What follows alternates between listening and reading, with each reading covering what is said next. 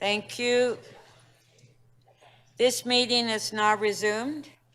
Members, we do have a presentation this morning to recognize Heather Taylor, Chief Financial Officer and Treasurer, on her retirement from the City of Toronto. I would like to call upon Deputy Mayor McKelvey to give the presentation.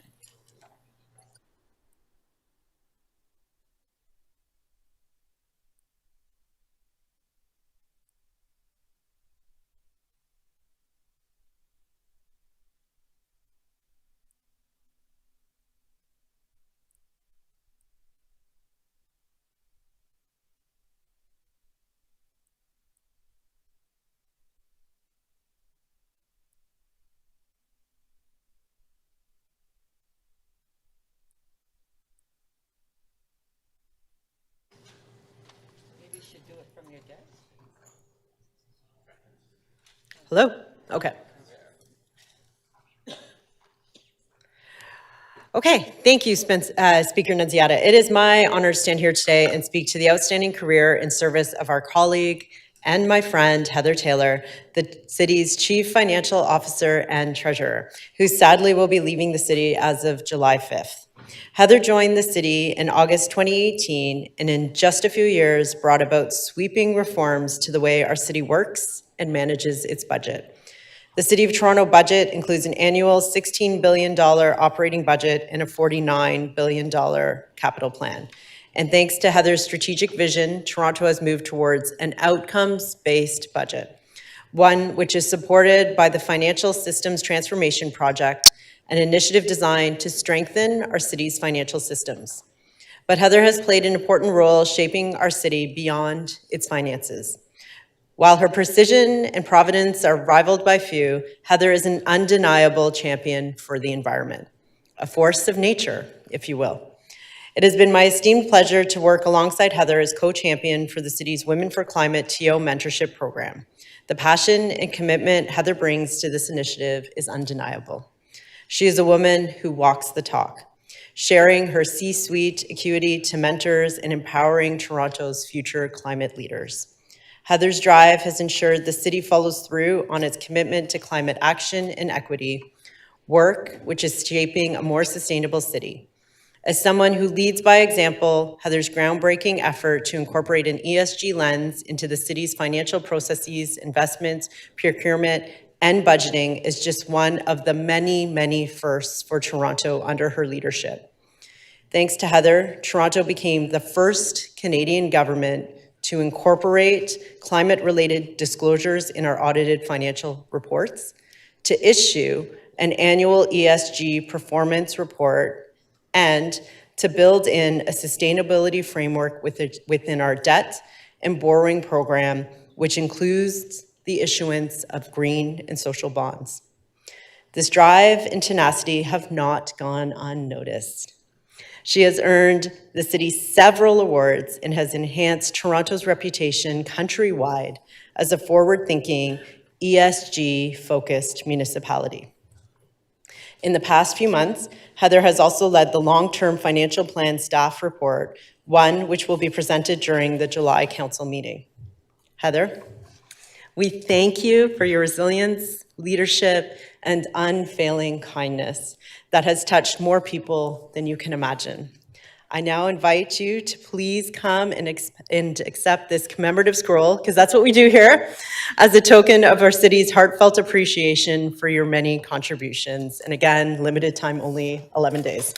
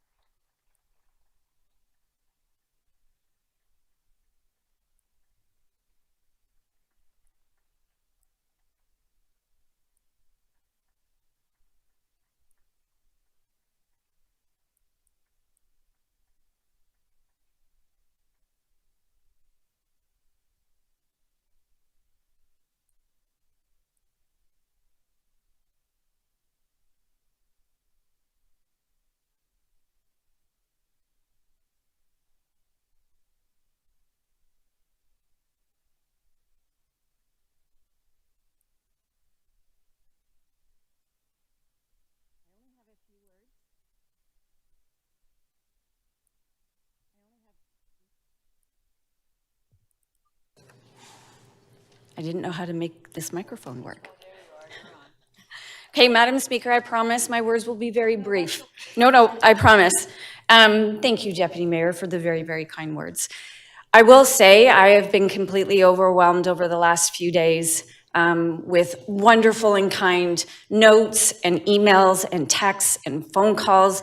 Thank you for taking the time to send such kind words.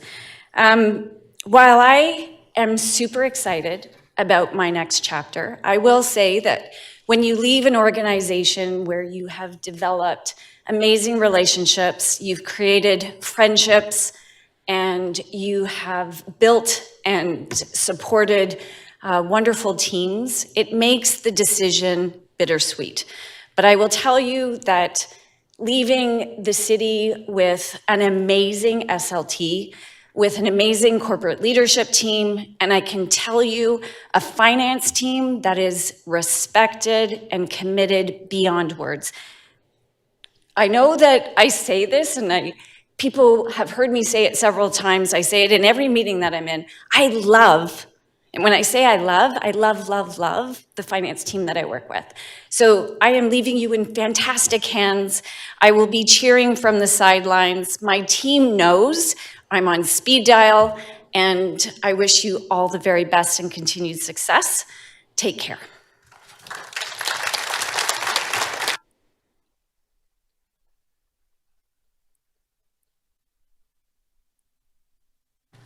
Thank you, Heather.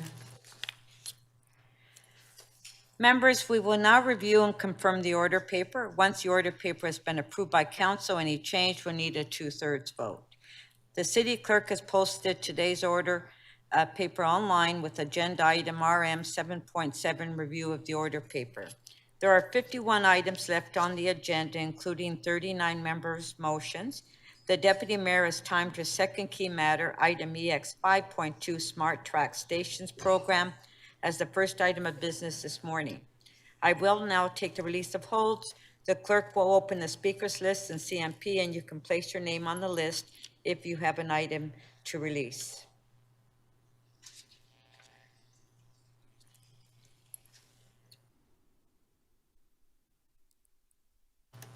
Nobody has any releases? Okay.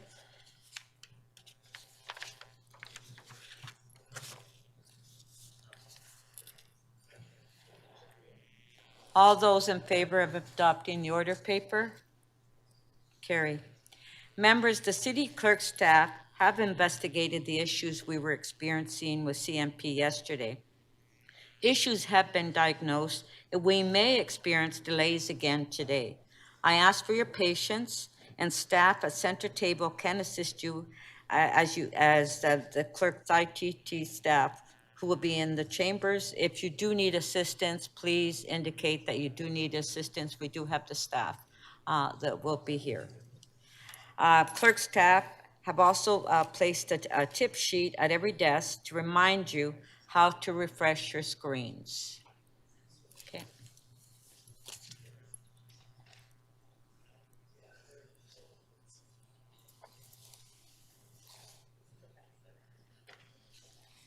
We will now go to the timed item, EX 5.2 Smart Track. And if you have any questions, if you can put your name on the list, please.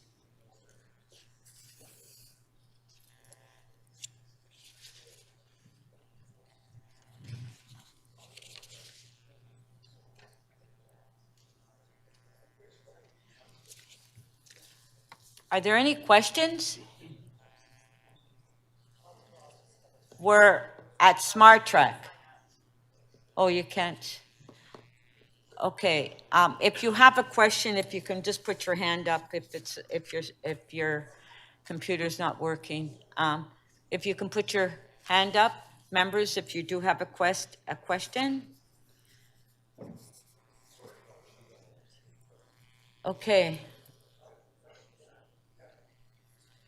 If you Deputy refresh, Mayor McKelvey. Thank you, Madam Speaker. To the City Manager, Smart Track came before us in March. What did council ask you to do? Or sorry, to Will? Through the Speaker, in March, Council requested that the province commit to funds to Smart Track to cover all of the cost overruns. Okay, and what is before us today? So what we're asking today is the province has proposed providing funding for $226 million, and that is capped towards Smart Track. And are you agreeable to the terms that are before us? Yes, I am. Okay, thank you.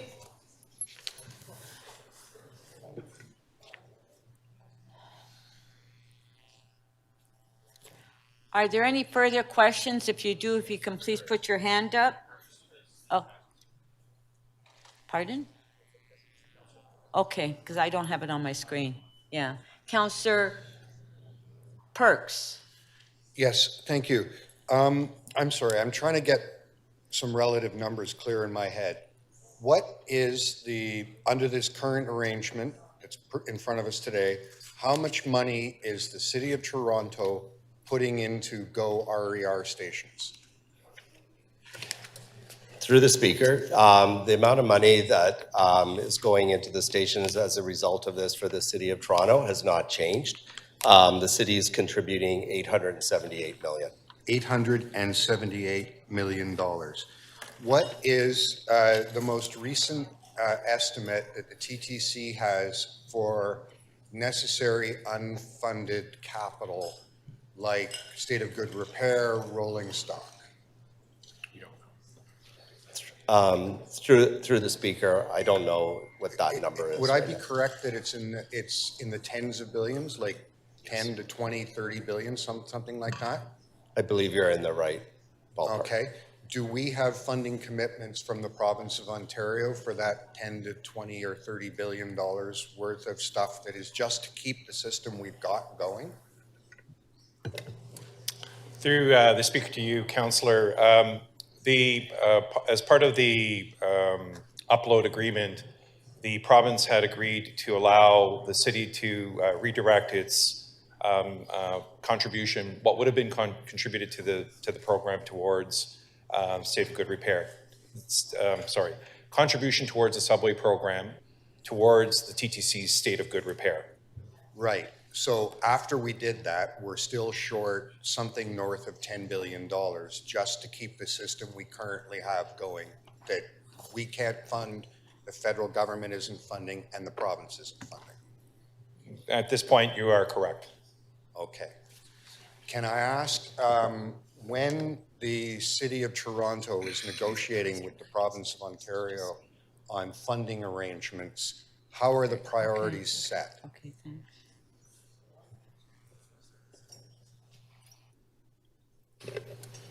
So through the Speaker to you, Councillor, as you recall at the March council meeting, a direction we came to council seeking permission or authority to go and negotiate with the province on the overage for the Smart Track program, and that's what we've done. We've come back now as we were requested to. Fair enough. So you brought us advice recommending that we ask the province to pick up this additional cost. I understand that completely.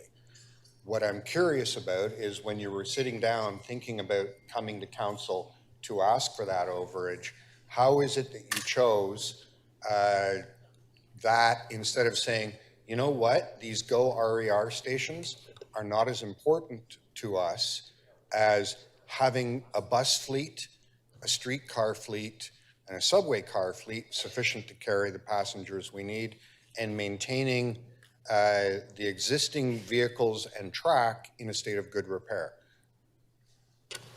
Through the Speaker, I believe that was a policy decision that we acted on from council. So at some point, this council decided that building a series of GO stations in order to have the Smart Track brand on them was more important than maintaining the transit system we have, and we gave you that direction. I think that's accurate. I believe that's an accurate reflection. Thank you. Thank you.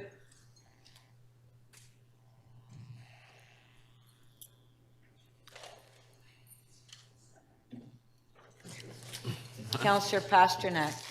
Thank you, Madam Speaker. Through you to staff. Just for clarification, is it Metrolinx that will actually build these stations Yes, it is. through their subcontractors and Yep. procurement policies?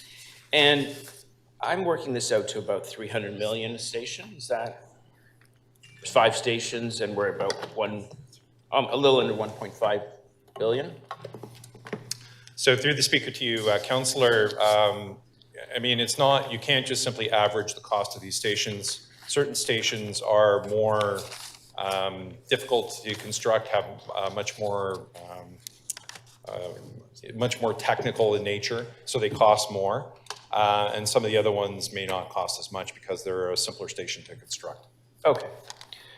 So my next question is a little long-winded. If you look at other GO stations, the one in Hamilton, and this is not always apples to apples because some of this data is old and some of them include parking facilities and roadways. The GO station in Hamilton was estimated at $50 million. The GO station in Bloomingdale was $82 million. The GO station in Park Lawn, I guess south of Etobicoke, was $177 million. The Burlington GO station, $20 million. Highway 7, $130 million. Rutherford, $224 million. And I think the Confederation GO station in Stony Creek was $50 million. Now, I realize we're not exactly comparing apples to apples, but even if you doubled or tripled some of these numbers to get on a par with, you know, the Toronto urban environment, our cost per station, and I realize they're not all 300 million, seem to be very high when compared to what other municipalities are either paying for or getting. So I'll leave that with you. If you can explain these big differences between all these other GO stations, which are a fraction of what we're paying, and whether we're getting a fair deal or these other municipalities are getting a fairer deal. So through the speaker to you, Councillor, as you've indicated, you can't make a comparison between work that occurs outside of the City of Toronto and work that occurs within the City of Toronto. We are our market is experiencing significant difficulties. There are cost increases associated with it. Some of the numbers that you probably have right now are probably outdated from Metrolinx as well.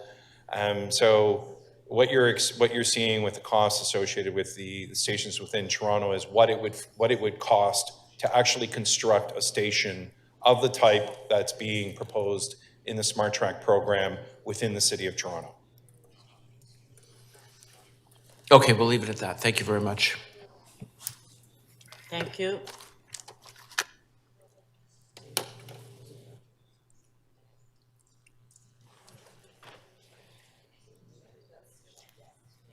Councillor Fletcher. Thank you. You just said by the type that's being proposed for Smart Track, well, I'll call it GO stations in the City of Toronto. Are they different than other stations that are being proposed in other locations? Let's take the Guildwood GO station. What's the difference between that one, where I often go to go on Via, and other stations? You're telling me there's a different template and a different requirement for the stations that we're paying for?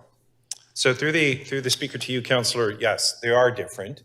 To give you an example, some of them, to kind of get into a bit of the technical details, some of them are now, whereas before these stations weren't very accessible or modern, or I'm going to use safe, not that they were unsafe, but just simply meeting more safer conditions right now. These are requirements now that require them, as an example, to build tunnels underneath the track to get people from the north side to the south side. It requires them to now put in accessible elevators to get accessibility devices to kind of get into and out of the stations properly.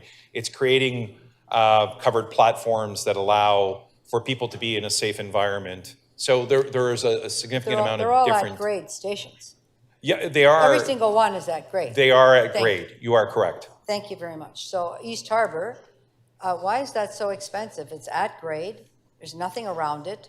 Tell me why that's such an expensive station. So to be clear, through you, Madam Speaker, to Councillor, that is the only station that is not at grade. Oh, sorry, that's not at grade. Where's that?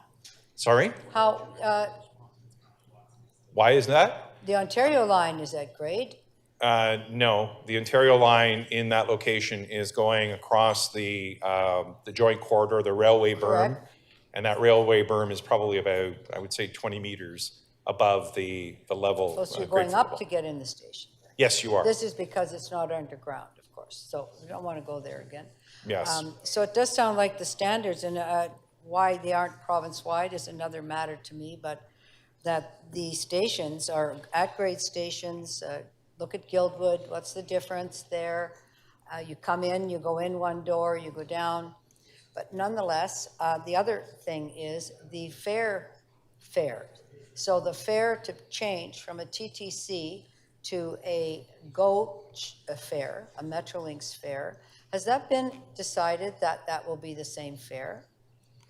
So through the speaker to you, Councillor, we have been working closely with the province, and they have indicated that, yes, that is one of the considerations Sorry, that they are working on, consideration? but towards the end of the year. Consideration. So we're being asked to pay, one of the things that was there, I think you could confirm, in the city's original approval, when it was brought in 2018, Smart Track, would be, or 14, I can't remember the date, but that it would have to have an equal fare. That was one of our requirements in order to get into this program. Am I not misremembering that?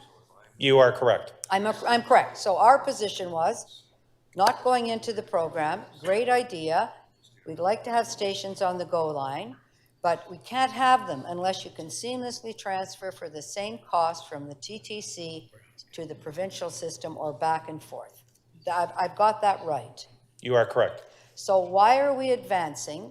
We should probably defer this decision until we have the actual confirmation from the province of Ontario that people will go from one to the other. Because when they have them beside one another, they don't go because they're not paying a double fare. That has not yet been sorted out. Through the speaker, those conversations are happening between the city and the province, so those will continue. I think what's really important to note here is that in order for this to move forward, we do need this funding to move this forward, and so we're hoping that this, you know, Yes. if this is approved today, it allows us So to could move we not forward. have this funding conditional? We're happy to put it in, but conditional on equal fares? Is that something that we can do here today? We're happy to pay, but we're not going to pay anything. It's conditional on, that's our condition. It's always been our condition. They haven't met our condition. So the money's there, it's going to be available. The condition to transfer that dollars is got to do with our residents going seamlessly from one system to another. So that, That was your last question. so that ask from the city is already in the agreement in principle, I believe. It's a condition, not an ask. Sorry, sorry, Speaker, I'm clear. Conditional, not an ask. Two different things. I'll ask the lawyer. Okay. I want to be clear. Very important point. So through the speaker to you, Councillor, it's more than a condition. We have a set of a revised agreement in principle that's been signed that we shared with council that you have all agreed to. That we are now entering or developing a master agreement. That master agreement actually will confirm in there the actual fare setting between ourselves and the province. It's not an ask. It's a requirement that we have as part of the agreement in principle. Thank you. It's not.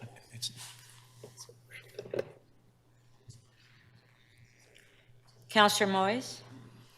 Thank you, through you, Madam Chair. Just to confirm, so looking at the numbers here, the city is putting in $878 million, the feds 585, and the province is now putting in $226 million, right? Is that correct? Through the speaker, that is correct. And my question is, have we signed a contract committing ourselves to these stations yet? Have we signed the contract for this 226 million? Well, for the have we signed a contract committing itself to constructing these stations? The stations itself. So the report that's in front of you is, if council is to approve this, that would be us moving forward with executing that agreement, along with those terms. Okay, that makes sense. Thank you. Thank you.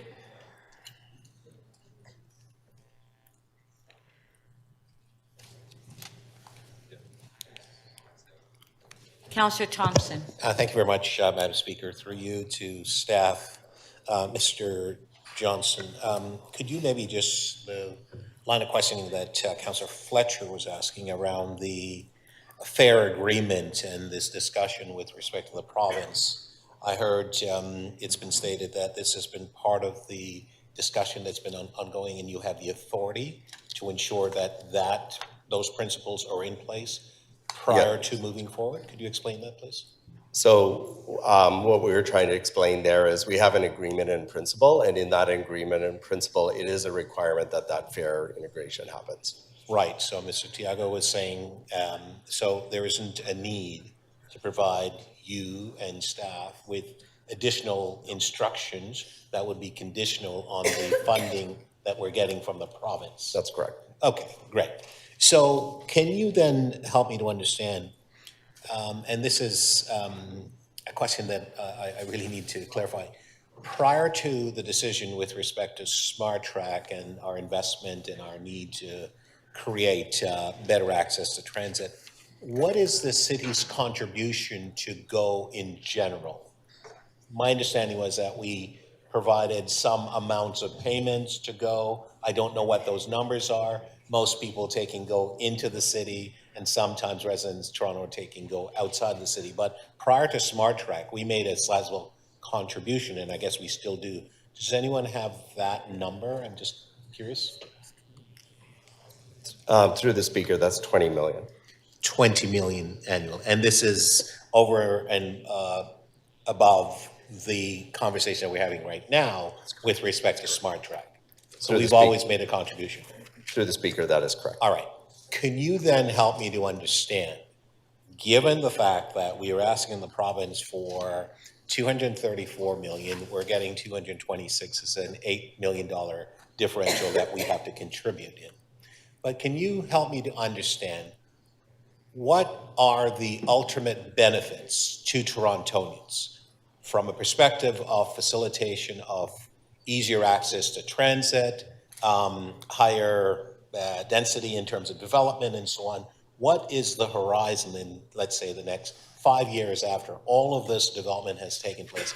How does the city really benefit, both in terms of transportation as well as the opportunity in terms of livability, development, and so on? Someone help me with that exercise. Through the speaker, what this does is this provides better opportunities for Torontonians as far as transit goes. It provides much more safe, accessible transportation options. And at the same time, what's really important to note is that if this does advance, the SmartTrack system will advance before the Ontario line as well as the Scarborough subway extension. So we are looking at greater utility of not only simply satisfaction to know that we've expanded our service, but also access and opportunities for people to be able to traverse the city and beyond through the greater access, as well as development opportunity as well. So the monies that we're investing in the city's well-being is monies that are obviously being accounted for through finance and through the agreement, but there's a greater utility of benefits that over time will accrue much more than the investments that we're making in this facilitation of the transit? Through the speaker, that is correct. Fantastic. Thank you, Madam Speaker. Thank you.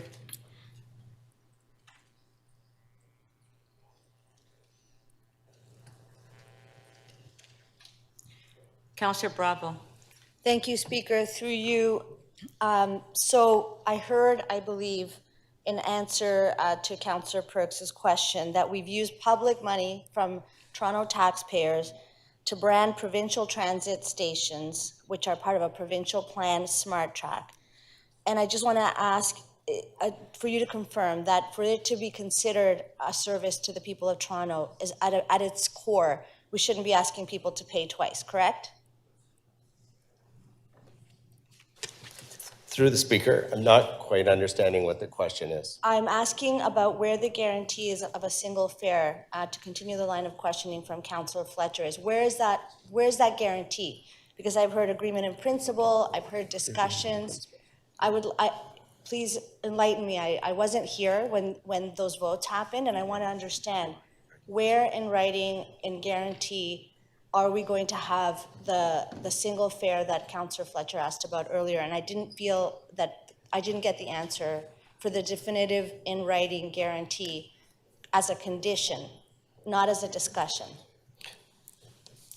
Through the speaker, that commitment is in the agreement in principle, and I'll turn it over to my colleague Derek if there's more to add on that, but my understanding is that is in the agreement in principle. So perhaps maybe I can add a little bit more to this through you, Madam Speaker, to the councillor.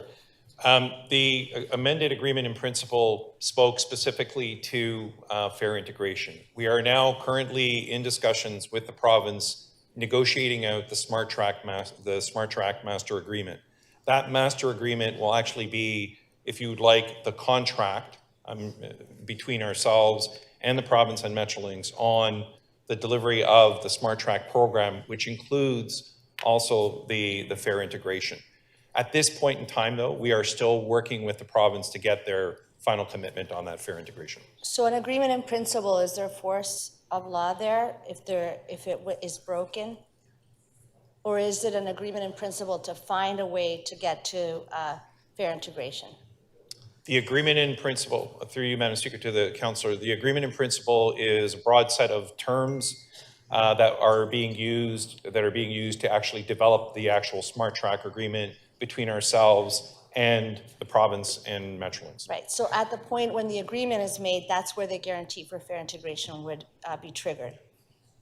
As part of that broader Smart Track agreement, fare integration will be included within that language. So up until now, we do not have in any way a binding agreement with the provincial government for fare integration.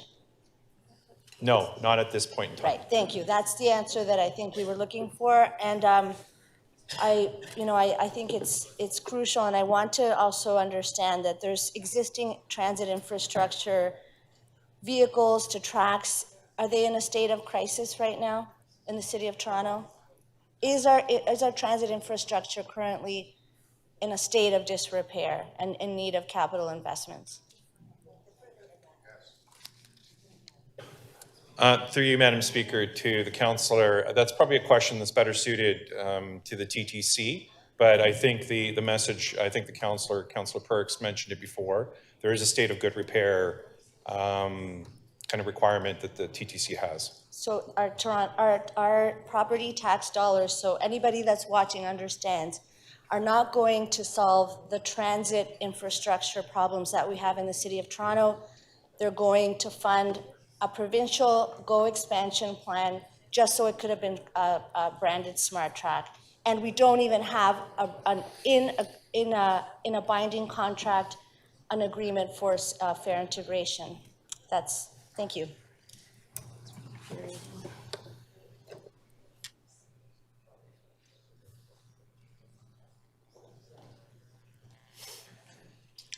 Councillor Carroll.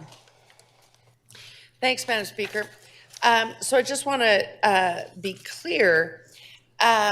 So as it stands today, the way it reads, currently we're dealing with the projected cost, and we're capping our contribution, and so are the feds, and so are the provincial government. All three orders are capping their costs.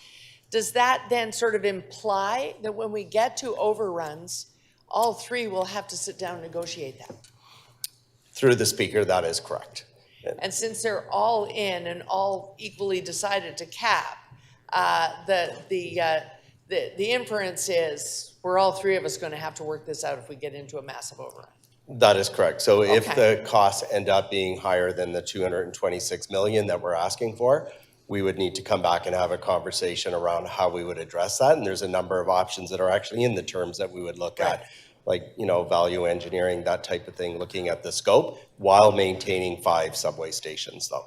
Okay, and that's the condition today. The money is before us today in the supplementary report. If we don't adopt the recommendation to enter into this deal and receive those funds, what's likely to happen? So if we're not, if we don't accept those funds, what that does is put the whole Smart Track proposal in jeopardy, and there's about $200 million in sunk costs that have already been committed. Might the province have other places to put that money that's on offer today if we don't accept their offer? We don't know. They'd probably have a few other places they could spend it. So turning then to the issue of fare integration, that's essentially an operating side expense. Is that a part of the reason why, as we go forward with this capital project, we agree in principle that we're going to address that, but you're not going to load in an ongoing funding and an amount, fund transfers, you don't know what they'll be 10 years from now. You can't really load that specifically into this deal with any precision. Through the speaker, that is correct. So there's other tables where those discussions are going on, and those discussions will continue as we develop and finalize the master agreement. And important to note, you couldn't really nail it down permanently either, because as it, in the past, how we've dealt with that, where we did that first attempt at fare integration a few years ago, it's essentially achieved by the province doing operating transfers to the systems that are part of this integrated system. You do it by operating transfers, so it is politically vulnerable. They could make an agreement today and say you'll get this much every year, but they would still, they're the province, they would have the ability and the right to say, well, the ridership isn't what we thought it was, so we're changing that deal. Changing the monies. They could change parties, and the next party that is the sitting government could say, we're not going to do that anymore. So nailing down the fare integration piece today is neither possible nor would it be guaranteed. Am I seeing that right? That is correct. Okay, thank you. Thank you. Councillor Crawford. Thank you, Mr. Speaker. So one of the questions was answered, Councillor Carroll. So if we don't go forward today with this agreement, we don't accept it, puts in jeopardy, of course, the funding. Does that also include if we add conditions onto this? I'm hearing the idea of putting conditions.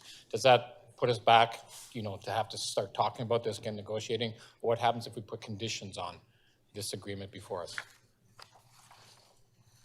Can you just repeat the last part of that? Well, just, you mentioned, if we don't accept this agreement today, we puts in jeopardy the funding, the province could send the funding elsewhere. Does that include if we add more conditions that are already part of the deal onto this? I believe so. Okay. Some costs, again, you said around $200 million. So the investments that we've already put into this so far?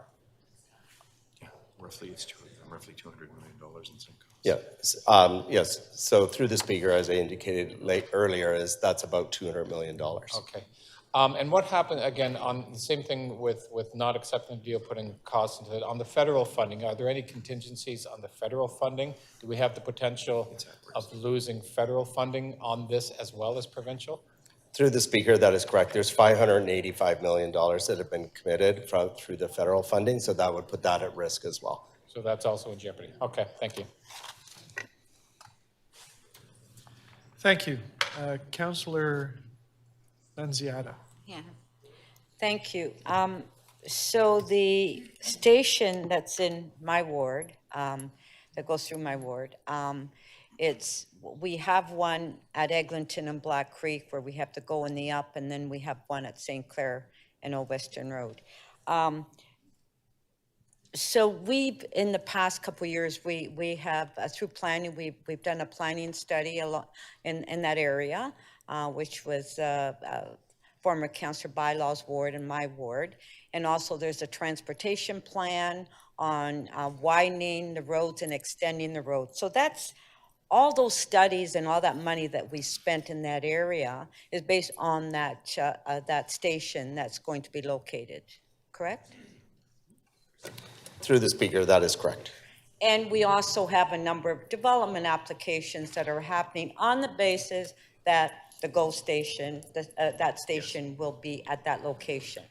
Through the speaker, that is correct. So that's hundreds and thousands of units, affordable housing that's being proposed in that area on the basis that the station is going to be built. I believe so. Right. Okay. So what we have before us today is, do we say yes to the province to accept the money? Basically, that's what we're doing. And why would we say no? So through the speaker, that is correct. So what's before you today is council had directed staff to go away and negotiate with the province to ask for this money, and the province has agreed to give that to us under the terms that are in the report. And if we say no to the province today, thank you, we don't want your money, are we going to go back later and say we want money? Do you know what the response would be from the province? I think what's more important is that it does put the whole They'll tell us, okay, thank you. Thank you.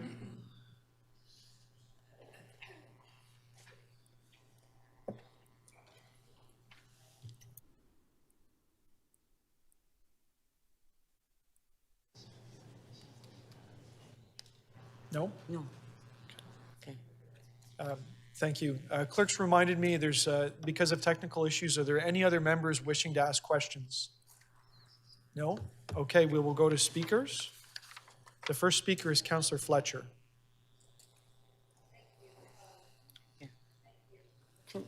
Thank you. Thank you, Deputy Speaker. I just want to follow up on a few things that I asked and got answered here. Just reminding everyone that in 2014, this was a pretty important election promise. And then in 2015, I think I remember the meeting where we introduced the stations, and I think the majority of councillors that are here today actually weren't here in 2015 when Smart Track was introduced. I'm just looking around at I'm looking at Councillor Thompson. I know you were here, and I know Councillor Carroll was here, and I believe Councillor Pasternak was here, but there are so many new folks since 2018. And one of the things that really concerns me, and I hear all of the worry that if we don't do this, the whole thing will come apart. But what really worries me was when council approved it, because we had to approve that approach. It was brought in by Mayor Tory, and we did approve it, thought, what a good idea to put stations at GO locations, because people can get on and off. The issue became transferring from the TTC to GO. And in particular, one station that was very clear was that of Main Station, which is a TTC station, and Main GO station, where they're not very far from one another, but people don't want to pay twice.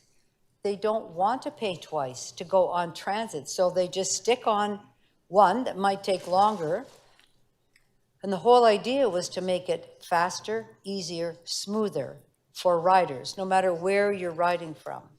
The same was, I mentioned, the station at East Harbor, where we have a GO station, we have a Ontario Line station, and we will have a streetcar stop. So the whole idea would be to come on the Broadview streetcar and get on the Ontario Line and go up to Eglinton, or get on GO and go out to the Scarborough Town Centre without paying twice. And I really exhort my colleagues to realize that was a fundamental piece to our agreeing to it.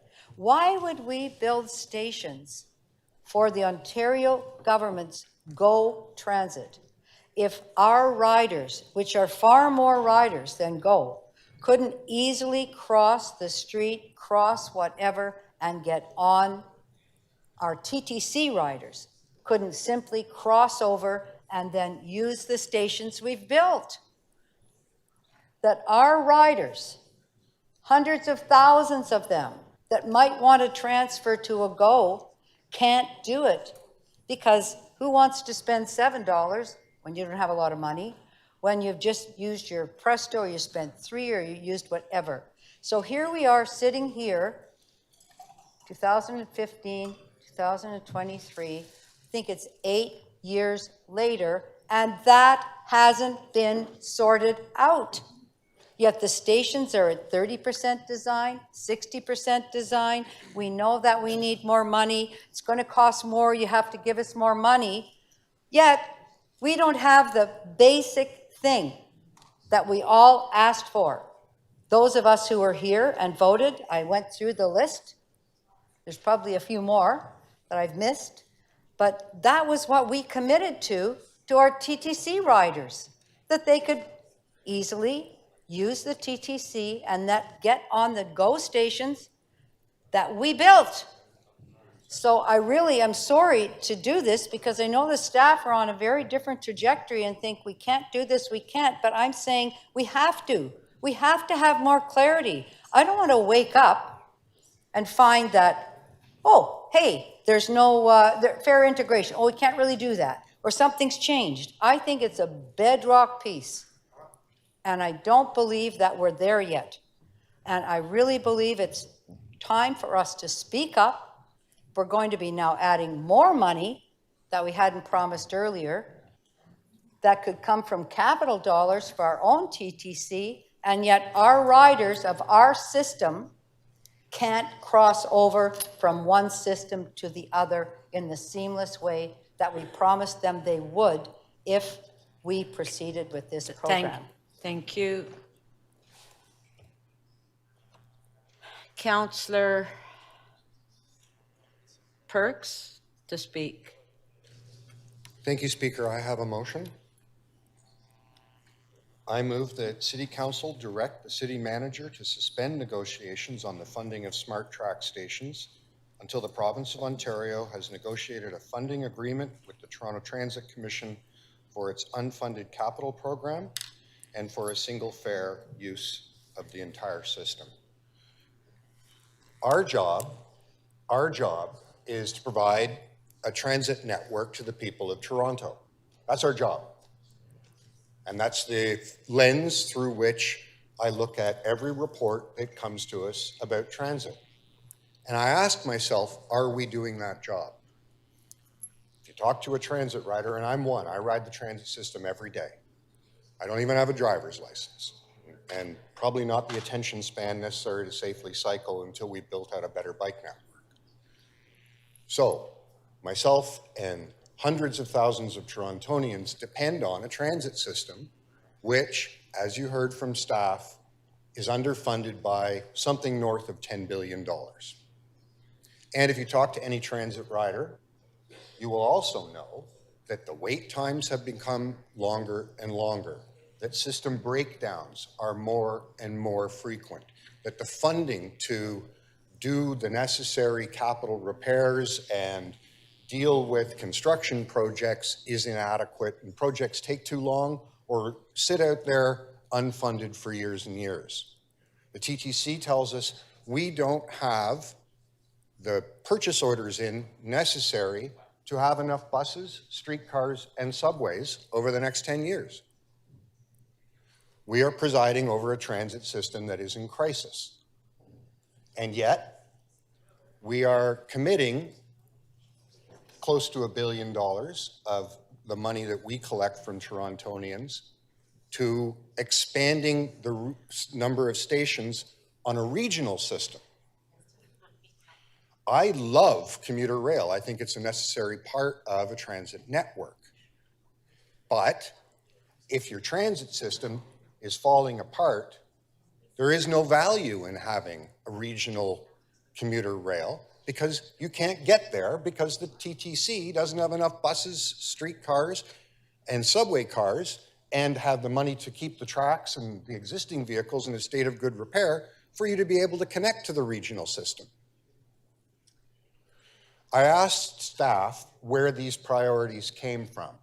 The staff very clearly said a previous city council made the decision that putting public City of Toronto money into GO stations that were branded SmartTrack was more important than maintaining and building for the transit system we are responsible for.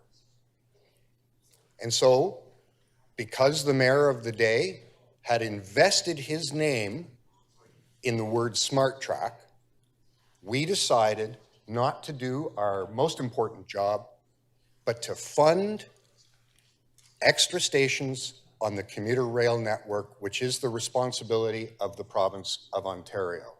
We decided that giving money to the province of Ontario for their program was more important than doing the things we're responsible for to the people of Toronto, and that, well, a monument matters more than my daily transit trip. I think that would be a complete failure on the part of this council. John Tory is no longer mayor. We're no longer under any obligations to build monuments to him. We're under an obligation to the people we represent to have a transit system that works. Because if we don't have a transit system that works, the whole transportation network fails. When, because their state of good repair isn't being invested in, the subway doesn't work on a morning. The road network can't take all of those people. Literally, if the Yonge subway is closed, Yonge Street would have to be 25 lanes wide in each direction to carry the number of people who won't be on the subway that day. That's not possible. So if we continue down this path of funding provincial projects, we are putting the entire transportation network for the people that we represent at risk. And I can't be part of that. Thank you. We do have questions for you. Councillor Morley, 3 minutes, clarification of the motion. Thank you, Madam Speaker. To my colleague, Councillor Perks, I heard recently at a community meeting we hosted, and I just Googled to double check because I hadn't really heard much of it conversation in this chamber, but apparently the Ford government had committed to integrating the transit services fares across the GTA, including TTC, by the end of 2023. I just wanted to see if you had heard that news or if what your thoughts are and how that might impact this potential motion. I have heard, I don't know how many transit announcements from the Premier, going back to the days when he was a member of this council. I think you could, make a fairly thick coffee table book of all the promises he's made on transit that he's never delivered on. So I have to confess, I've stopped listening. I think that's fair. And I maybe should ask questions of staff about this integration aspect to see if there's been any conversation and negotiation, but I'll leave it at that. Thank you. Thank you. Thank you. Yeah.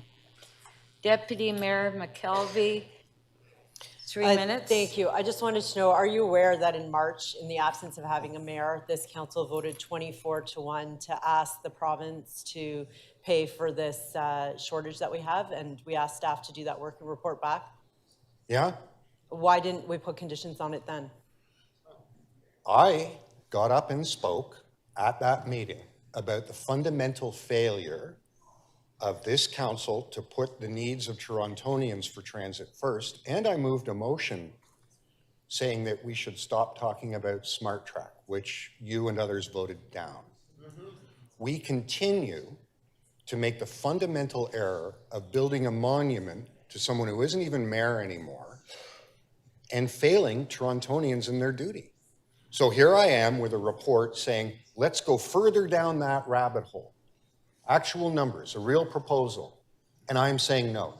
So that report laid out the numbers for the stations, talked about the cost of those stations, outlined the shortage, and yes, we voted down renaming it, but we voted 24-1 to ask the province for the money.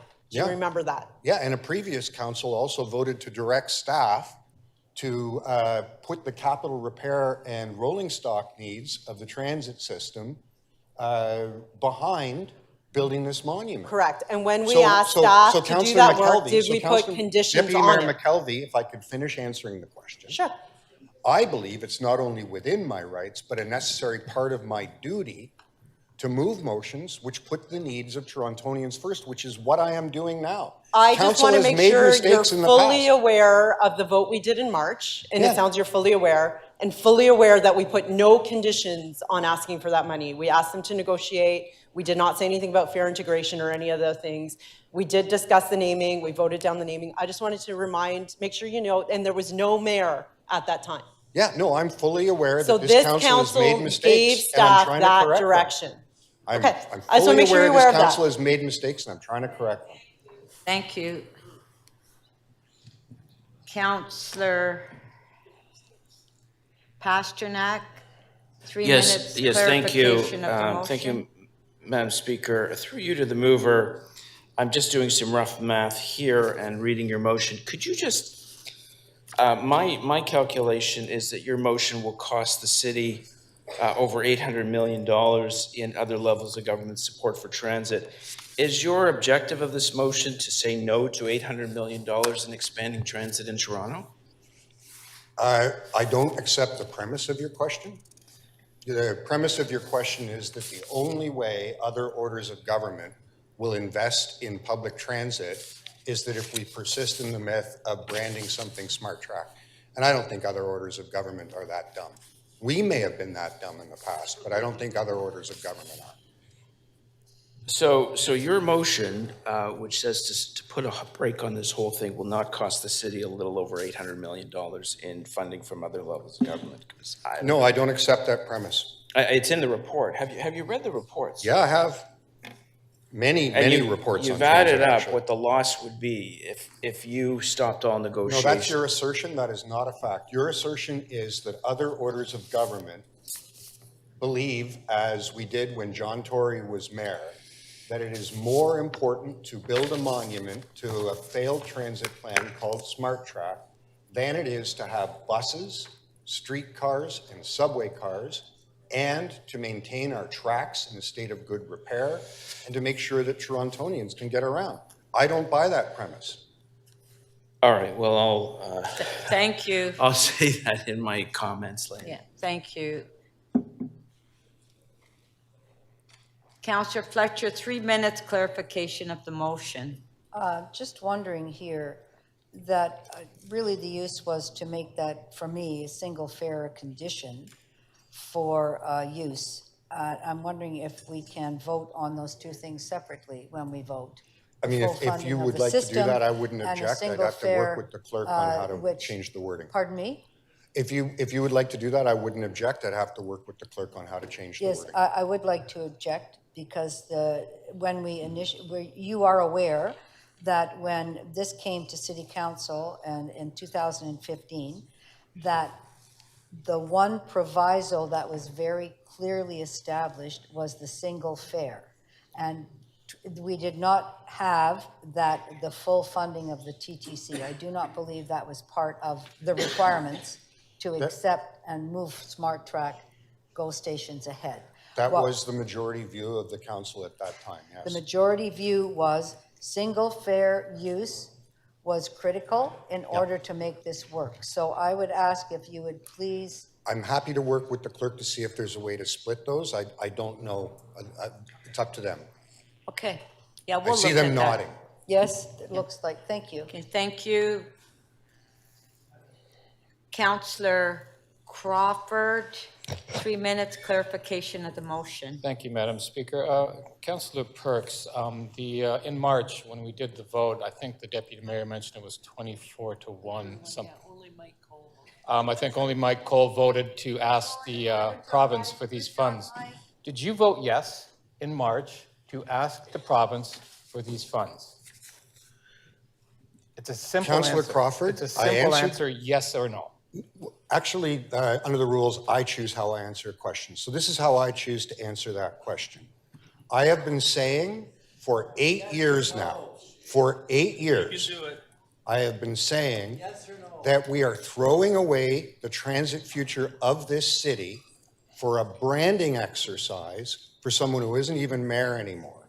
Now, I understand that you, as a candidate for the Conservative Party of Ontario, would rather Hey, that Councillor we in the Perks. city of Toronto Councillor Perks. put our needs behind the needs of the premier. Councillor but Perks, I'm just not answer going the to do that. question. I did answer the No, question. okay. You may not like Okay, the answer, well- but it's my Madam Speaker. prerogative. Okay, Councillor Madam Crawford, do you Speaker, have another question that Point- maybe he'll First of all, answer? point of privilege. Okay. I am here as a city councillor asking questions of one of my colleagues.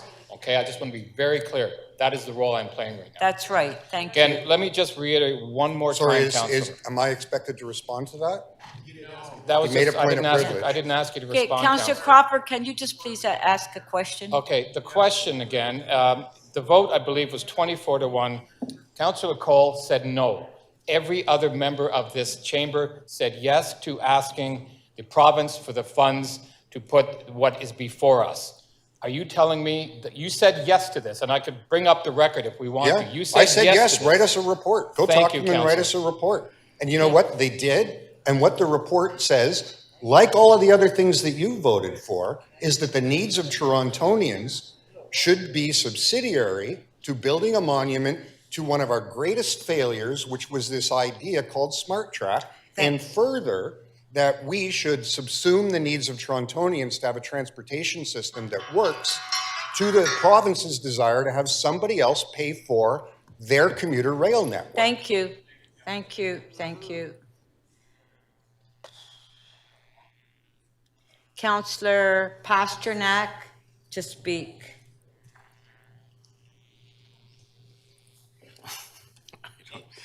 Yes, I don't know how I got to the top of the list, but I guess I'm pretty well ready.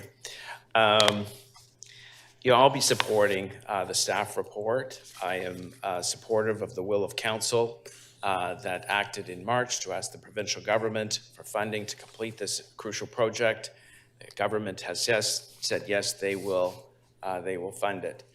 One of the big challenges in transit in this city is that we're looking at 2 generations of excuses of why we can't expand our system, why we can't expand our rail system, and why we can't expand our subway system. And one of the most common excuses, and we've heard it for Councillor Perks earlier, is we must invest in the existing system. Well, the best investment in the existing system is making sure there's a wider net that we can include more people in our transit system. People don't realize it, that some people have to be on a bus for 90 minutes before they hit a subway station. And those people are disengaged from our system, and it's just not fair. One of the reasons this council has been bogged down in transit debates all the time is because there's too much politicization of what's going on. We have before us an opportunity where all 3 levels of the government are working together to build 5 new GO stations. I've been on the GO line. I think it's a wonderful system. It provides transit options for tens of thousands, perhaps hundreds of thousands of residents. And it's time this council got on with it. The endless debates about transit is hurting our credibility.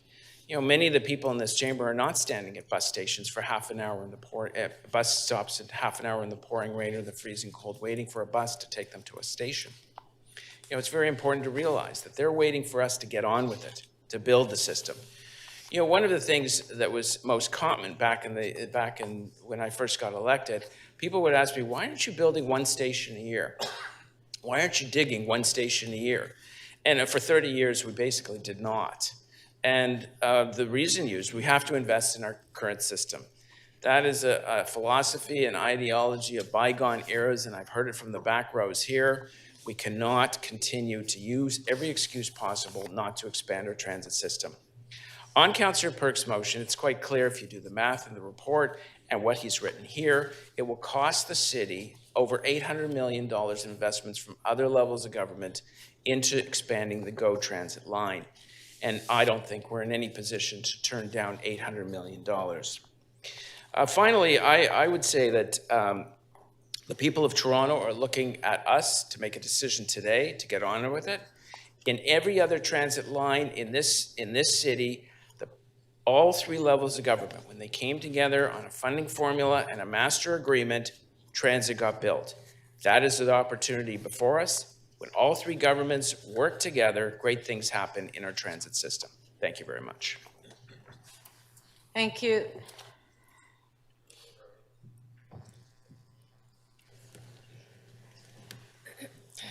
Councillor Thompson to speak.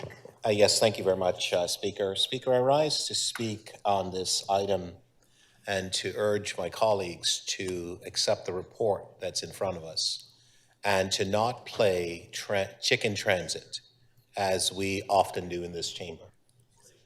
We have an opportunity here to obviously follow through on a program that this council and other councils have also supported, irrespective of where the ideas came from.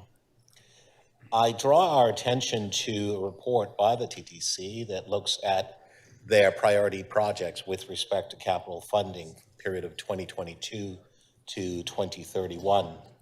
They talk about modernization of subways and expanding its capacity, purchasing of subway trains, $1.7 billion, maintenance and storage facilities, $2.4 billion, modifying Greenwood Yard, $95 million, and so on and so forth. I invite my colleagues to take a look at that because it's been referenced that somehow, you know, the state of a good repair that the TTC is obviously in and certainly needs investment in that area. We all know that. But to characterize and to state that we are not providing capital funding to the system, it's just fundamentally incorrect. It's wrong. And in as much as you may not agree with what we're doing here today, I want to personally thank the province for doing the very thing that we asked that they do. We asked for them to invest an additional amount of $234 million, which was, according to my understanding of the agreement, our responsibility. We didn't have the funds. We went ahead and said, let's ask the province. This council decided that this was a good thing to do. They have come forward with $226 million of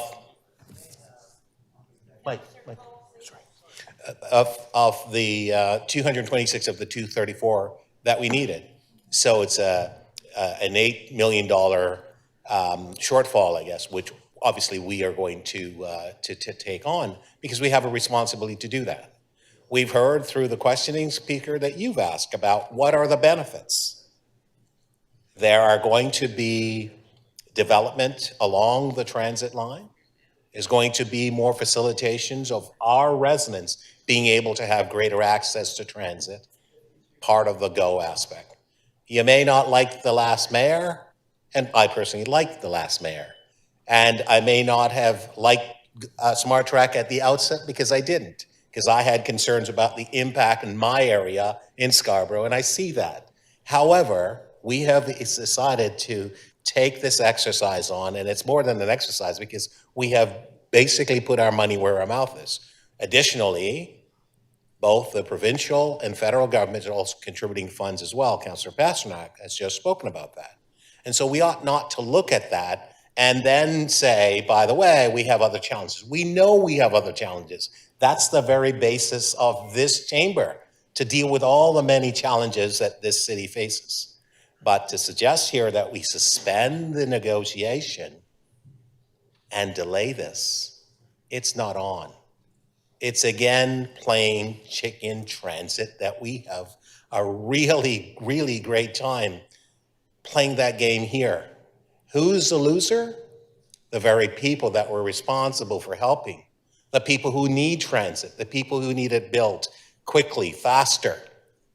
The collaboration that we have with our other levels of government, while it's not always smooth, we go through a process. With respect to fare integration, we've been hearing about this for such a long time. The former mayor and I, we were on a trip and they talked to us about using the Oyster card, that they could actually implement to that much faster than our Presto system. Well, regrettably, it's not a decision for Toronto to decide.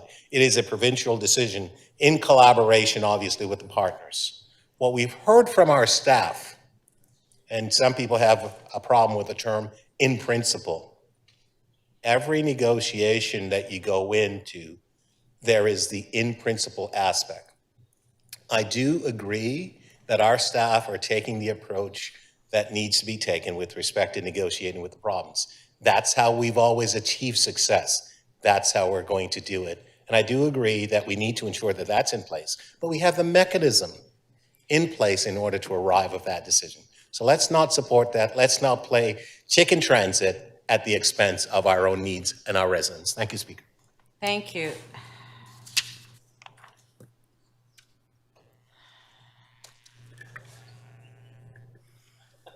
Councillor Cole to speak.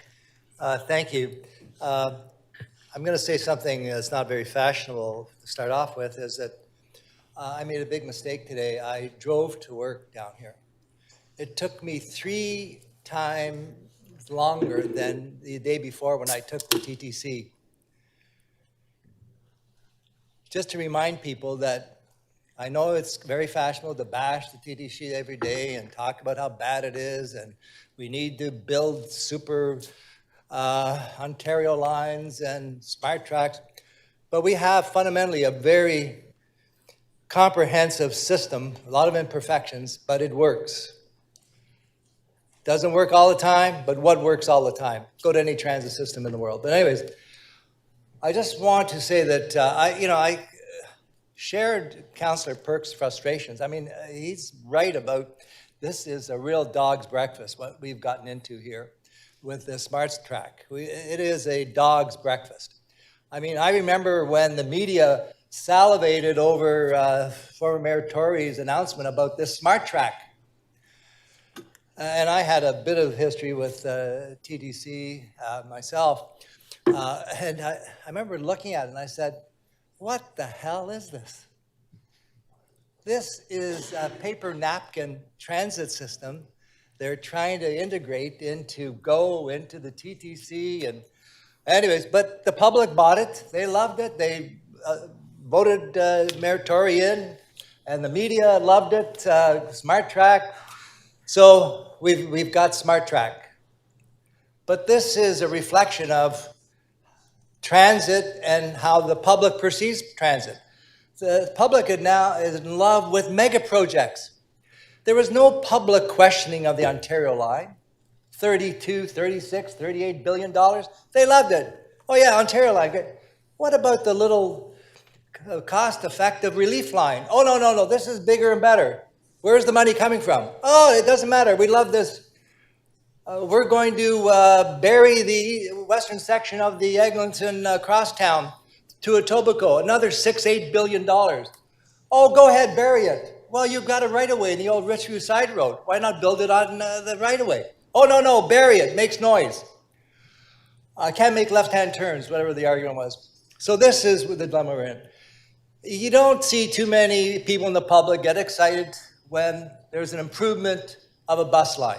As I said, I always mention the Dufferin bus. There's nothing wrong with our bus system. I know Councillor Pasternak was talking about people taking long buses. There is nothing perfect about our buses, but they are a great way, affordable way, very mobile. You can change routes, everything. Our bus system and our streetcar lines are fundamentally sound ways of transporting people, but it's not sexy. The media doesn't want to talk about the Dufferin bus. They've never been on the 29, or try riding the Eglinton 32. Never been on it. Never been on it, but, oh no, let's build a subway instead. And I tried to build that subway in 1990 when I was chairman of the TTC. We built it for 5-6 years, dug up Eglinton, and then Mike Harris got elected and said, we don't need subways. They're a thing of the past. They're like hula hoops. That's what he said in 95 when he filled in the subway. And the public basically, they re-elected him with another majority after he buried the subway. And now, that same party is building these mammoth projects everywhere. Nobody's questioning the cost. Nobody's saying, does this really make sense when we are ignoring our bus routes? We can't fill the potholes that the buses ride on. Our streetcars are trying to do their best. But anyways, I just think that this, as I said, is a dog's breakfast. But by continuing to go and engineering this whole thing, we're in it too deep. All the federal government does is write checks to the province because they made a deal. Ford and Trudeau made a deal. They help each other, pat each other in the back. They don't even question. I've even questioned the Fed, said, why are you writing the check for $500 million for that? Well, the province asked us, we got to deal with them. Anyways, we're stuck with this. We really have no choice but to support this report. And again, I do it holding my nose, but we've got to do it. Thank you. Thank you.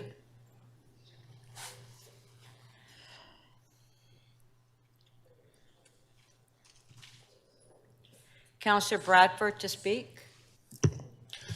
Thanks very much, Madam Speaker.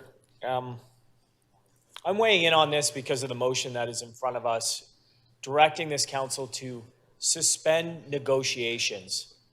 Now, I remind folks, as has been stated, just a couple months ago, back in March, we actually directed our civil service, our city manager, the staff team here, to go and negotiate with the province to close that funding gap. We asked for $234 million for Smart Track. And the province came back and everyone came around the table. They came back and said, all right, we're going to close that gap. We're going to put hundreds of millions of dollars on the table. You add up that support from other levels of government, the federal government, the province, $800 million has been committed to this transit project. There's a lot of transit that is discussed in this city. We've gone a lot of different directions over the years. There have been decisions made, relitigated, re-examined. We've gone in different directions, and as a result, Torontonians have been left waiting. They've been waiting for the transit to be built. They've been waiting for the transit to arrive, and they've been waiting for council to actually make a decision and move us forward. And this motion in front of us, it's honestly a joke. This is a joke from not a serious person who doesn't take the role of government in this chamber seriously. You don't start a negotiation with the province or the federal government, and then months later, after an agreement in principle is reached, and then move the goalposts. That's not how this works. Hold my time, please, Madam Speaker. Councillor Bravo, your point of Speaker- privilege? Speaker, I think that while my colleague here has the right to express his opinions as he wishes in speeches, calling a colleague here a joke is an ad hominem attack. It's beneath him. And in fact, we all have different ways of carrying out the duties of this job. Speaker. I said You this is a joke. You said that person sorry. I said this is a joke. You said that And then I said that's not serious. the person isn't serious. Correct. Yes. Well, I think that It's is. my opinion. Yeah. Well, then is this going to be the standard now where we talk about Okay, each other's character? Councillor Bravo, what he said that this was a joke. Thanks. And actually, I think this is a good example. Okay, Councillor Bradford, if you can just continue. Okay. Continue speaking. Well, let's get out the crystal ball, because I think there's a world where we see more of this in the future. And frankly, I think that should be of concern for Torontonians. I think that should be for a concern for folks in this chamber, folks who work at the City of Toronto, because this is not how we move things forward. And while I actually totally agree that we need fair integration, that we need to address the capital backlog, bringing those things to the table after an agreement has already been reached, moving the goalposts is not how we build transit. Now, Councillor Bravo is actually going to have 3 Smart Track stations in her ward, and I think her residents are really going to appreciate when those open in the next few years. Councillor Fletcher is going to have a station in her ward. I think her residents are going to really appreciate that, because the reality is people want to ride transit. They don't actually care if it's the TTC or if it's GO Transit. They just need to get where they're going, and they want to do that safely and reliably. This helps with that. But council constantly relitigating decisions of the past, moving the goalposts on other levels of government, that's not how we are going to secure more investment. That's not how we're going to move these projects forward faster. And it's not the way to be effective, competent local government. So I won't be supporting this motion. I think that this undermines our credibility as a council chamber. I think it shows other levels of government that we're not serious when we put this sort of stuff on the table. And I don't think it's a good way to work with our partners at the federal government, at the provincial level, and frankly, on behalf of the Torontonians and the constituents that we serve, who expect us to work together to build transit. I heard a lot of conversation about this is our job. That's right, this is our job, to get transit built, whether it's the TTC, whether it's GO, whether it's bike share, whether it is, making sure people get around the city however they want to choose. It's about mobility. This adds to that, and that's why we need to move it forward. Don't move the goalposts. Thanks very much, Madam Speaker. Mr. Speaker. Thank you, Councillor Bradford. Councillor Nunziata. Yes, thank you. I'll be brief. I think it's very important that we support the report that's before us. This report is accepting funds from the provincial government. And how often do we in this council ask, well, the province, the federal government should give us money, should give us money. We ask for money, and then we're saying, no, we don't want your money. I mean, that is ridiculous, ridiculous.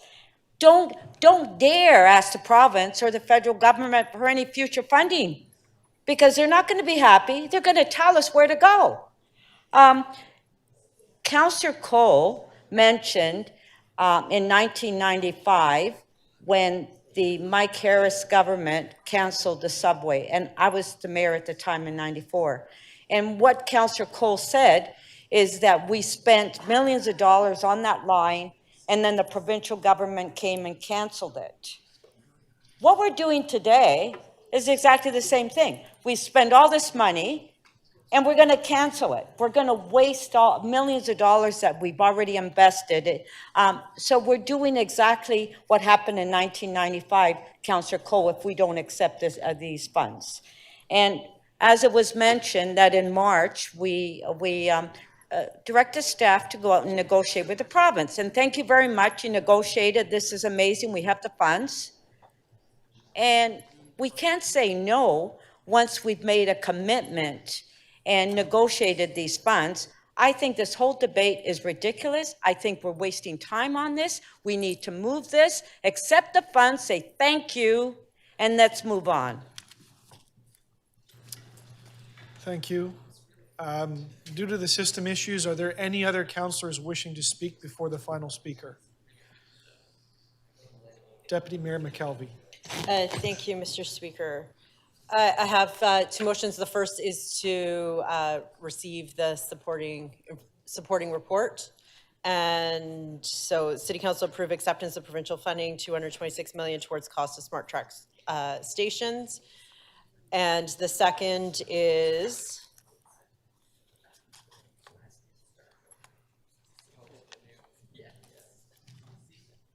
second motion. The City Council reaffirm its support for fare integration across all transit systems in the Toronto region. Fare integration is a bigger issue than just Smart Track. It is an issue for all GO stations. Councillor Ainsley and I have been repeatedly calling on the province for fare integration for Rouge Hill Station, Guildwood Station. We take it frequently. We come in. We'd like to see that happen. So it's a bigger issue than just Smart Track. There is some good news. The provincial government put funds in their budget this year for fare integration. I know Minister Cho is very committed to moving this forward, and I'm hoping we'll see some movement on this year if we all work together in partnership on that. As for what's before us right now with Smart Track, in March, 5 stations were presented to us: East Harbour, King Liberty, St. Clair, Old Weston, Bloor, Lansdowne, Finch Kennedy. 5 stations, 5 costs. We looked at the delta. We knew that with cost escalations, as we've seen in many projects across the city, there were cost escalations, and we voted 24-1 to ask the province to come in as a partner on Smart Track. And something that doesn't happen very often, they said yes. And today, we have the opportunity to accept those funds and move forward with building transit that we all agreed on, and that we agreed on with the previous mayor, and we agreed on in March without a mayor, because we all want to see transit move forward in our city. We want to see shovels in the ground on these 5 stations. So what's at risk if we vote no? A lot. There's a lot at risk here. We have $585 million from the Government of Canada. That is for 5 stations. We don't get to change that and move it into something else. So we have that money at risk if we don't approve what's before us today. We have $226 million from the province of Ontario at risk. That is before us today. We have $200 million in sunk costs we've already spent on these 5 stations. That's at risk if we don't vote yes to move forward today. And finally, the biggest risk of all is the transit itself in those 5 stations, which I think we want to deliver for the people of Toronto. We want to keep moving forward. And I think that we've shown we can do that. We've shown that we can work together as council over the last 4 months. And we did vote 24-1 in March. And I'm hopeful we'll get a resounding yes today to accept the funds from the province and move forward. Thank you. Thank you. Okay, if we can ring the bells, put the motions.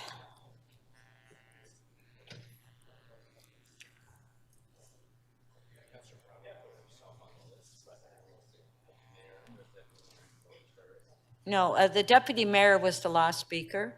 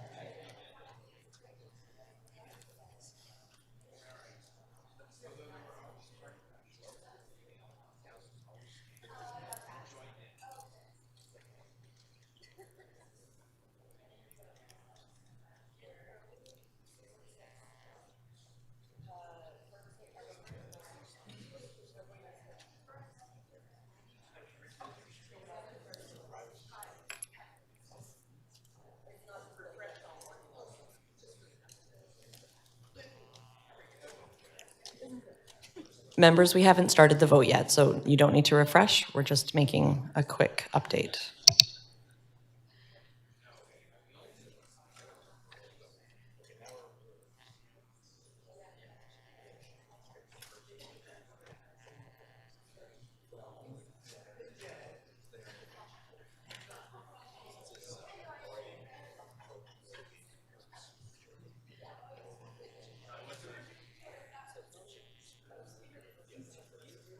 Okay, the motion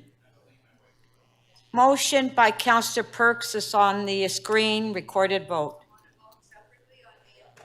Okay, so Councillor Fletcher has asked for a recorded vote on A and B. So we'll vote on A first.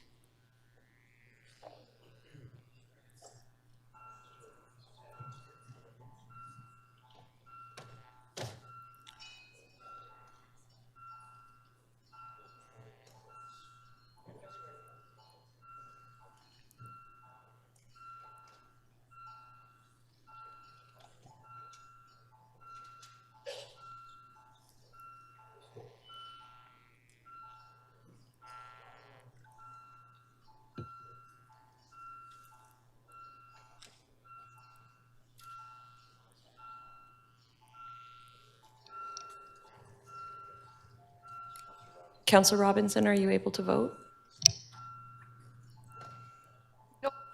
Went out of.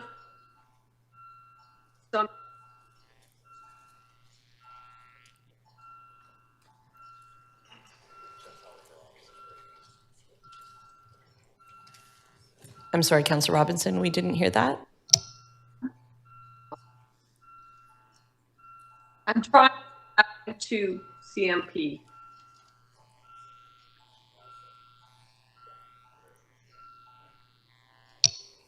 Thank you, Councillor Robinson. We received your vote. Part A of motion 1. Oh, Councillor Crescendi, how do you vote, please? Thank you. Part A of motion 1 does not carry. The vote is 4-19.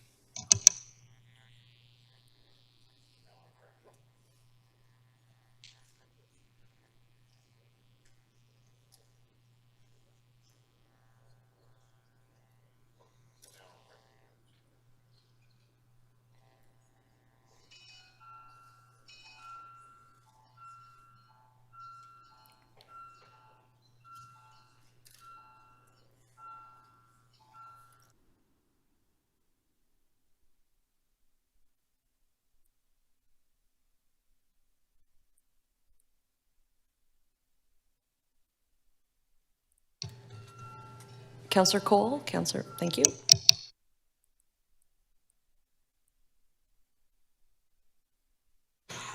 Part 2 of motion 1 does not carry. The vote is 6 to 17.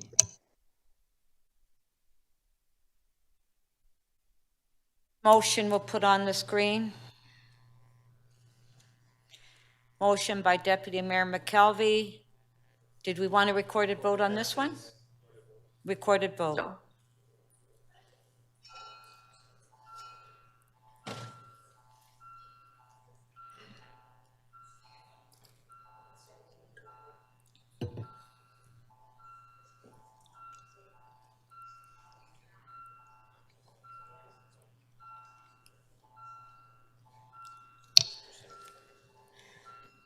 Councillor Crisanti, please.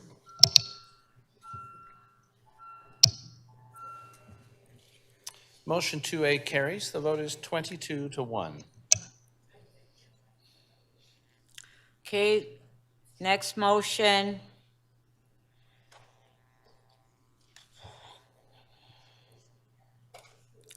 By Deputy Mayor McKelvey. Recorded vote.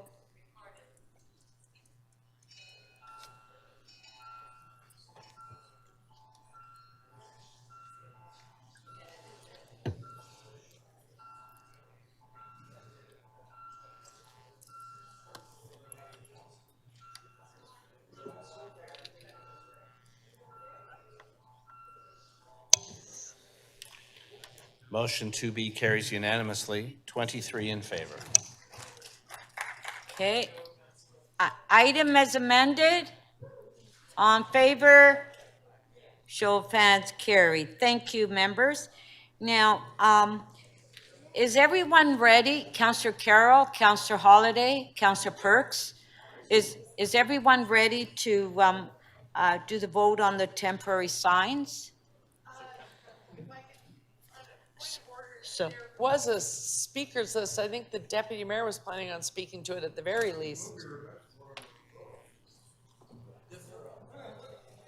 That is true. I'm just trying to clarify. Okay, well, It's maybe point of we order, could, not I privilege. thought that there were no more speakers, but, okay, let's just check. Okay, well.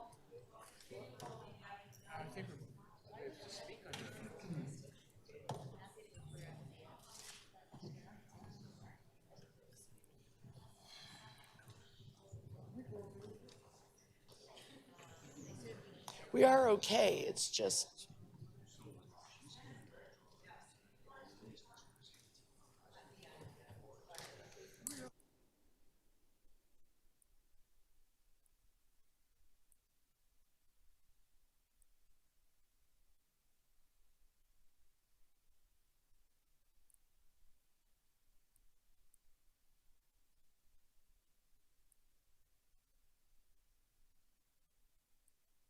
Okay. Yeah, okay. Councillor Holiday? Councillor Holiday, I believe that you want to revise your motion. If it pleases the council, yes, I would like to revise it. I've come to an agreement between several interests in this that would work for everyone. Okay? Everyone okay with that? On favor? Carried. Deputy Mayor McKelvey to speak on the item, the last speaker. Deputy Mayor?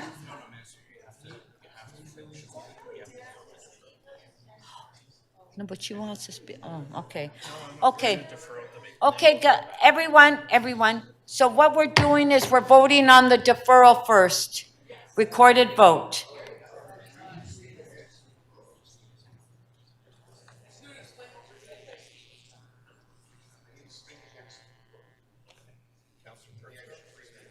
Yes, you do, yes. Councillor Perks to speak on the deferral. If I could.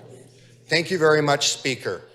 For those of you who haven't been part of the conversation, we've done a lot of work over the last almost day to try to resolve this matter in a way that satisfies the needs of Councillor Holiday and the different context in suburban streets and solves the problems for those of us who represent areas in the downtown where yards are very small and the public right-of-way, like at my house, it's literally, my whole front yard is part of the public right-of-way. It's like 1.5 feet.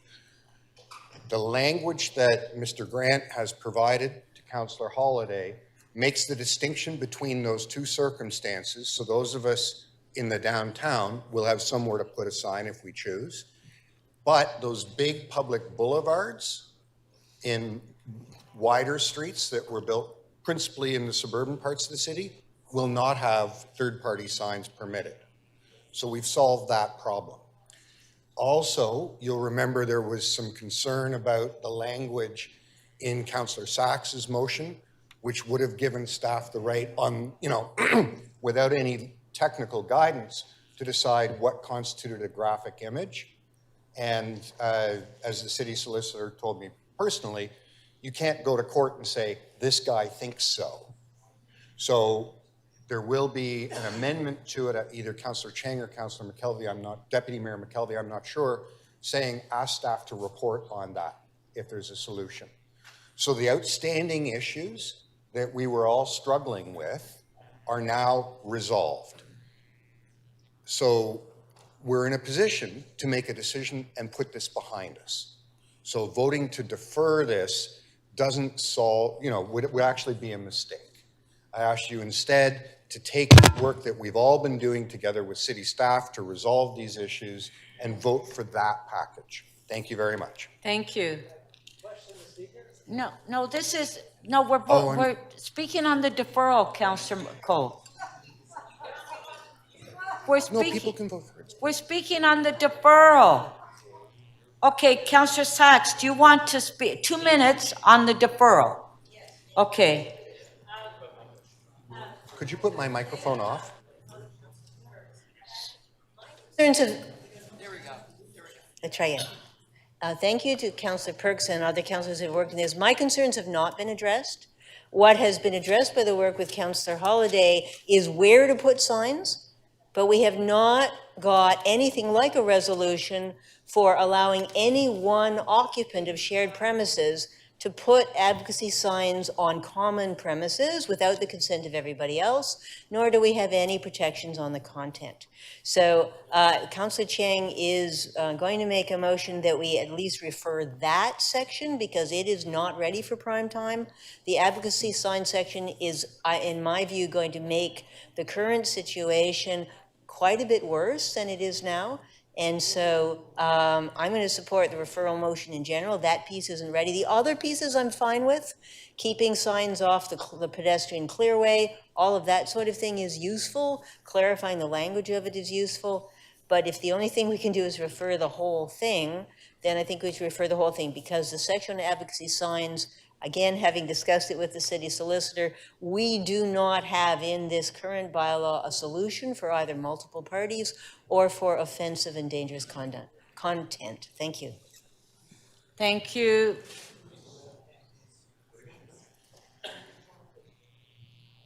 Councillor Robinson, did you want to speak on the deferral?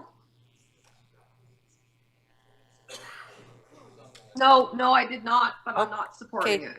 Thank you.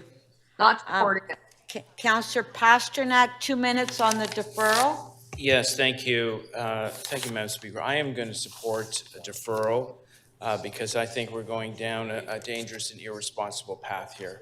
To institutionalize, regulate, and create in bylaw the ability to put advocacy signs on front lawns, it's just pitting neighbor versus neighbor, tenant versus tenant, and creating a regulatory framework that is impossible to enforce. The veneer of Toronto is very thin. You should see what's going out there, and this is the last thing we need to exacerbate social tensions and some of the problems we face in our local communities. We're here to heal. We're here to bring people together. This bylaw, which institutionalized the signs, the placement of signs on front lawns in multiplexes, which we just approved, potentially in rooming houses, mid-rises. This is just a mess, and we need more time to figure it out. Besides, we do not have the resources for enforcement or public education at all. The cannot go down this road unless we have public education, a general understanding of enforcement of rules, and the ability to manage this policy effectively. I support deferment. If we're going to do it, let's do it right. Thank you. Councillor Bravo, 2 minutes on the deferral. There's a great concern in not dealing with the mobility challenges that having A-frames on streets, not having impeded sight lines. We're talking about focusing on the advocacy piece. If people wanted to not vote on that piece and leave it, it should have been removed. And I believe Councillor Fletcher does have a motion for that. I think that it's clear that we need to have rules so that when a person in a wheelchair or a mom in a stroller, a person walking around can freely move through the sidewalks of the city. And that if you're a pedestrian or a cyclist exiting a property, the sight lines of a driver aren't impeded. I mean, this is a major safety question here. So I think deferral is irresponsible. And I think that 10 years of working on this is enough time. In terms of the advocacy piece, it's very rare that I think that you have two ends of the political spectrum come together to find a solution that both guarantees the right of free speech and at the same time keeps political opinions off areas of the public realm. I think that's a really wonderful thing, and it's the kind of work that we have done collectively today in the last 24 hours in this chamber with a group of councillors, and Councillor Holyday showing flexibility around amending his motion. Why would we not seize on that opportunity? And to think that actually regularizing advocacy signs is going to invite conflict, I think that's absolutely wrong. The reality is that advocacy signs are part of the political landscape, a part of the public, are on private property all over the place. What this says is that it brings it into regularization. And in fact, until we do that, the display of an advocacy sign on a property could actually invite conflict because it's not currently legal. So, if there's more work to be done, I understand that Councillor Cheng will have a motion that will satisfy Councillor Sachs. Thank you. Councillor Carroll, 2 minutes on the deferral.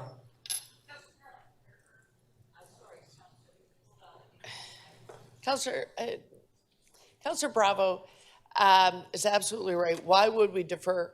I think what we're forgetting here is, in large part, the sign bylaw is a living organism. We review it regularly. Things spring up over time, and we address them each time we're reviewing it. The very things that were recommended to be addressed this time around were raised in 2013, they were raised again in 2016, they were raised again in 2019. So what we're doing is pulling together some amendments to the sign bylaw that actually amend those things that we and our complainants, 1,400 people who complain, keep raising. And that's what we do each time we go back in and address the sign bylaw. There is no need to defer, given the remarks Councillor Perks made that a number of councillors just worked on this. Now I, for one, I'm a little disappointed that no one, not one person, raised any of these concerns in committee, where it's a little more graceful to do these changes and staff have the time to properly present the solutions that are needed by the time of council, had we known what the concerns were. But a day has been spent to address the concerns. Please don't defer, because those solutions that have been arrived at in time for this morning will then vaporize, and we will waste more time in another month's time. Thank you, Madam Speaker. Those are my comments. Thank you. Okay. Councillor Holyday? Just a point of order, I'm not able to put my name onto the list, but I would like to speak for less than 2 minutes. On the deferral? On the deferral. Okay, go ahead, Councillor Holyday. Members, I do. Oh, you spoke yesterday. On the deferral? Yeah. Yeah, you did. Time flies when we're having fun, eh? I'm gonna check the tape on that. Okay, that's what I'm told. Okay, now the last speaker on the item would be Deputy Mayor McKelvey, and then we can take the vote. Deputy Mayor? Sorry, we're on deferral? I think I spoke against deferral No, but- yesterday. I did. I forgot I was the first speaker against it. So I speak against it again, done. No, but, okay. Okay, we're ready to vote. All right. And the mover is not even here.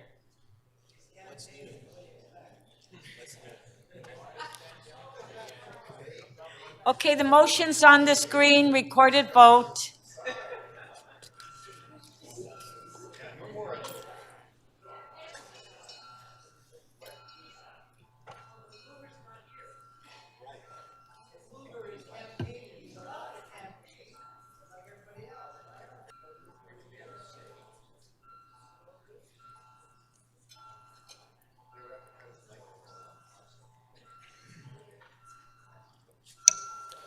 The motion to defer does not carry. The vote is 4 to 19.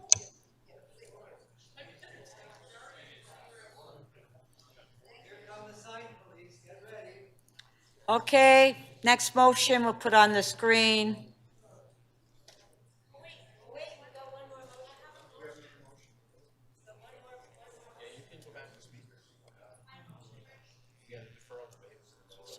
So now we go. Yeah, that's.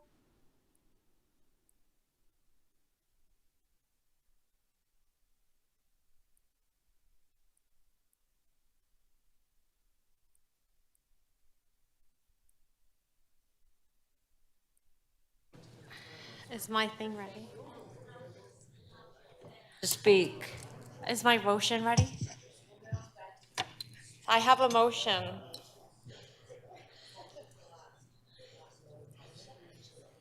There it is.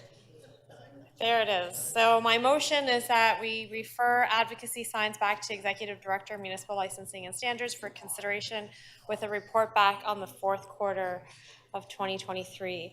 And this is reflecting some concerns about advocacy and how challenging it is.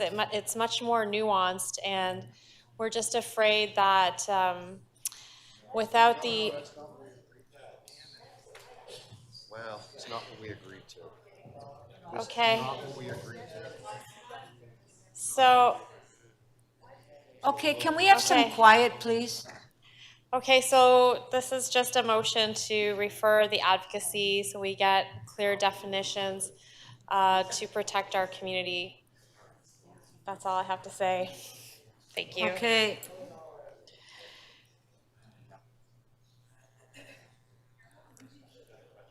Counselor Holliday, you have a question to the previous speakers. Sure. 3 minutes I clarification. do. I just need to understand what's broken and what the hope is on the referral is to fix. So the referral is because right now there could be some advocacy signs that are not, that are controversial, let's say. Which and ones? Beyond what, policing could build boundaries around. So we just want to make sure we have a fulsome framework in order to protect the community from things that might really hurt our neighborhoods. Okay, this is really important. Yeah. So this is about the content of the advocacy signs, Yes. not the placement, the shape. That's right. Okay, so you want to refer it back so that the staff can develop rules around content And consent. and consent.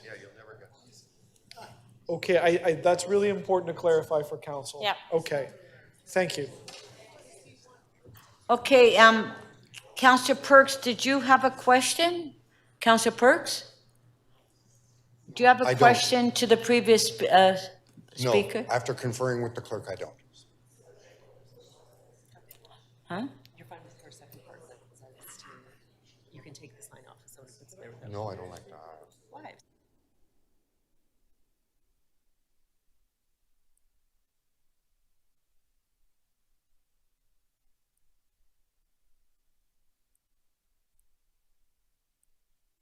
Can I have some order here? There's too many people talking.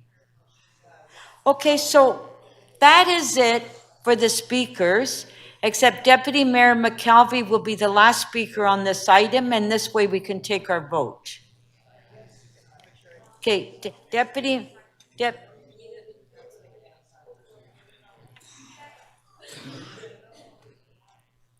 okay, just a sec.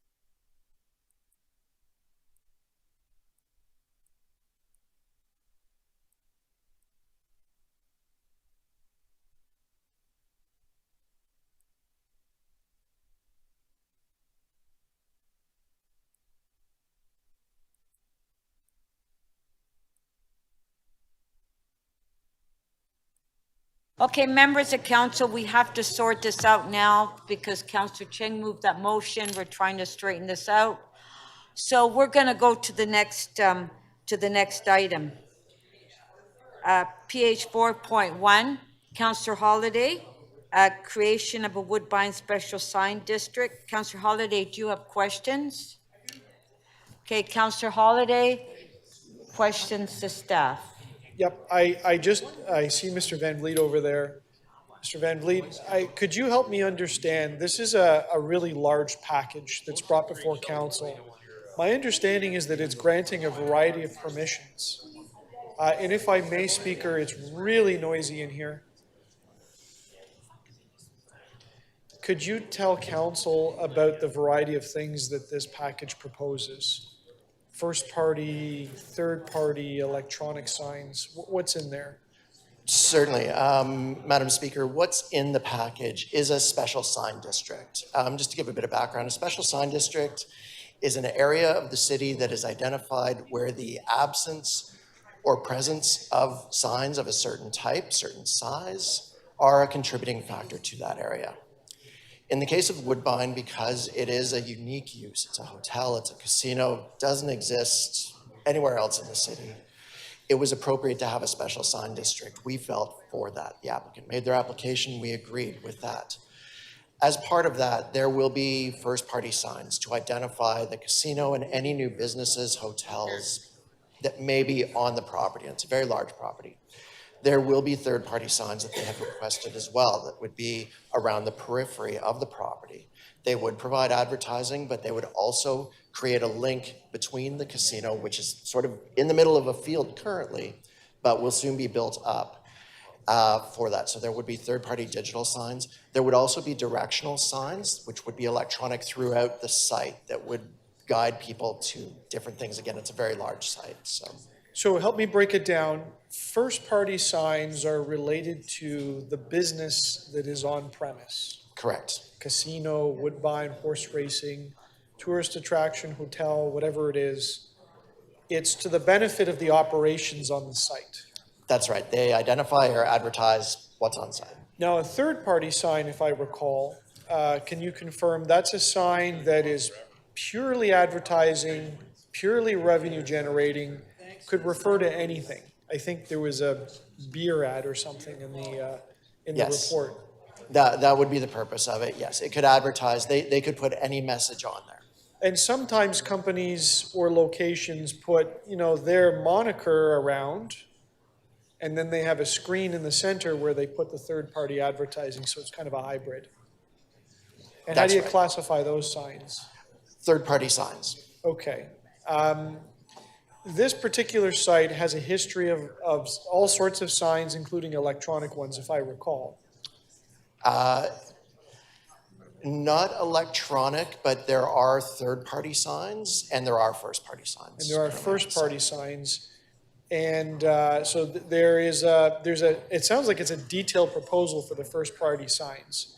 And I saw some pictures in there that, yes, a tourist attraction is going to have some very unique things. Yes. Does staff have any concerns with those? I'm sorry, I couldn't hear. Did staff have any concerns with doing that? I mean, they're going to light up. They're a little different if you're walking by or driving by. Right.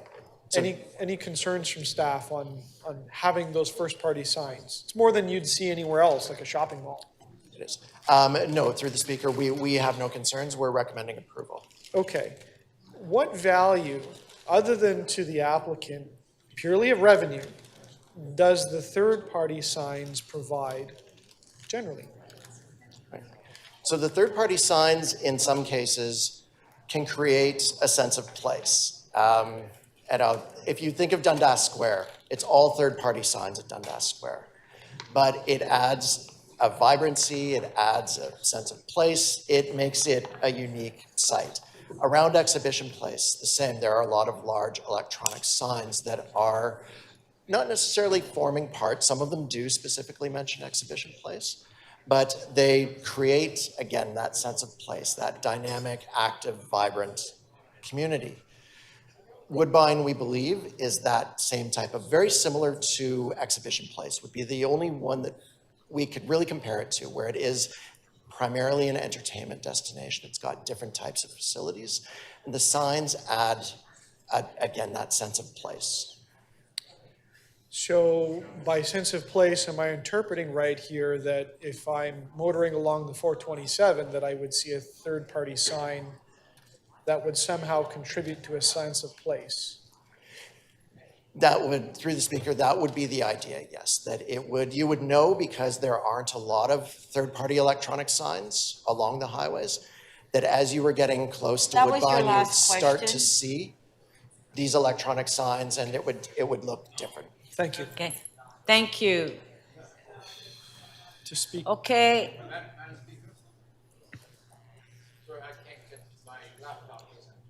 You can't get it? Okay. Okay, IT, if you can go to Crisanti. Councillor Crisanti. Your name's there now. Thank you, Madam Speaker.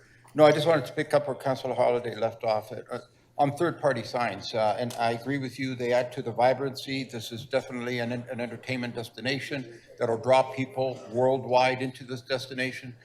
Third-party signs, however, in my experience, they also promote what happens within the complex, within that 750 acres, all the activities and amenities and so on. They play a vital role in promoting what's happening as well. Would they not also play that kind of a role? Yes, through the speaker, these signs, they could use the screens to advertise what's happening within Woodbine. Right. Also, a component of these signs is they'll actually identify Woodbine as part of them. That's part of the proposal. So it adds to the promotion, the addition, economic development of the various different amenities and facilities that are in there. It could, yes, it certainly could. All right, thank you very much, Madam Speaker, that was it. And I need IT. Okay, thank you.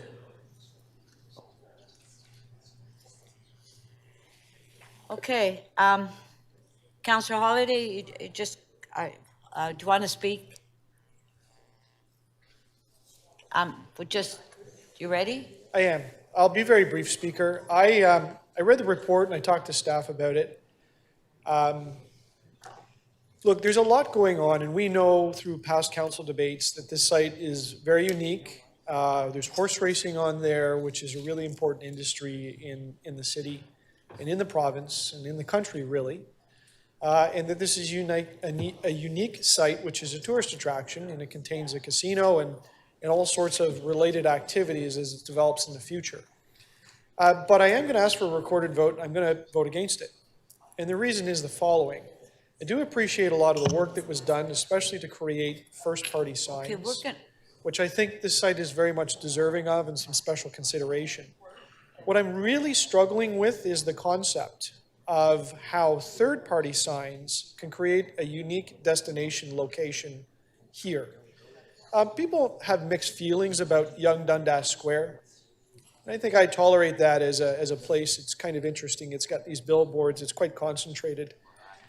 I'm familiar with this site. It's a huge open area.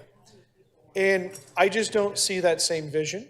I just don't see how third-party advertising signs are going to create excitement if you're going by on the 427 highway or Rexdale Boulevard or 27 highway. I understand the applicant has an opportunity here to create a revenue stream that helps with their business model, and I'm sure these signs are worth a lot of money. But I have to put the lens of public interest on this. If you know the 427 highway, the airport on the other side of the road has put up, I think it's the airport anyways, it's close to the airport, they've put up a hideous electronic sign that I just don't think adds value or excitement. And so I really don't see how that's going to work on the other side. And so, this is just, I'm just applying a lens of our public space, our public realm, and I just disagree with this staff report. First-party signs, if they go ahead with them, great. I'm not fussed about that, but I just, I think I worry about the future and what things look like in and around that space. And I'm not sure tourists driving down the street or even residents are going to see that and be delighted with what they see. So I'll just put it to a vote, and I'll thank staff for answering the questions and council allowing me an opportunity to speak my conscience on this matter. Thank you. Councillor Crisanti, did you want to speak on this? Very briefly, Madam Speaker. As Councillor Holiday himself agrees, and I think we all do, this is very much a unique site. This is a site that's already created thousands of jobs and supporting not only the sign district, but also the ability to have third-party signs. You're supporting local business. And when you're supporting local business, you're supporting the economy of the city.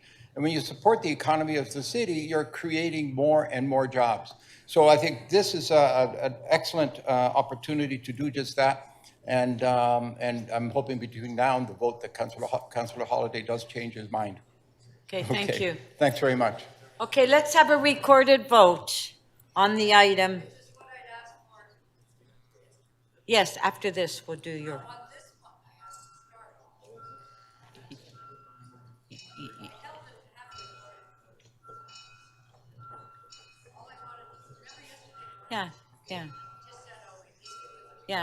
Yeah. Okay.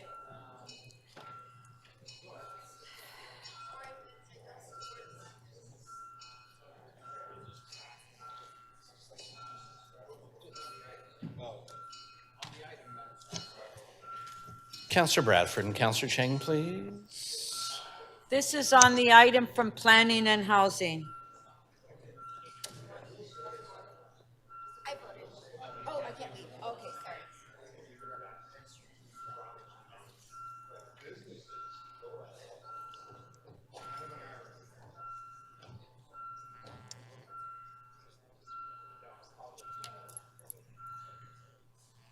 Councillor Mantis, how do you vote, please?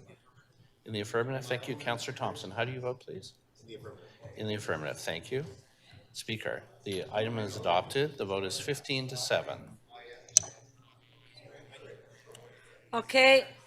Now, Councillor Fletcher, a couple things you wanted to clear up. Yes, I want to give you some releases. Okay, please. I want to release, well, we've done the sign bylaw.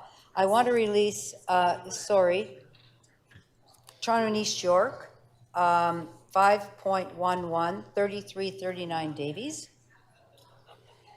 Okay, Thank the so, staff for their work. so Councillor Fletcher is releasing T 511. And, okay, on favor? Yes, I'm moving everything. Thank you. Yeah. Yeah, Councillor Fletcher is moving the supplementary report. On favor? Thank you. That's Show the of hands. instructions. Thank Opposed, you. if any, carried.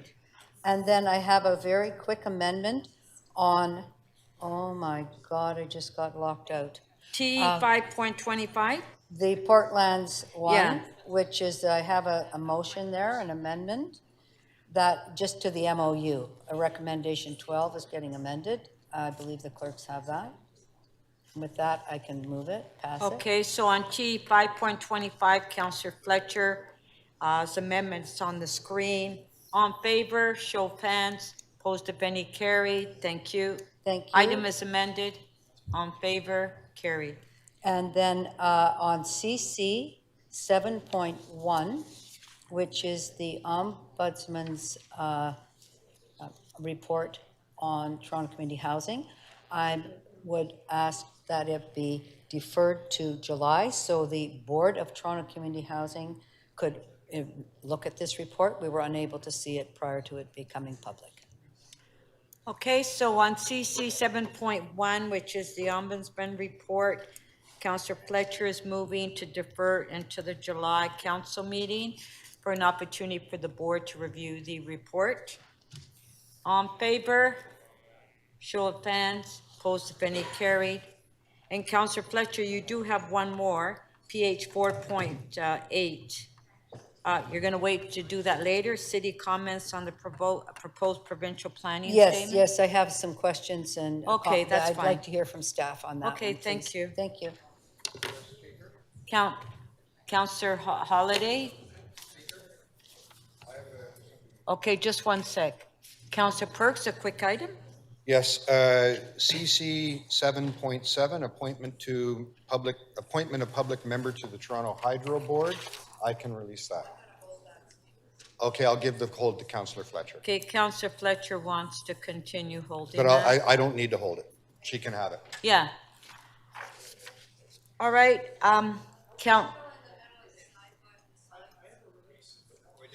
No, we're deferring it. Councillor Holiday, a release? I do, Speaker, if it's okay with you, if I can speak about 60 seconds, there's a confidential attachment, members may want to look at it. It's to the Bemis Drive. This is the It's CC 7.9, which is 4, 6, 8, Right. and 10 Bemis Drive, zoning bylaw application, it's Right. an OLT.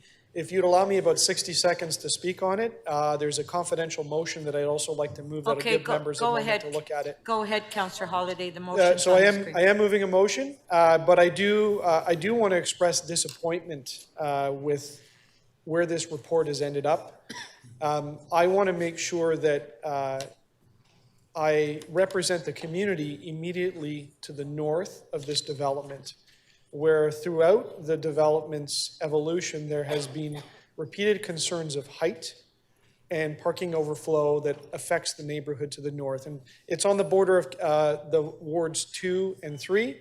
Councillor Morley has carriage of this item, but I think just based on the geography, there's a large stake in Ward 2. And the other comment I would make is that the Etobicoke Center secondary plan has been very deliberate in how it was designed over the decades to allow buildings that step back from the highest point on Dundas Street, stepping downwards towards the neighborhood in terms of transition.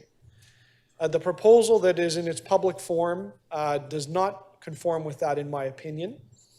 And I think people are going to be disappointed with the outcome of this process. So I would encourage members to support my amendment. It's rather straightforward. But I will be voting against this proposal because I must signal that I am dissatisfied with it, and I believe a number of people share that view. Thank you.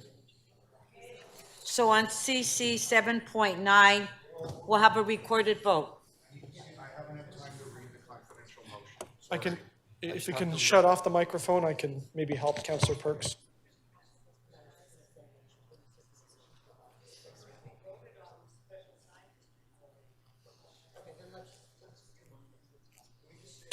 Councillor Perks, Councillor Holiday wants to be in the negative. He's asking for recorded vote.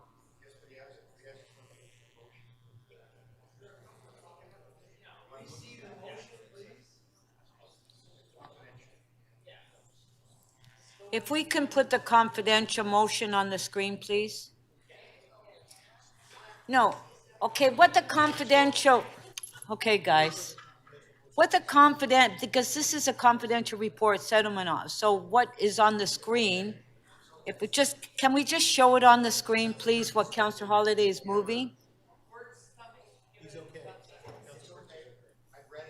Okay. Okay, recorded vote. There is, it's a settlement offer, Councillor Coe.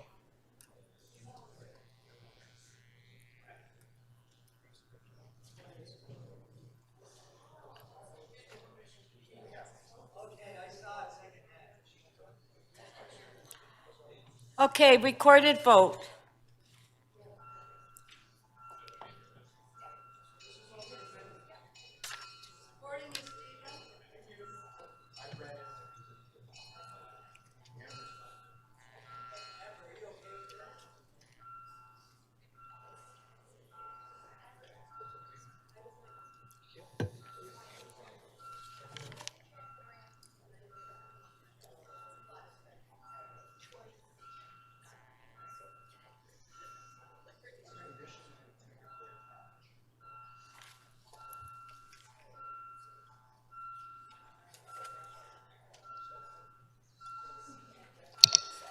Councillor Perks, are you able to vote in the system?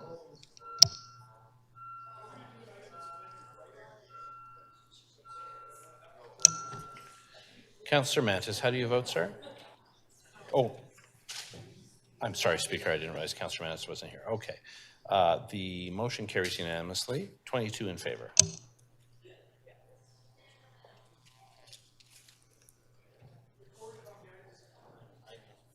Okay, item is amended, recorded vote. Councillor Holiday? Okay, item is amended, recorded vote.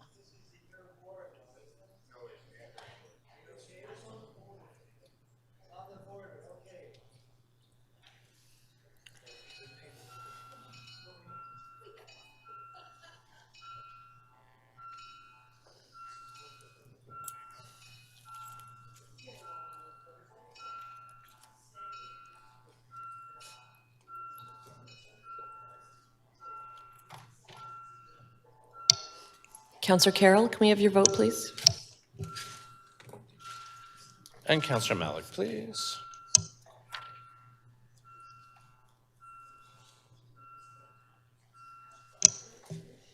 The item is amended, is adopted. The vote is 21-1. Okay, now, the vote for the sign bylaw, it's, we're gonna have to do it after lunch, because it's not ready yet. It's ready? I was told it wasn't. Okay.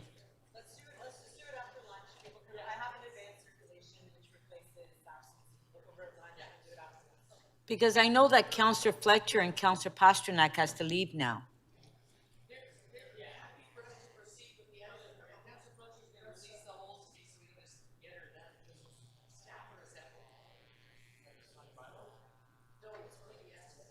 No, we're talking about the sign bylaw, Councillor Carroll. Yeah.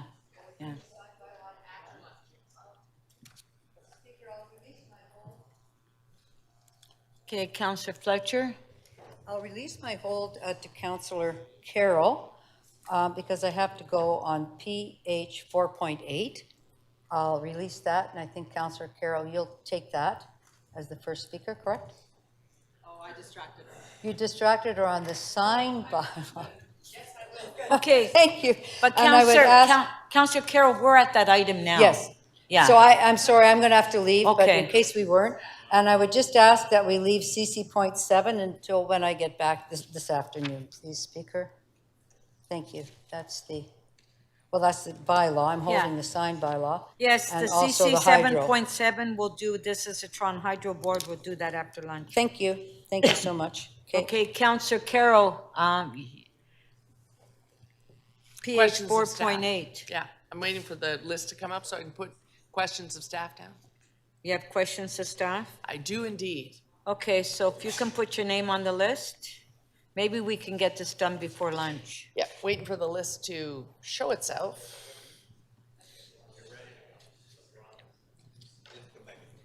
Oh, there it is. Thank you.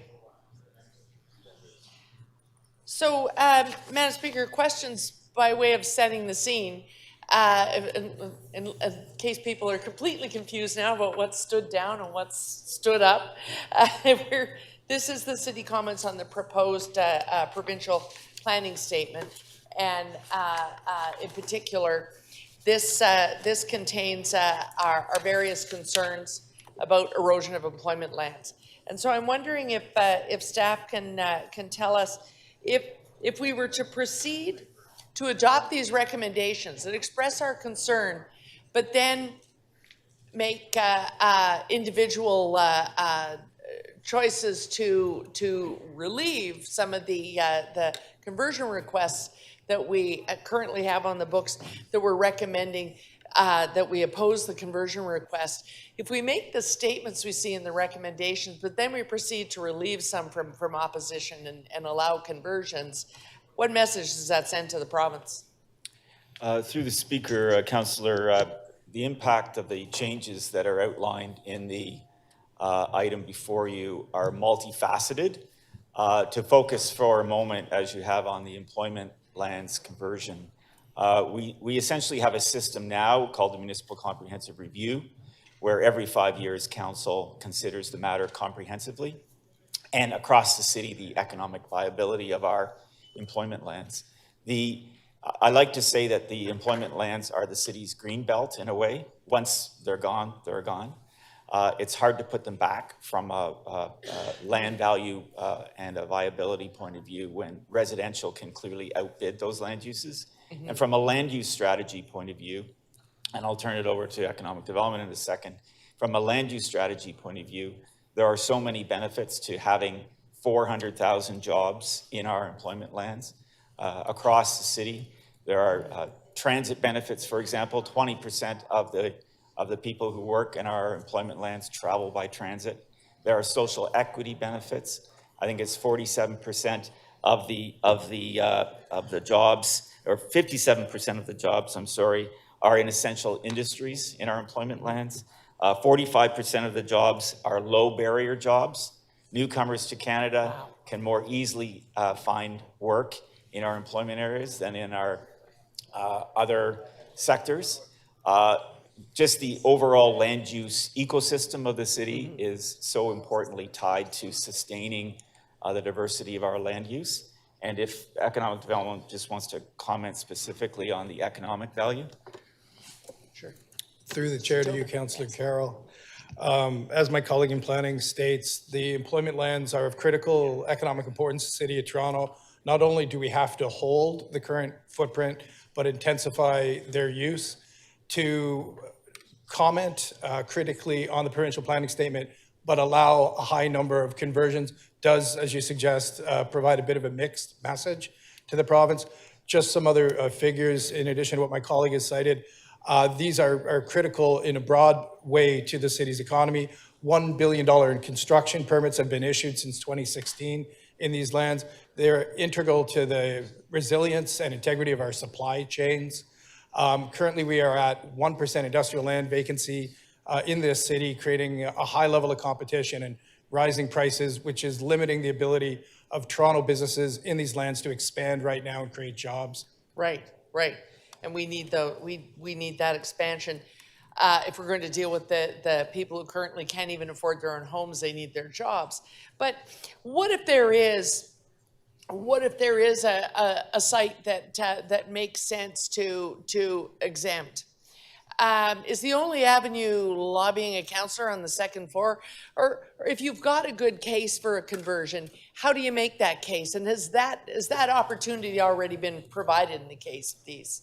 Yes, through the speaker, the city has undertaken, as I indicated, a municipal comprehensive review. And we set up a process, a very transparent, open process, the process pre-approved by council to open a window, if you will, for conversion requests. And we had some from August to August, I believe, over a period of 12 months or so. People could bring forward a conversion request. We had about 150 of them citywide to consider. We've been bringing them to council in batches. You've considered one just yesterday, considered a batch in July 22, and then there'll be a final batch in July of this year. Right. And you'll get the benefit of us considering them comprehensively and the impact of those changes, both comprehensively but locally. And you know, the overall need, again, to give council a comprehensive view of the viability of maintaining the employment areas across the city. Right, and so, you know, if That was your someone last want- question. You're over 5 Oh, minutes. okay, thank you, Madam Okay. Speaker.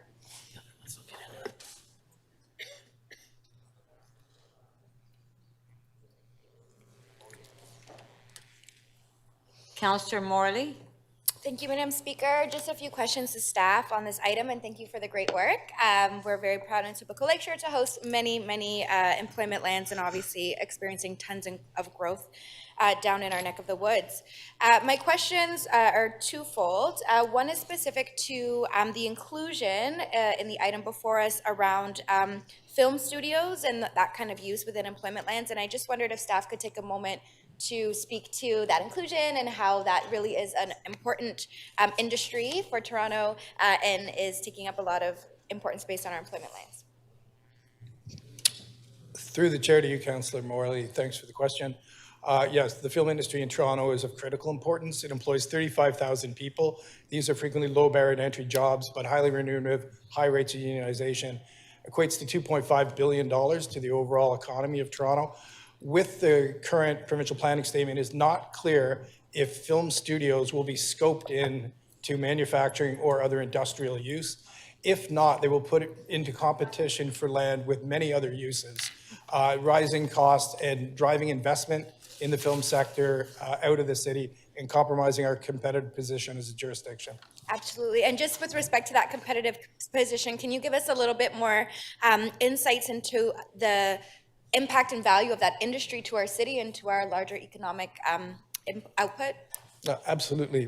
Through the chair to you, Councillor Morley.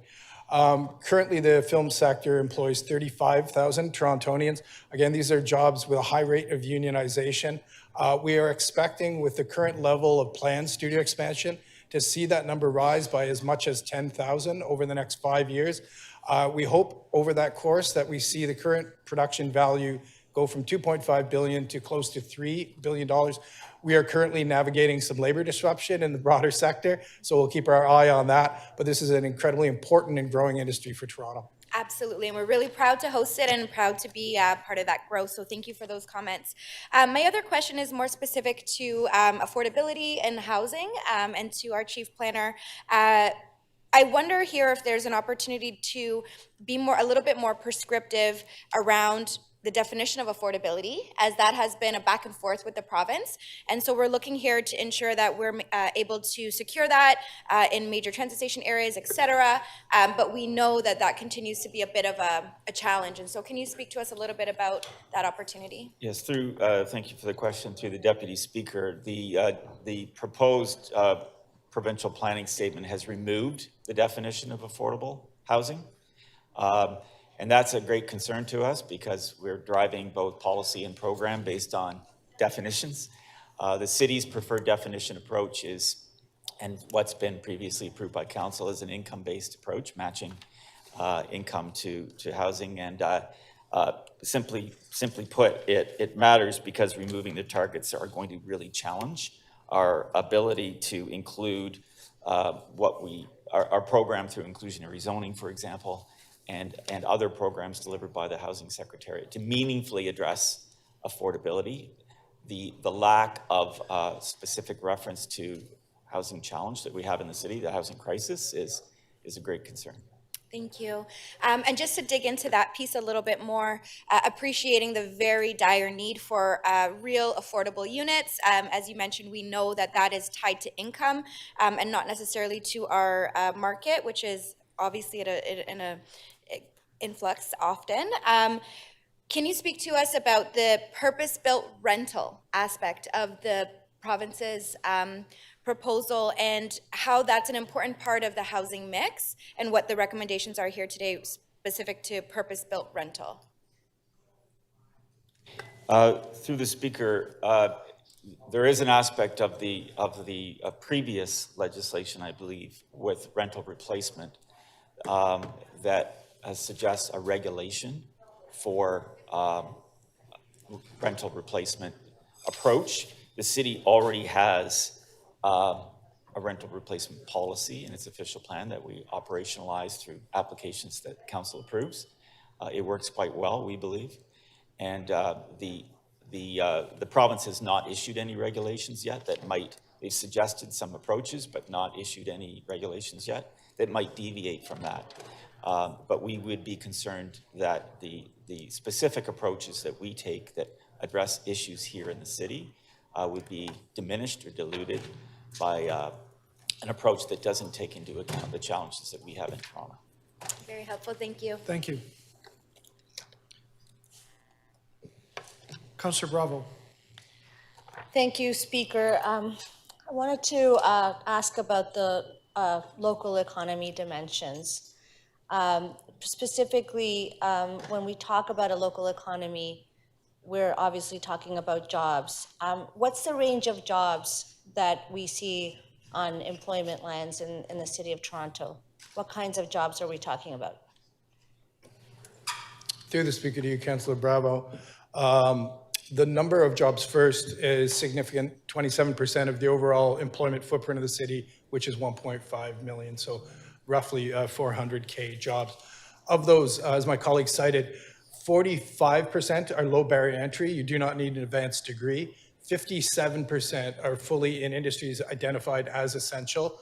And then one looks at the specific employment areas in a range of 12 to 40%. Those jobs are held by people living in neighborhood improvement areas. So there is an important aspect, and my colleague mentioned the amount of transit ridership. These are good jobs close to where people live. And during the pandemic, is it correct to say that we realize that the local economy is the real economy and that having jobs, having people working and producing things within the city was a really important part of our resilience? Through the Speaker to you, Councillor Bravo, absolutely. There is an important relationship of preserving and intensifying the use of employment lands to the resiliency and integrity of our supply chains, particularly in critical industries. In one small example of where we have been able to expand employment lands, we have anchored vaccine manufacturing capacity in Councillor Pasternak's ward with Sanofi Pasteur, which will be of critical importance should Canada face a future pandemic incident.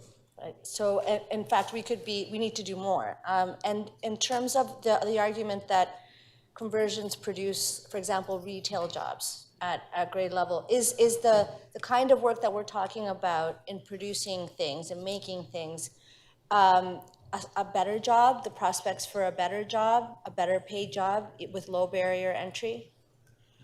Through the Speaker to you, Councillor Bravo. Yes, they are good jobs. They are, in many cases, in manufacturing, high rates of unionization, high rates of compensation. The recent labor shortage has, in fact, helped to boost wages in this sector.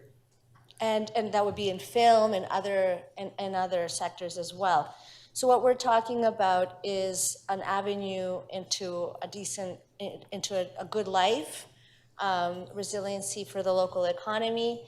I wanted to ask about what the impact has been of the loss of employment lands, because I hear regularly that there are printing business or other small manufacturing. We have a cardboard shortage. There's no place to make cardboard in the City of Toronto anymore.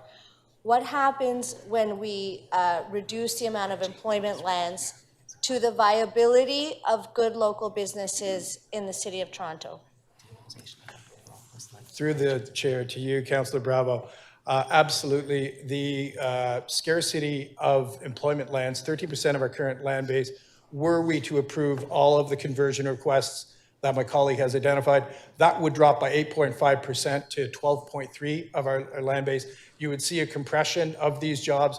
We are already seeing the inability of family-owned business, legacy business in Toronto, in these critical manufacturing sectors, producing good jobs, to be able to expand. And in some instances, we are seeing the loss of these out of our jurisdiction for that reason. Thank you. So this is the land that actually allows for roots to take hold and for the tree of economic prosperity to grow. I just wanted to just quickly touch on my ward.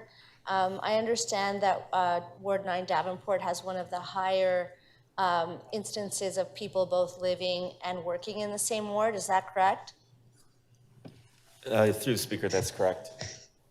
Yeah, and I think that it really makes a difference to the question of mobility, of people being able to live and work in the same community. What does that do in terms of the pressures that we're facing on our roads, within the transit system? Through the Deputy Speaker, I often cite a statistic thinking about Scarborough as a whole. 2/3 of the people that work in Scarborough live in Scarborough. So there's a local kind of formula that works in the city, and certainly not everyone can enjoy proximity to living and working. Mm-hmm. But having that option, having that ability to grow a business or to choose to be able to work in proximity to home reduces the footprint that we're all experiencing through climate change, and from a precious time that we have every day, less time in the commute. Many people can't work remotely. They have to go to a place of work, whether it's institutional use, manufacturing, warehousing, waste management, TDC facilities. These are all located in our employment areas, and having them dispersed across the city is just a smart land use strategy. Thank you. Councillor Perks. Thank you. I want to talk about a number of themes. First, though, I want to continue on the line Councillor Bravo was asking about. It's just generally accepted planning principle to try to have good work-live relationships in official plans, yes? Yes. Yes. And there are many reasons for that, but among them is that if you disperse work and live, you put additional burdens on the transportation system. Among them, yes. So we've just spent a bunch of time talking about the need, how there isn't enough money to build the transportation network for the current configuration. If we further divorced live and work, it would put still more pressure on the transportation system. Yes, because so many people can't work from home. They have to go to a place of work. And like their job, many of the regions around Toronto don't have as good a mix of rental and employment as we do. So people who don't own their own homes would have to commute even further to these kinds of jobs. Yes, that could be an outcome. Yes. Okay, now you mentioned climate change in one of your answers to Councillor Bravo. My understanding is that the transportation of goods remains the highest unregulated source of greenhouse gases generally in the world. I could comment through the speaker that transportation broadly is around a third, I think, of the climate impact, CO2 emissions that we're trying to manage. Buildings being another third, as I recall. But so the goods movement, the goods movement's part of that transportation impact. And one of the things that our international agreements on climate change emissions don't capture, they capture emissions from energy generation, they capture emissions from local transportation within a country, they capture building and heating, but they don't capture, none of those climate agreements capture the transportation of goods across boundaries. They're simply left to the side. Isn't that the case? Actually, I can't Okay, verify that. It is. Sorry. Is it also the case that in the projections of emissions out to 2050 from the IPCC, the transportation of goods is the one source of emissions that is expected not only to grow, but to double? Again, I can't verify that. I would just go back to the main point that it is a smarter land use strategy overall for climate and for so many other reasons to disperse these employment areas across the city and maintain them. Okay. Maybe an area where you might be able to give me more information. One of the economic dynamics or commercial dynamics around land use is that the moment a piece of land is moved from an industrial use to a residential use, on that day, the person who owned that land makes money. Yes, that's through the speaker. That's why I referred to it as our green belt, because the actual land value substantially improves. So increases. if I come to the city of Toronto and say, I own this piece of land in an employment district, I would like you to take it out of the employment district and zone it for residential uses. And if council votes yes, that day, whether they build a housing unit or not, the owner of that land realizes a paper profit. Yes. Has it been the experience, and I believe it has been, that people come in, get these conversions, and they don't build housing, they just literally take what they have realized and maybe invest it somewhere else? Like they can mortgage against the increased value of the land to pay for some other commercial or economic or even development activity they want to do, so we don't even get any housing. Does that happen sometimes? So through the speaker, certainly the motivations for these acquisitions are varied. I can't answer that specifically. I do know that, and we have tracked previous decisions on conversions, and the numbers on the previous conversions are that 41 of the 99 sites have had building permits, but 58 of the 99 sites have not submitted building permit applications. I'm just reading from the report.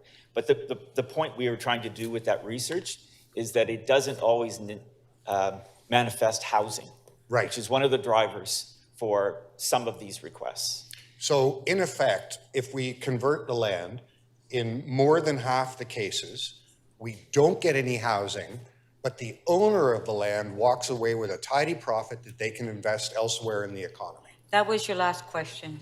From our point of view, the data demonstrates that there's another motivation. Whatever that motivation is certainly Thank you. that owner's. Councillor Malik. Thank you very much. So my first question to staff is, can you just remind us what percentage of land in Toronto is employment land? It's, through the speaker, 13%. And in your view, as the city is growing, is that sufficient for us? Well, certainly from a jobs, housing point of view, both sides of the same coin, what we do is a land needs assessment, and we've reported that out already to council. And that demonstrates that we don't need to convert land to meet our housing objectives, our population growth objectives. So we need actually to intensify the employment density on our employment lands if we want to get the most, benefit out of those employment lands. Not actually change the land use permission, but actually go the other way and intensify the employment use.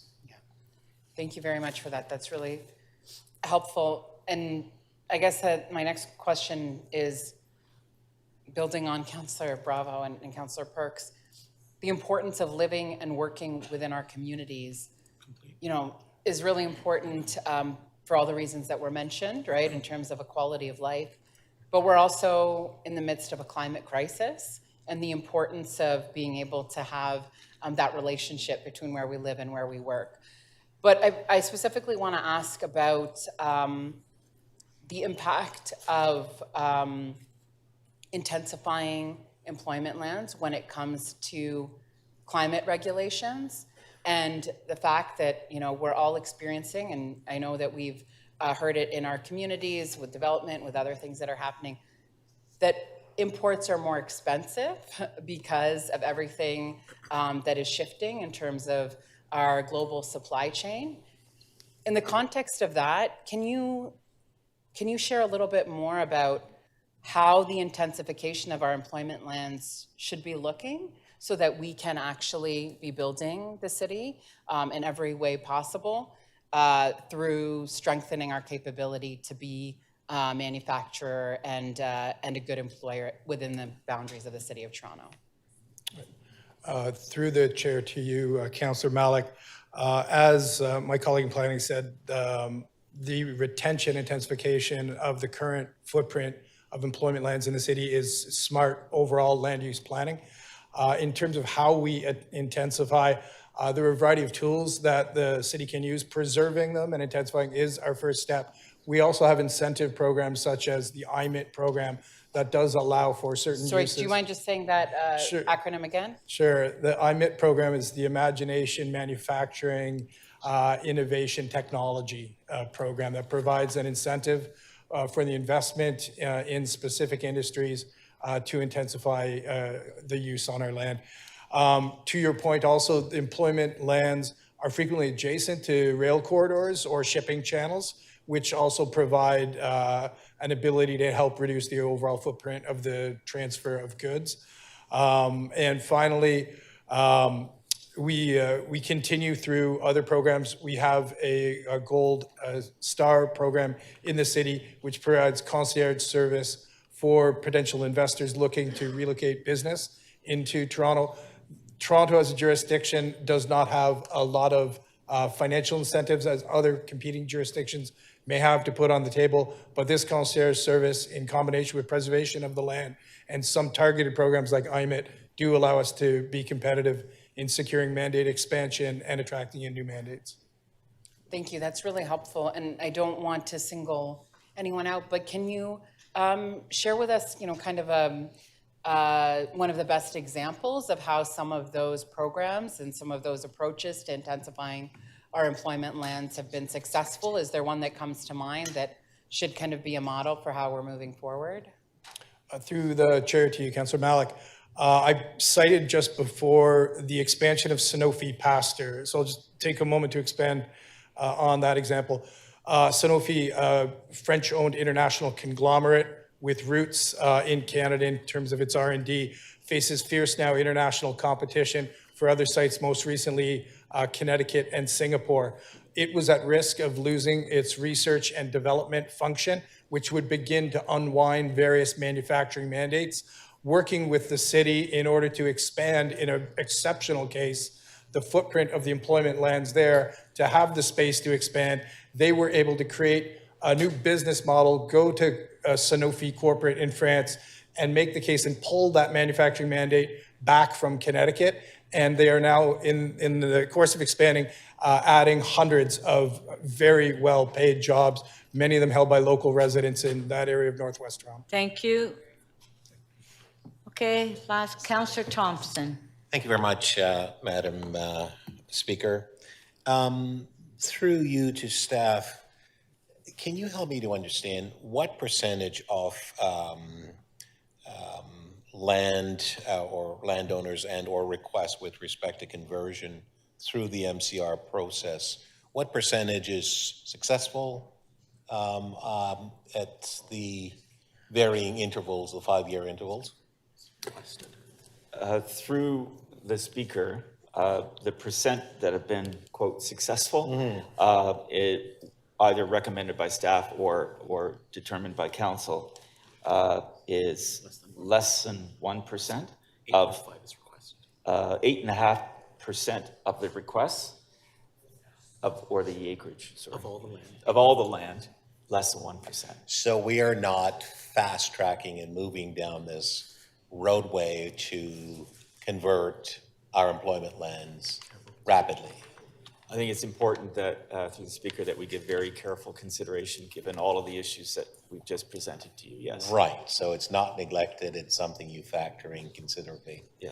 Now, In some cases where, and pardon for those people in this sector, I don't mean anything ill by it, but a storage facility, for example, which is employment lands, but they employ maybe 2 or 3 people. How do we sort of rationalize that when, for example, the opportunity is that you could create a mixed-use complement, whereas questions about keeping people working in place, have access to living and jobs, and you choose not to make that determination, what are the factors that you look at in terms of deciding whether or not to say, okay, a storage facility would be better versus a mixed-use opportunity?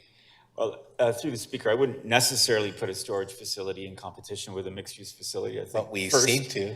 Well, I think storage facilities in and of themselves can support small businesses. They can be part of that land use ecosystem. Okay. They can also be a use that's there maybe for 10 or 15 years until something else comes along. They have been built as interim uses, but more broadly speaking, your question about how do we determine whether a conversion makes sense?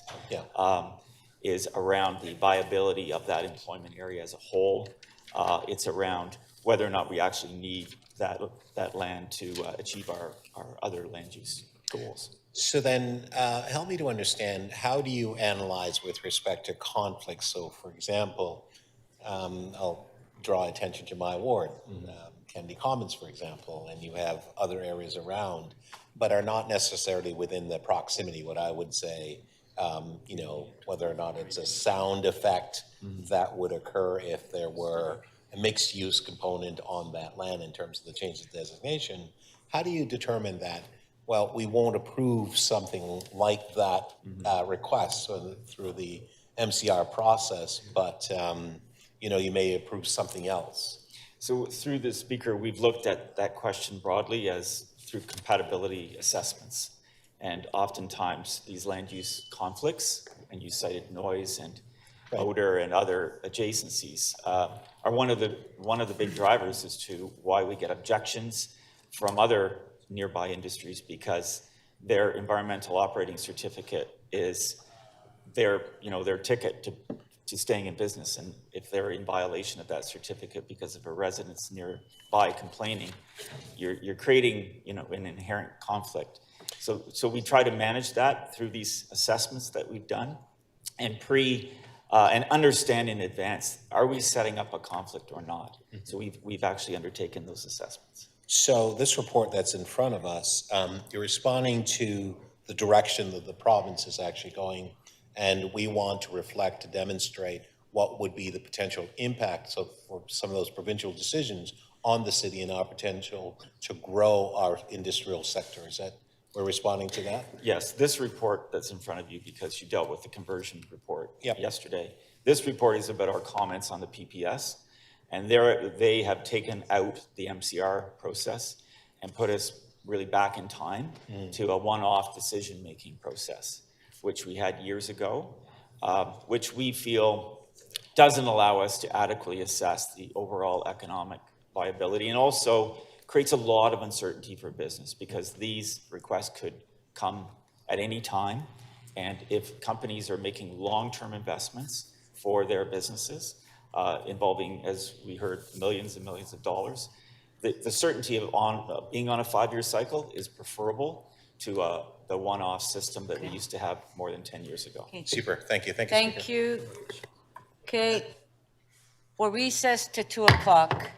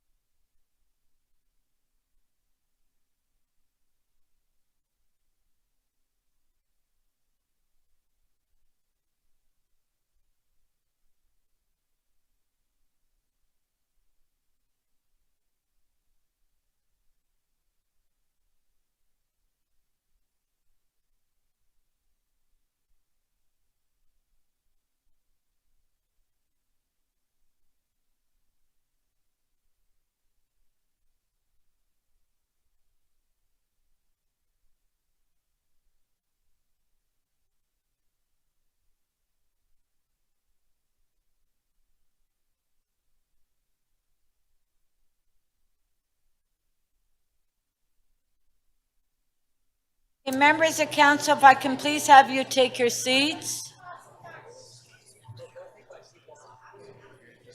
Members of council.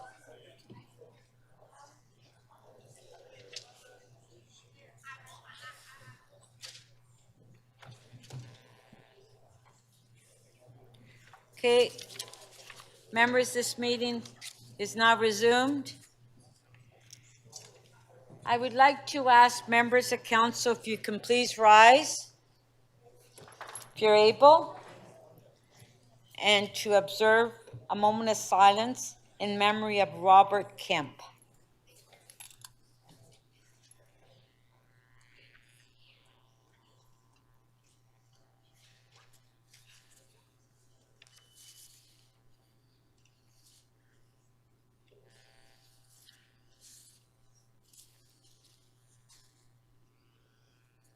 Thank you.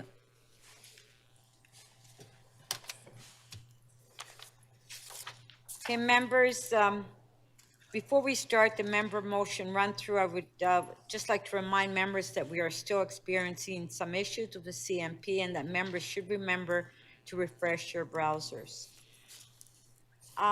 Members, before we go to the members motion, Deputy Mayor McKelvey would like to make a few comments. Thank you, Madam Speaker. In just over a week, we'll welcome a new mayor to the City of Toronto. And so I want to just take a moment to thank all of the wonderful staff that work in the Office of the Mayor, both through the previous administration and continued on today. When there was the announcement of the resignation, I was terrified, but very fortunate that all the lovely staff in the Office of the Mayor remained and continued to show their love for this city and continue to work hard to support all of us as we move forward. So I won't name them all, but I will name the ones that work most closely with us here in council chambers. So Don Pete, Courtney Glenn, Louis Tisvillis, Matt Buckman, Tasnia Khan, David Turnbull, Edward Birnbaum, and of course, all the wonderful administrative outreach and constituency staff that work there as well. I wish them all the best in their future endeavors. I know they will go on to do great things for the public service, to serve communities, and I thank them so much for their support and their love of the city. So thank you.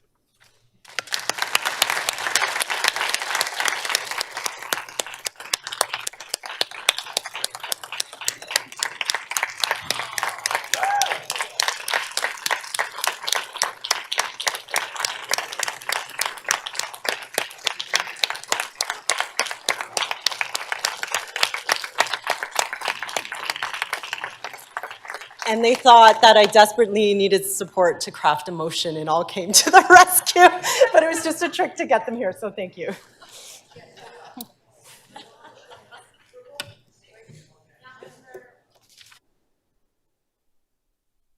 Here. Thank you. Thank you. Is this mic on? Can I get this mic on?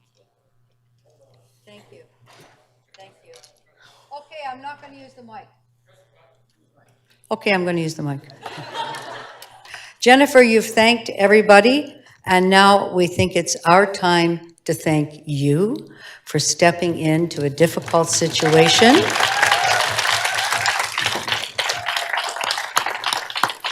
And doing a really wonderful job in difficult circumstances.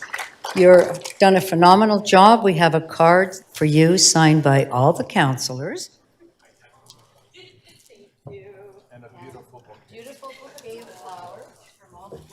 Flowers, cake, flowers, and a card, because Mike, the cake is coming. Yes, we have a very special cake for a very special person who stepped into the breach and did an incredible job, a super job, with her staff. And we just owe a debt of gratitude. I think the City of Toronto owes a debt of gratitude to you, Jennifer, and your family for what you did. So we have a special cake for you, if we could bring it in. Here it comes. Okay. There's a special. Whoa! Okay. Whoa! Okay. We'll do it, Andy, we'll do a photo here.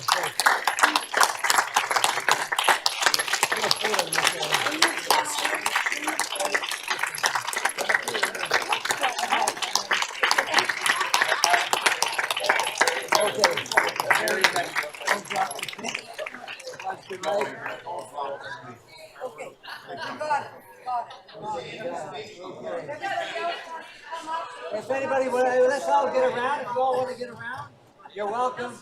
Tilt it, tilt it. So come on around. Matches usually be in the front.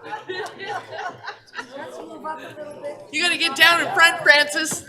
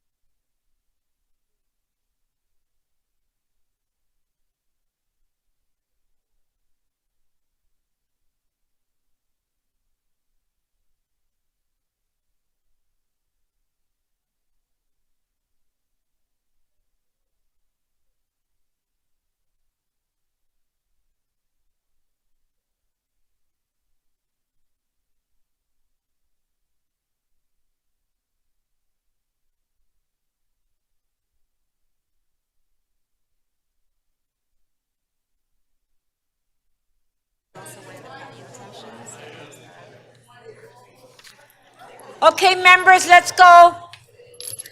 Please take your seats. Okay, go ahead, Councillor Fletcher, and then we have to get started. Councillor Fletcher?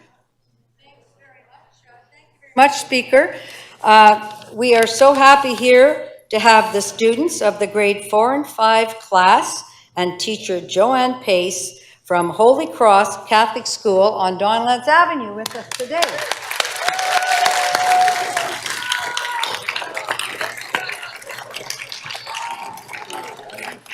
Thank you for coming to City Hall, and I hope you learned a lot in that last 5 minutes. Yeah, and we don't always have cake at council. Okay. We have 18?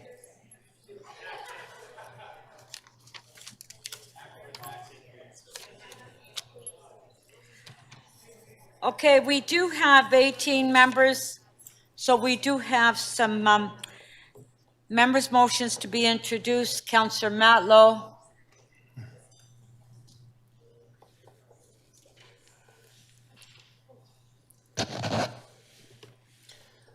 Madam Speaker, thank you.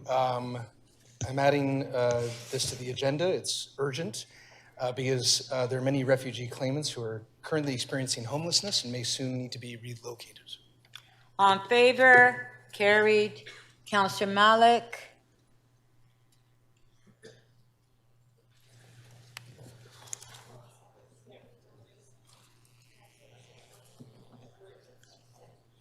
It's on the screen. Yes, so adding 65 Front Street West, temporary outdoor patio during Union Summer event, similar to other motions, just making sure that our local businesses are able to move forward with welcoming visitors and residents during the season. Thank you. On favor? Carried. Counselor Sachs? Yes, I also have a Cafe TO motion that's been sent to the clerk. Yeah, Same we'll as put it everybody on the else's. screen. Thank you. There it is. Okay.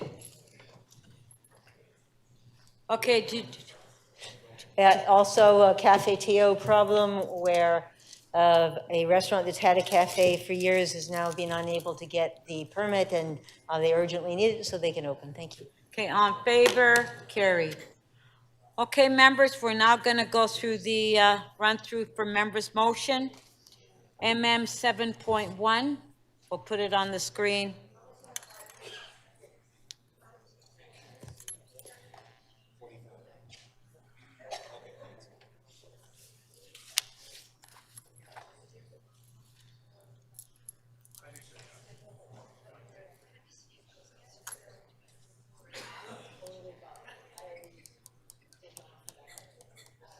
Okay, there it is on the screen. Notice if this motion has been given. Councillor Bradford, please. We're in the middle of doing members' motions, please. Councillor Cheng, can you please take your seat? MM 7.1, notice if this motion has been given. This motion is subject to referral to the Executive Committee. A 2/3 vote is required to waive referral. This motion was submitted to the May 10th, 11th, and 12th meeting of City Council as item MM 6.30 and was not introduced. So on the motion to waive referral, carried. On the item, who said that? Oh. Okay, just 1 sec then.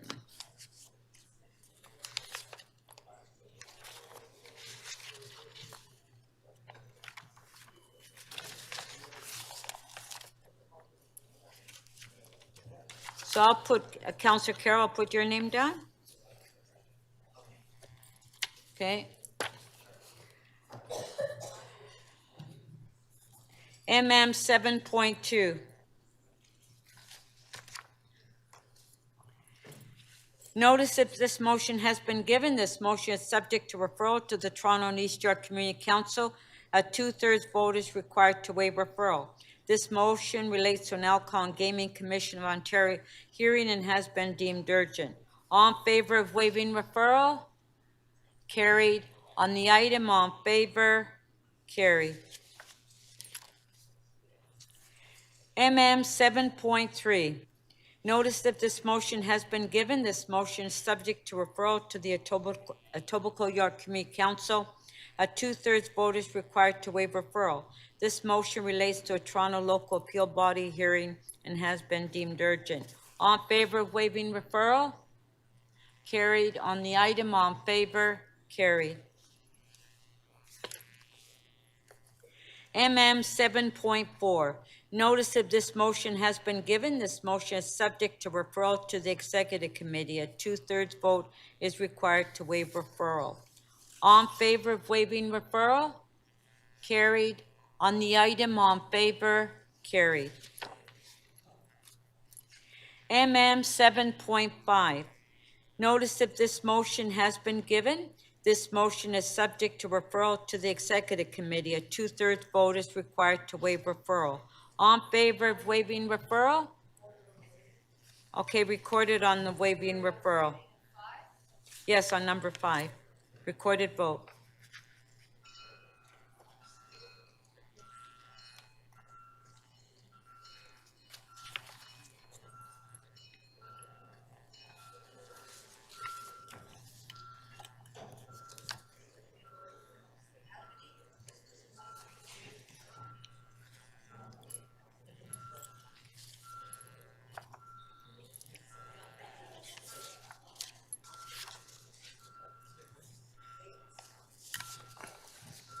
Councillor Malik, please, and Councillor Perruzza.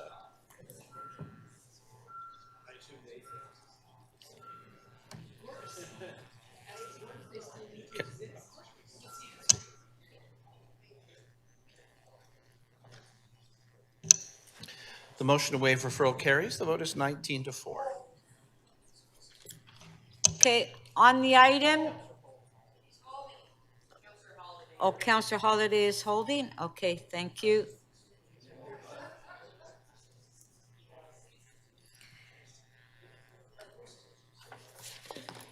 MM 7.6. Notice if this motion has been given. This motion is subject to a reopening of item 2023 CC 5. I don't hear bells. I don't hear bells.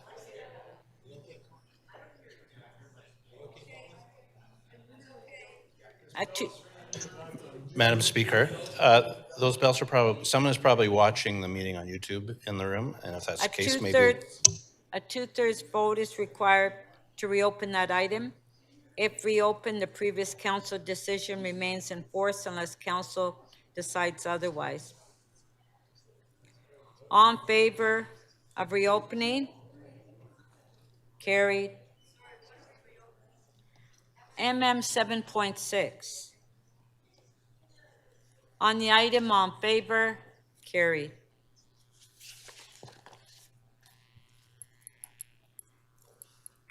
MM 7.7. Notice of this motion has been given.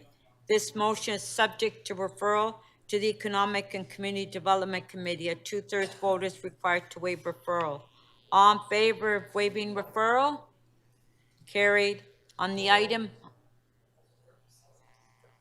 Councillor Perks, you want to hold? Okay.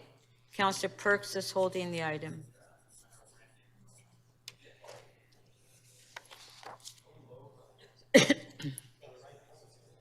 MM 7.8. Notice if this motion has been given. This motion is subject to referral to the Planning and Housing Committee. A two-thirds vote is required to waive referral. All in favor of waiving referral? Councillor Holiday, I can't hear you. Okay. Recorded vote to waive referral.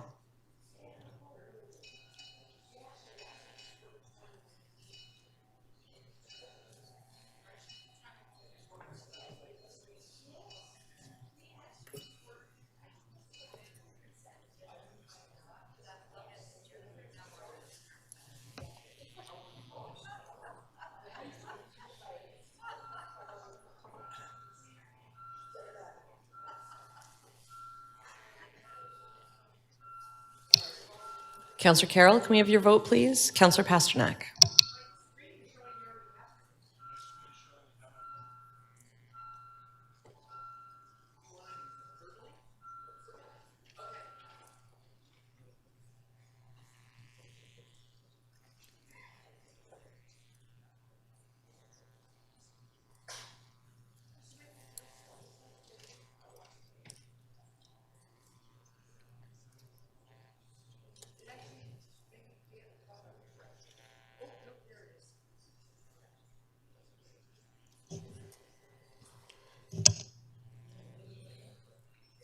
The motion to waive referral carries. The vote is 23-1. On the item, hold.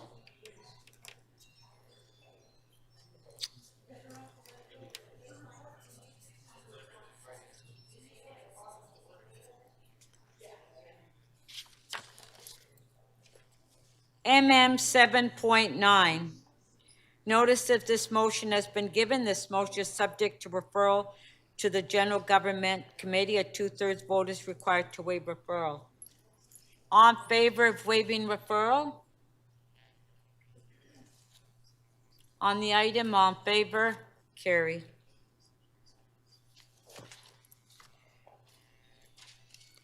MM 7.10. Notice if this motion has been given. This motion is subject to referral to the General Government Committee. A two-thirds vote is required to waive referral. All in favor of waiving referral? Carried. On the item, all in favor? Carried.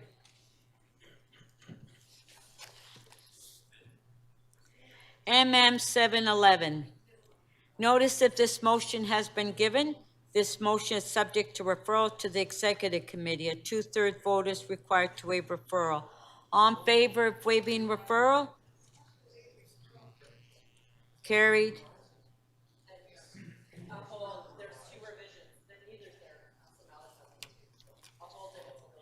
You want to hold it? Okay.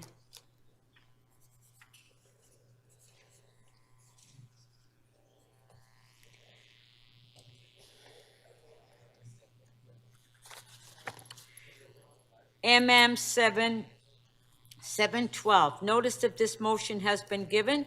This motion is subject to referral to the Economic and Community Development Committee. A 2/3 vote is required to waive referral. All in favor of waiving referral? Carried. On the item, all in favor? Carried. MM 713.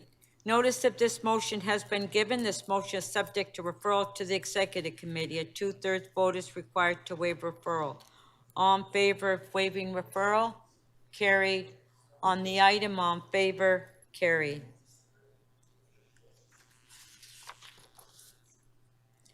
MM 714. Notice if this motion has been given. This motion is subject to referral to the Infrastructure and Environment Committee. A 2/3 vote is required to waive referral. All in favor of waiving referral?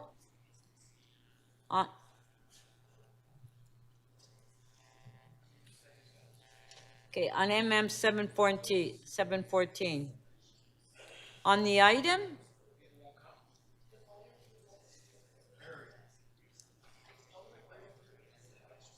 On the item? Carried.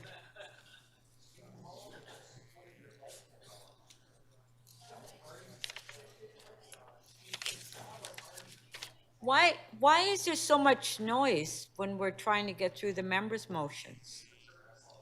Because we're hearing the bells. I don't hear bells.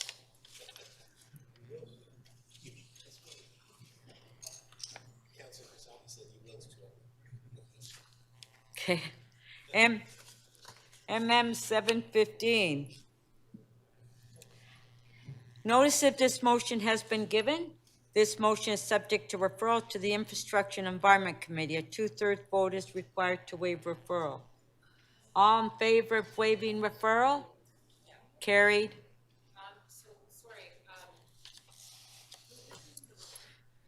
It's just something very small. We had some revisions from staff, but because the motion was just rearranged with its content, we have to just replace it. It's an amendment. Can we just do that quickly if we can? And I can speak just 1 minute. We can keep this moving. Does the staff have the amendment? Yes. If we can put the amendment on the screen? In substance, it's exactly the same. We just had to make some changes with review from staff and advocates.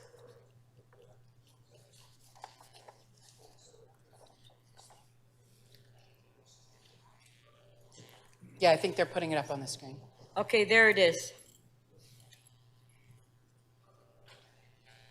Councillor Malik, do you want to speak? Yes, yeah, thank you very much. And I appreciate just a few moments to speak to this motion. Last month, City Council took the important step to recognize the 8 decades of queer history, community, and the importance of placemaking at Hanlan's Point Beach and surrounding areas.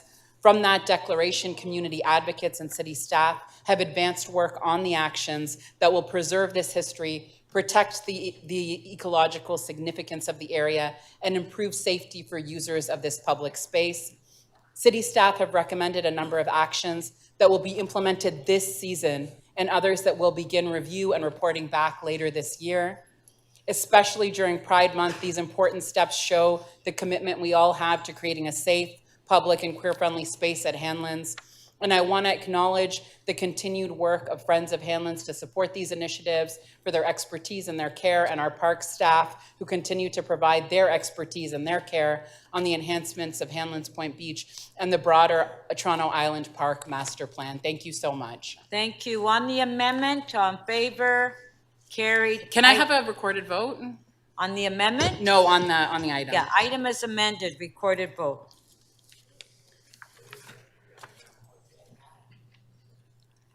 Oh, the amendment was the item? Okay, let's have a recorded vote then on the amendment.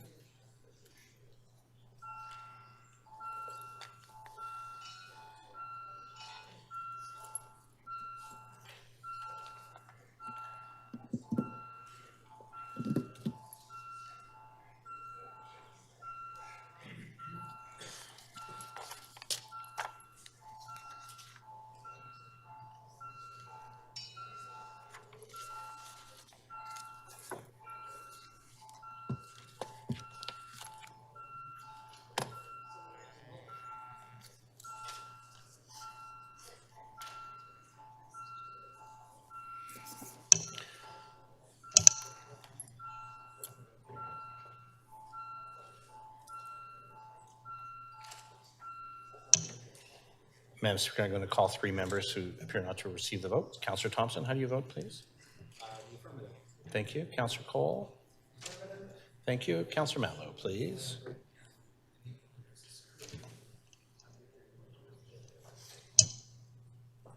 Councillor Mallow? Okay. Speaker, Oh, didn't I vote? Yes, yes. the motion carries unanimously, 24 in favor. Okay, thank you.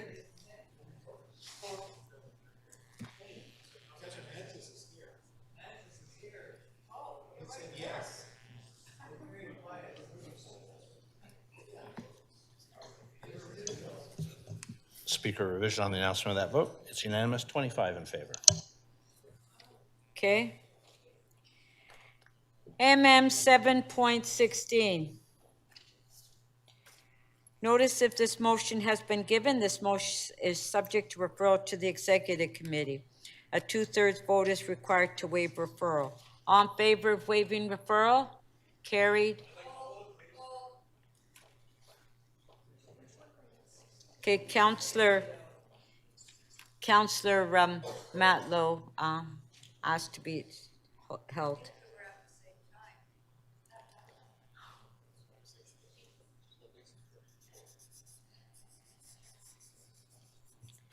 MM 7.17. Notice if this motion has been given, this motion is subject to referral to the Executive Committee. A 2/3 vote is required to waive referral. Recorded vote to, yes, recorded vote on the referral.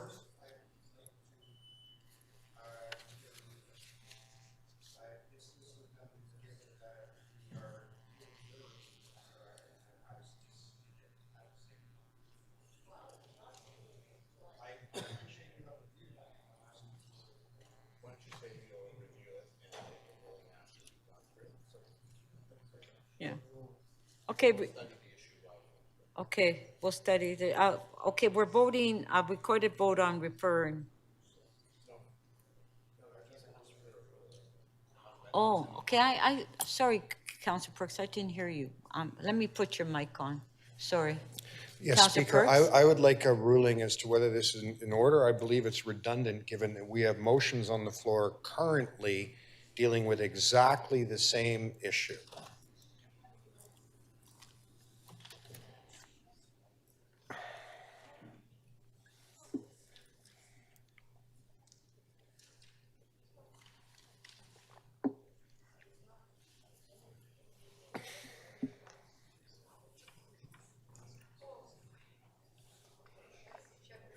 Okay, so we'll hold the item down, Councillor Perks, so we have an opportunity to review it, okay? Before we vote on Yeah. whether or not? Yes, Okay, yes. thank you. Okay, thank you.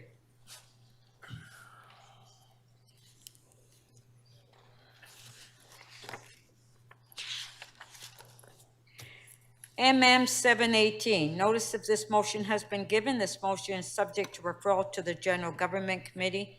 A 2/3 vote is required to waive referral. All in favor of waiving referral? Carried. On the item, all in favor? Okay. Do you have the technical amendment? No? Okay. Okay, we'll hold it down then. MM 719. Notice if this motion has been given. This motion is subject to referral to the Infrastructure and Environment Committee. A 2/3 vote is required to waive referral. All in favor of waiving referral? No, but we're just waiving referral.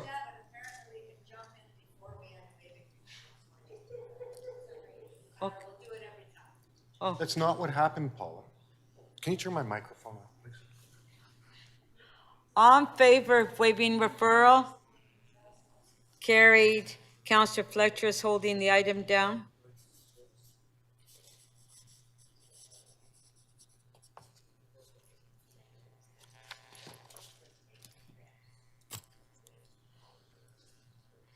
MM.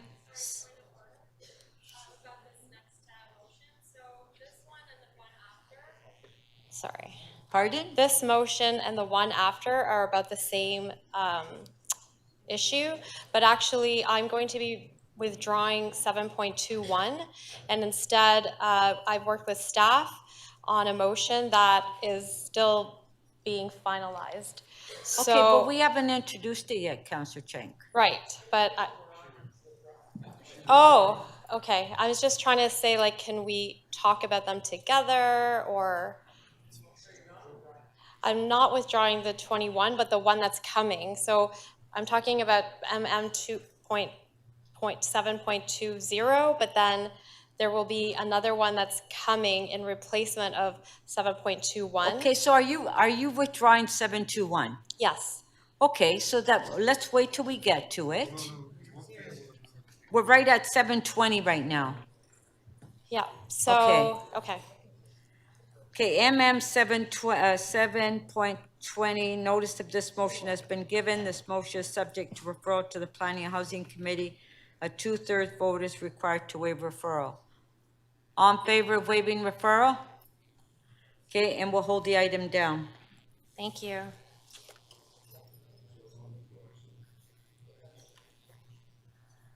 Yeah.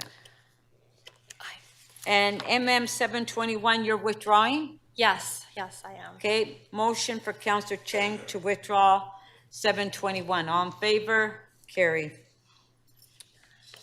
Switzerland is coming. MM 722. Notice that this motion has been given. This motion is subject to referral to the Executive Committee. A 2/3 vote is required to waive referral. All in favor of waiving referral? Carried. On the item, all in favor? Carried. MM 723. Notice of this motion has been given. This motion is subject to referral to the Executive Committee. A 2/3 vote is required to waive referral. Recorded to waive referral? Okay. I want to hold it. I want to hold it. Councillor Myers and I can discuss it in a minute. We have to waive referral. Okay, let's waive referral first. All in favor of waiving referral? Recorded vote. For waiving referral. Sorry, my microphone is still on.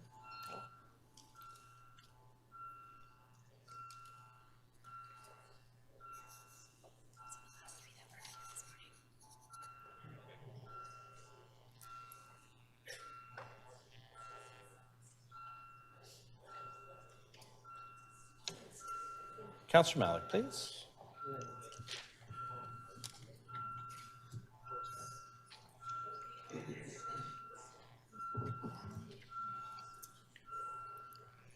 Councillor Birdside, how do you vote, please?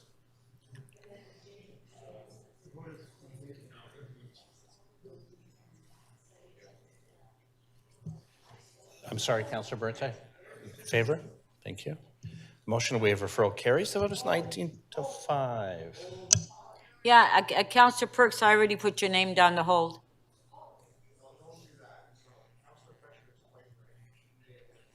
Okay, Counselor Fletcher, then you want to hold it?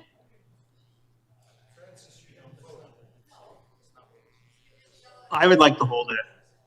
This is Counselor Myers.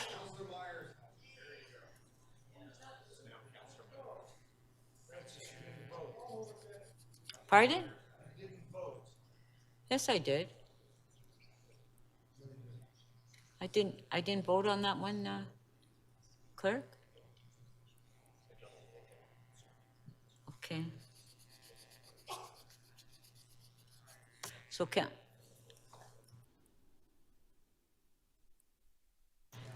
you check just?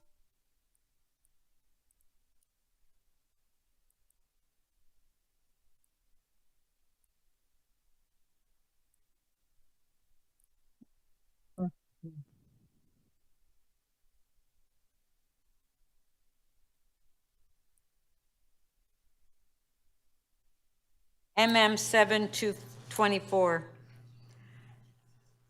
Notice if this motion has been given, this motion is subject to referral to the Infrastructure Environment Committee. A 2/3 vote is required to waive referral. All in favor of waiving referral? Carried. On the item, all in favor? Carried. MM 725. Notice if this motion has been given, this motion is subject to referral to the Infrastructure and Environment Committee. 2/3 vote is required to waive referral. This motion was requested with the revised title on June 12th.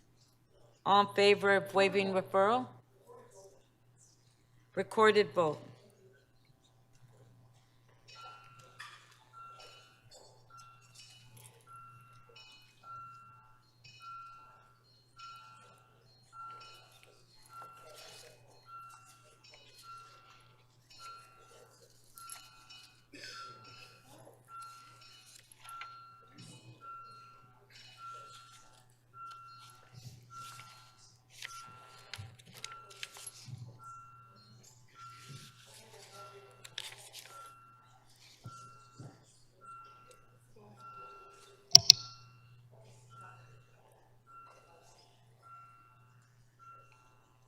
Councillor Sachs, please.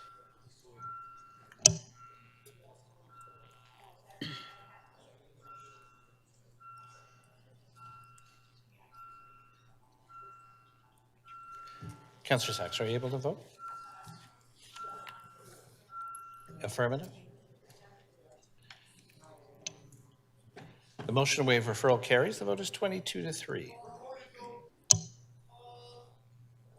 Councillor Fletcher, you like to hold? Okay. Councillor Fletcher is holding the item.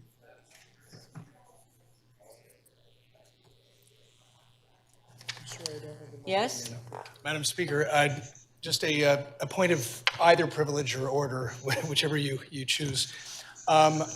I recognize that Councillor Fletcher would have liked to hold the Cafe ATO motion, given that she authored it. So I'm very happy to allow Councillor Fletcher to have the hold. 16.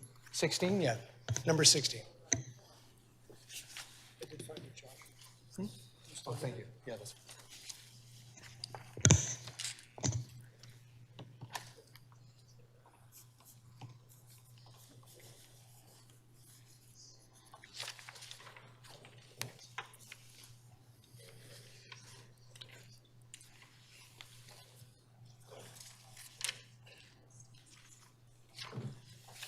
MM 7.26. Notice if this motion has been given, this motion is subject to referral to the Executive Committee. A 2/3 vote is required to waive referral. All in favor of waiving referral? Carried on the item. All in favor? Carried.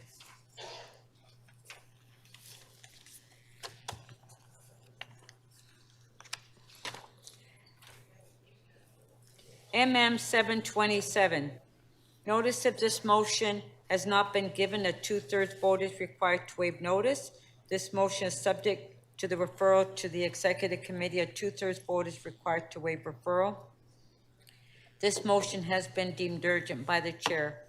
All in favor of waiving notice? Carried. All in favor of waiving referral? Carried. Councillor Fletcher, you'd like to hold?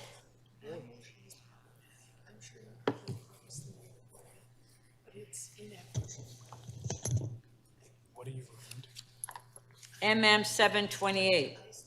Notice of this motion has not been given. A two-thirds vote is required to waive notice. This motion is subject to referral to the Executive Committee. A two-thirds vote is required to waive referral. This motion has been deemed urgent by the Chair. All in favor of waiving notice? Carried. All in favor of waiving referral? Carried. On the item, all in favor? Carried. MM 729. Notice if this motion has not been given, a two-thirds vote is required to waive notice. This motion is subject to referral to the Toronto and East York Community Council. A two-thirds vote is required to waive referral. This motion has been deemed urgent by the Chair. All in favor of waiving notice? Carried. No, it's not on. All in favor of waiving referral? Carried. On the item, all in favor? Carried.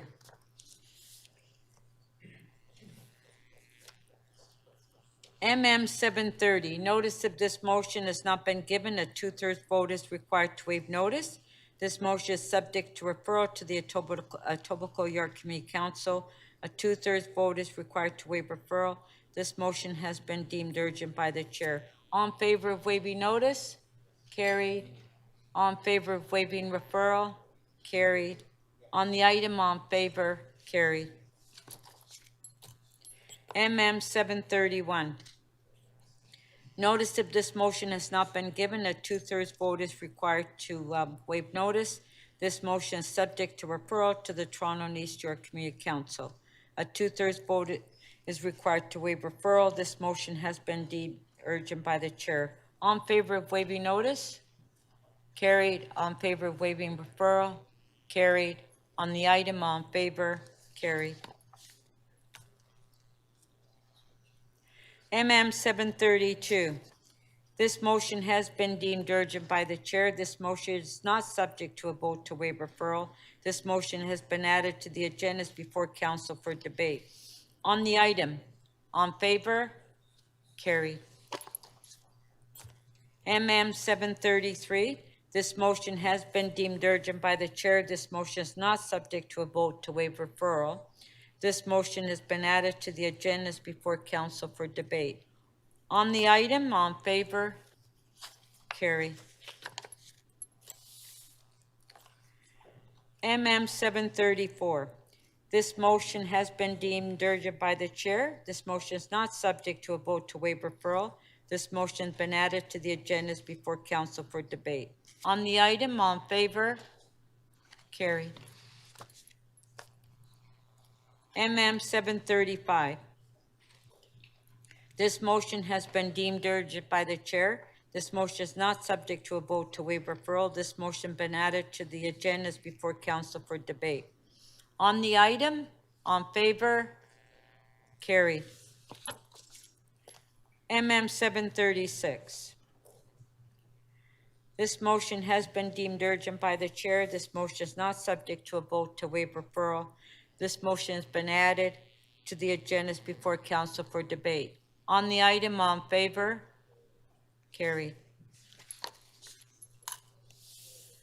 Councillor Crawford and Councillor Bradford, can you please go to your seats?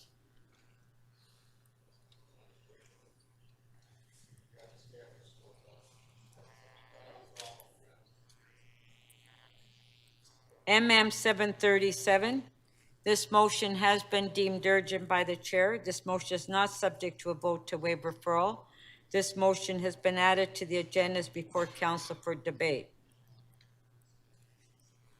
On the item, all in favor? Carried.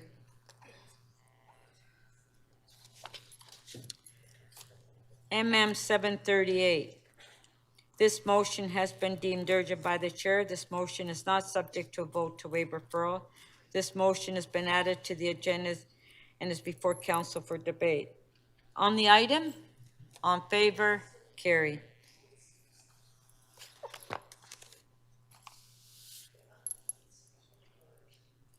MM 739, this motion has been deemed urgent by the chair. This motion is not subject to a vote to waive referral. This motion has been added to the agenda before council for debate. On the item, on favor, carried.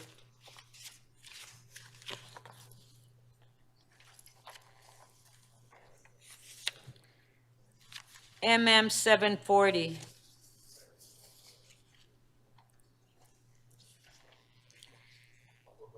This motion has been deemed urgent by the chair. This motion is not subject to a vote to waive referral. This motion has been added to the agenda before council for debate. On the item, on favor, carried. MM 741. This motion has been deemed urgent by the chair. This motion is not subject to a vote to waive referral. This motion has been added to the agenda before council for debate. On the item, on favor, carried. MM 742. This motion has been deemed urgent by the chair. This motion is not subject to a vote to waive referral. This motion has been added to the agenda before council for debate. Okay, Councillor Carroll's holding. Thank you. On item 742, Councillor Carroll, Councillor Fletcher, Councillor Carroll's holding. Yeah. Okay.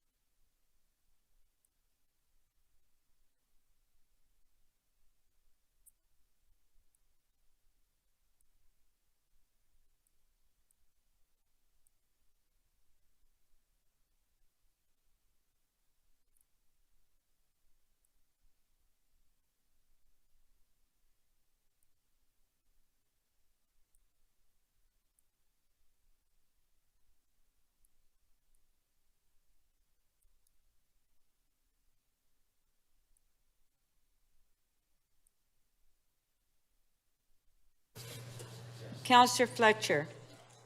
Councillor Fletcher? Yes, on MM 735, I understand that you want to reopen it because there's an amendment.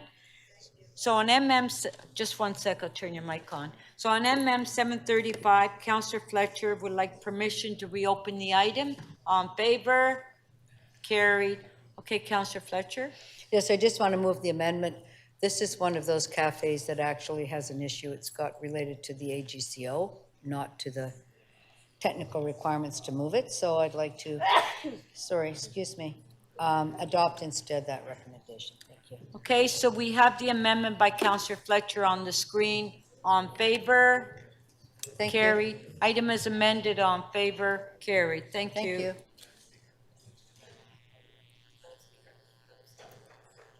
you. Okay.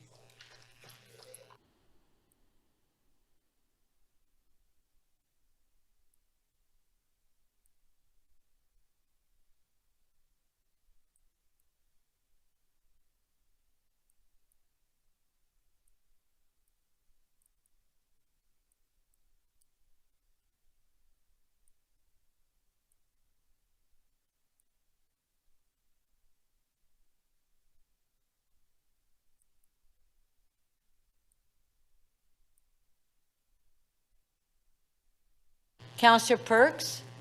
Yes.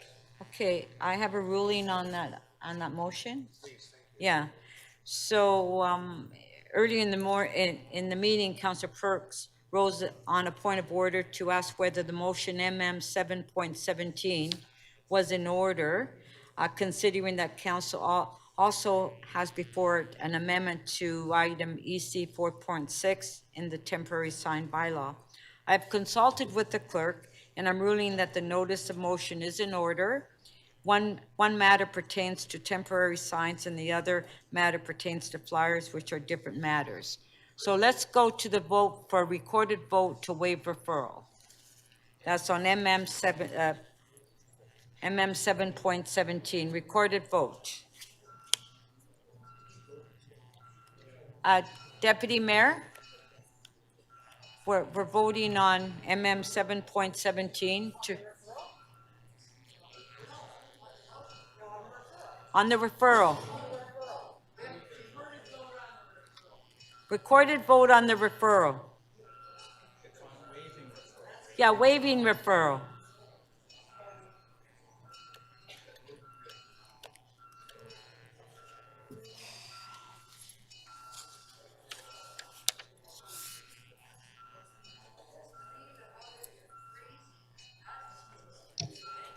Councillor Cheng, please. Councillor Cole, please. Councillor Burnside. Councillor Matlow, can you please stay in your seat when we're voting? Councillor Matlow? Councillor Crisanti, please.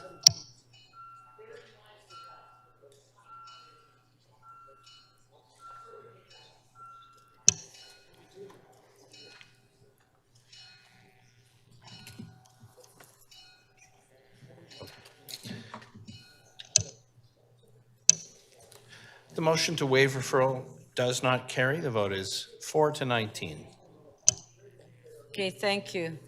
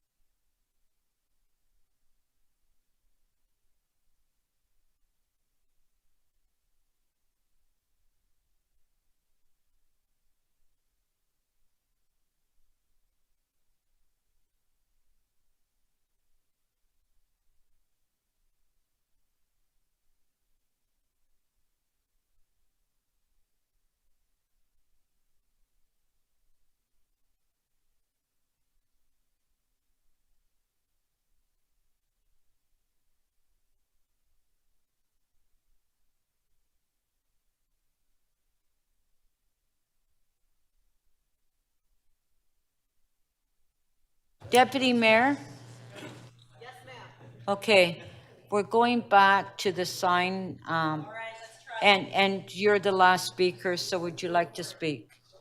Okay, thank you, Madam Speaker. I would like to thank everybody that worked hard to find some consensus motions. I have a motion, I'll put my motion up. This is a rework of the motion by Councillor Sachs, which she has withdrawn. Yes? Well, the part about the content. Okay, she withdrew the part about the content, so her motion is now just the, okay, so are we putting mine up? Okay, City Council requests the Executive Director, MLS, to report to ECDEV on the prohibiting of the signs that display images and whether the owner or occupant of a property should be authorized to erect advocacy signs in common areas. So this takes the second motion of Councillor Sachs, which was controversial, and refers it into this bigger process. Councillor Sachs's first motion on the date still stands, though, so we will be voting on that. Councillor Holyday has also changed his motion to something that people are happy about with the location of the signs. I am not in support of Councillor Cheng's motion to refer because we've worked out a compromise instead. And then the one choice before you all remains. Councillor Holyday's number 2A does not put a limit on the number of signs, so that will be before us to vote, or Councillor Carroll's, which says 3. So I will summarize where I am at. I am at a no to Councillor Cheng's because we have worked it out on the floor. My motion replaced the one that was controversial with Councillor Sachs. Councillor Holyday's motion on locations has been revised to a consensus of many, and then that leaves you with the big decision of you before you of 3 signs or no limit. So we can now proceed to vote.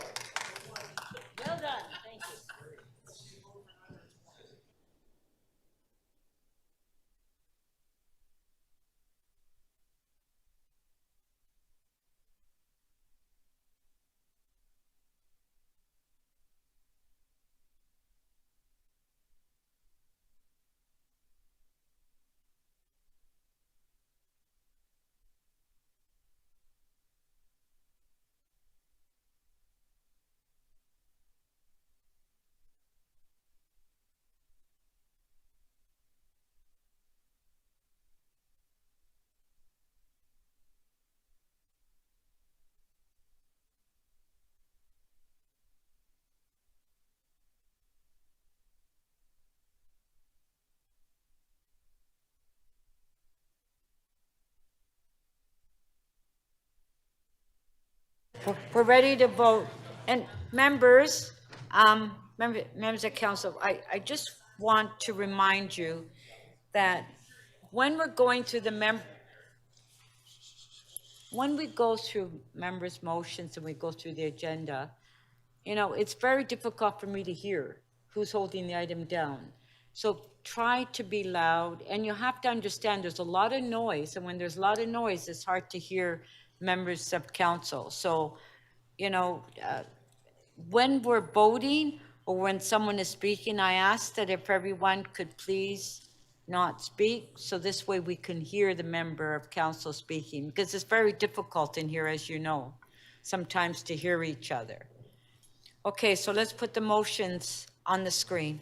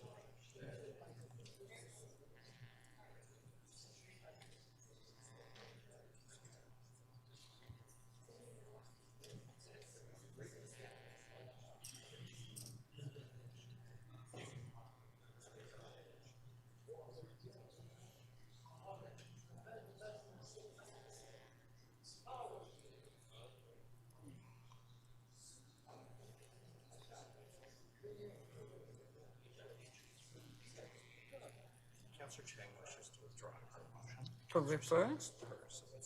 For referral? Yes. It's my understanding that Councillor Chang wants to withdraw her motion on the referral.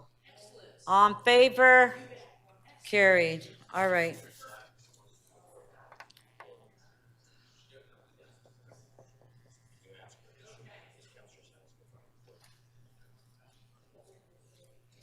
Is Councillor Sachs, are you withdrawing your motion for? 4B. You're Yeah, 4B, withdrawing thank you. 4B? Yes, thank you. Okay, thank you. On favor? Carried. Okay.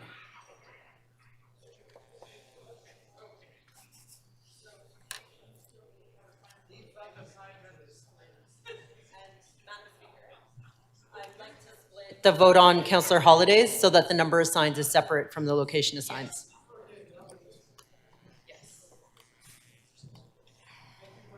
So the deputy mayor is asked to have a split on Councillor Holiday's motion.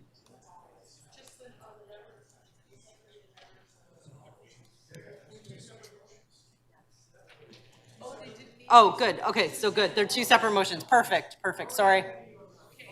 Okay, Yeah. so we have 2A on the screen.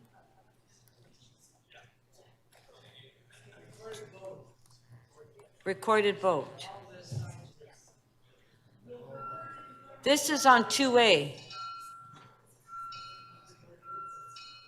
now what's this? Jennifer, is this the magic motion? Or the magic mushroom? Which one? This is the fix. This is the revised. This is the fix. It's Councillor Hogan. Yeah, but it's revised. Am I voting yes?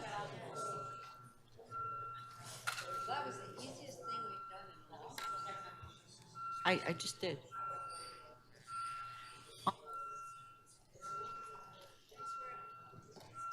Good job, everybody. We're gonna make an advocacy sign for you and Stephen Holiday. Together. You'd be walking around town. Councillor Chang, your vote, please. And Councillor Perruzza, please, your vote. Councillor Perruzza?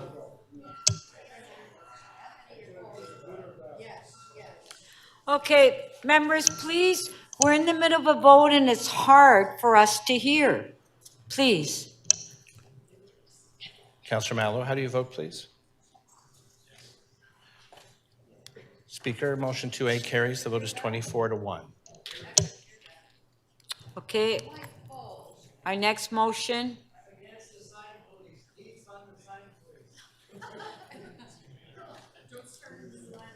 Motion 3, on favor? Recorded vote.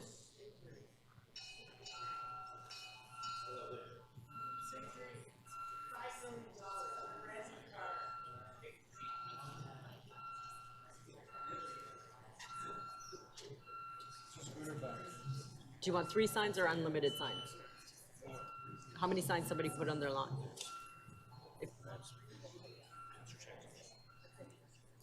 Councillor Chang, we're in the middle of a vote. Can you please not speak on your phone? Can you hear her? I bet you couldn't hear anything. She's talking on her phone. Councillor Myers, are you able to vote, please?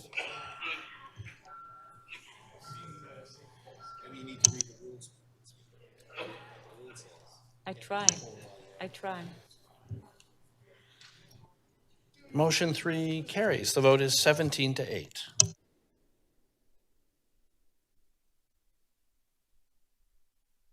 Jen?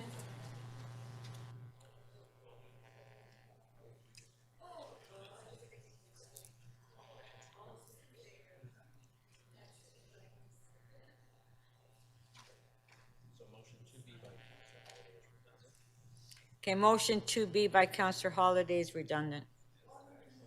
Because I said so.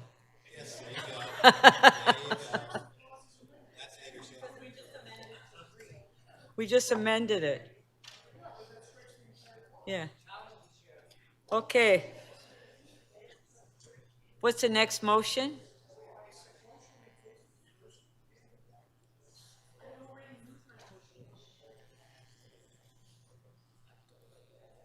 Is that it?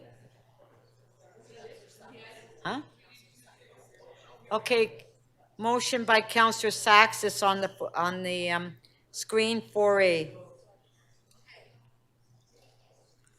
On favor? Recorded vote.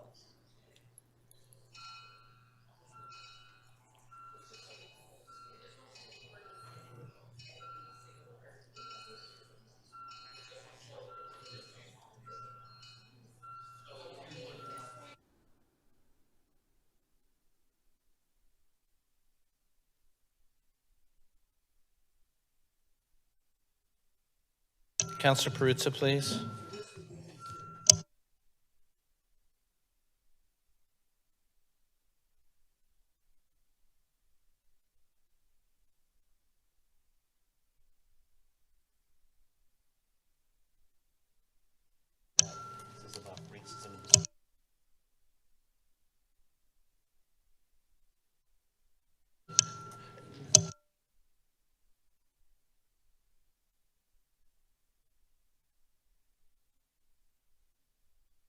Councillor Bravo, are you voting?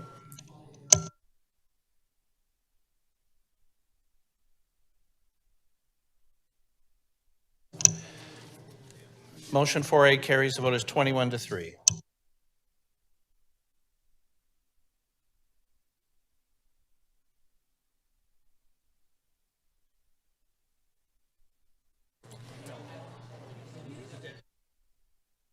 Okay, motion 7 by the Deputy Mayor.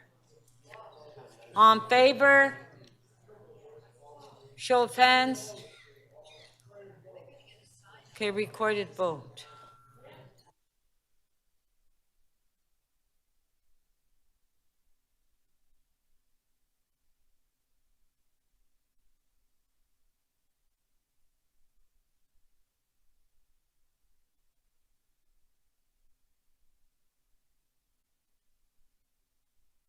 Do we need a break in here? Because it seems like we can't get through these votes. Yeah.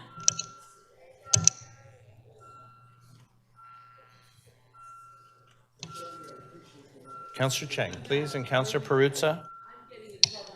Councillor Crisanti, please.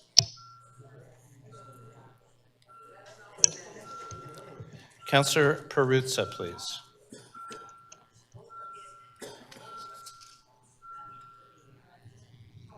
Motion 7 carries. The vote is 24-1.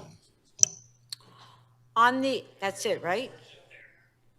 Item is amended. On favor? Carried.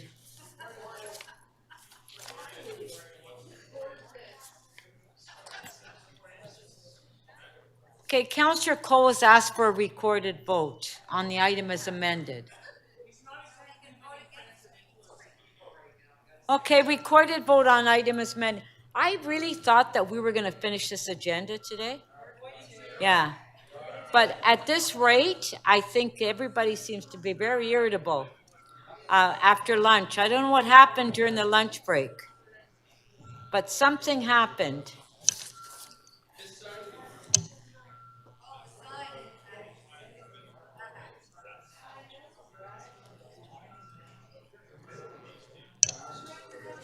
Councillor Bradford, please.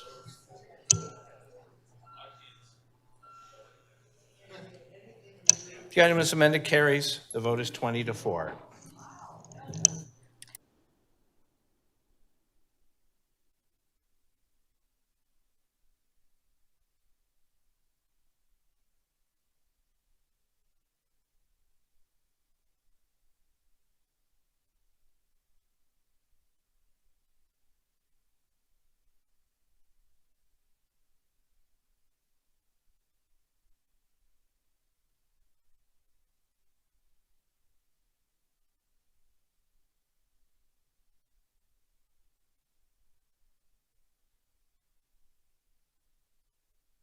Councillor Sachs, you had two items that were timed immediately after members' motion, CC 7.10 and CC 7.14. You ready to release it?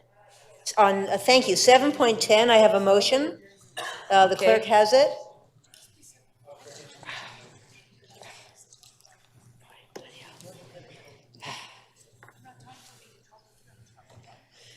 This is going to be, after the CN Tower, the tallest building in Toronto.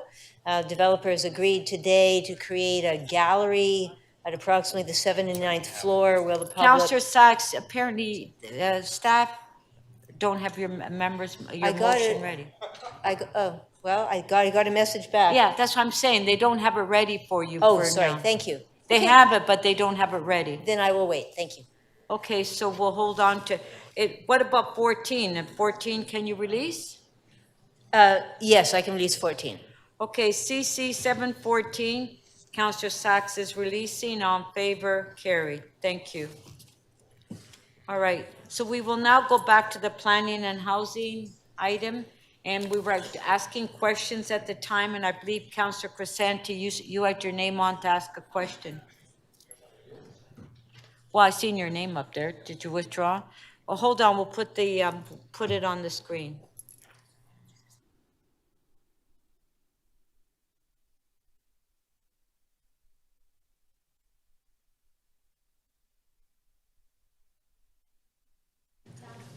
Councillor Crescenti, questions?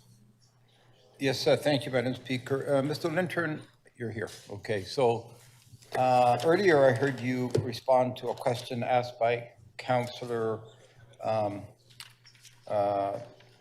which councillor was it? I can't remember who asked it. But anyway, with respect to how many successful MCRs of all the applications that you get actually get looked at positively, that succeed? Yes. Just want to repeat that. Through the What was that speaker. answer? We've been through 2 cycles of MCRs. Yeah. This is the current one that dates back to 2013 and the current cycle. Right. Are you referring to both, or just the Yeah, previous? generally, how cycle? many? You offer. Roughly speaking, about 1% That end was up it, being okay. favorable either from a staff recommendation point of view or a council decision point of view. Okay, so yeah, that's what I recall. I wrote down 1%, so I just wanted to confirm that. So out of all the applications on both cycles, I believe there's about 150 now. Previously, there were similar numbers? Currently, 150, yes, that we're processing now. And previously? Previously? 140. About 140. Oh, much less, okay. Now, in terms of the process for an MCR, so if someone is interested to submit a request for a conversion through the MCR program. What does that process look like? Is there a specific application they have to follow? Or is it as simple as maybe submitting a letter of interest? Currently, the process that we've gone through over the last year and a half is we set up a window, if you will, a process window, and they filed an application. We charged them $20,000 for the application to cover the staff costs of review, compatibility studies, and other studies that we would need to come to an opinion about the merit of their requests so that we could give council advice on those various requests. Right, but what do they have to submit with the $20,000 fee? Is this a letter of interest, or is it a complete application, site plan, everything? It's through the speaker, it's an application form and a planning rationale. Okay. And a compatibility review. So they submit their own information on the compatibility of what they're proposing. Right. So is it fair to say that it's quite an expensive process? Someone who submits for a municipal conversion will not only have to pay a fee, but internally they're paying consultants and planners, and so it's quite expensive for them to submit that request for conversion. Through the speaker, comparatively with our application fees, it is really not that much money.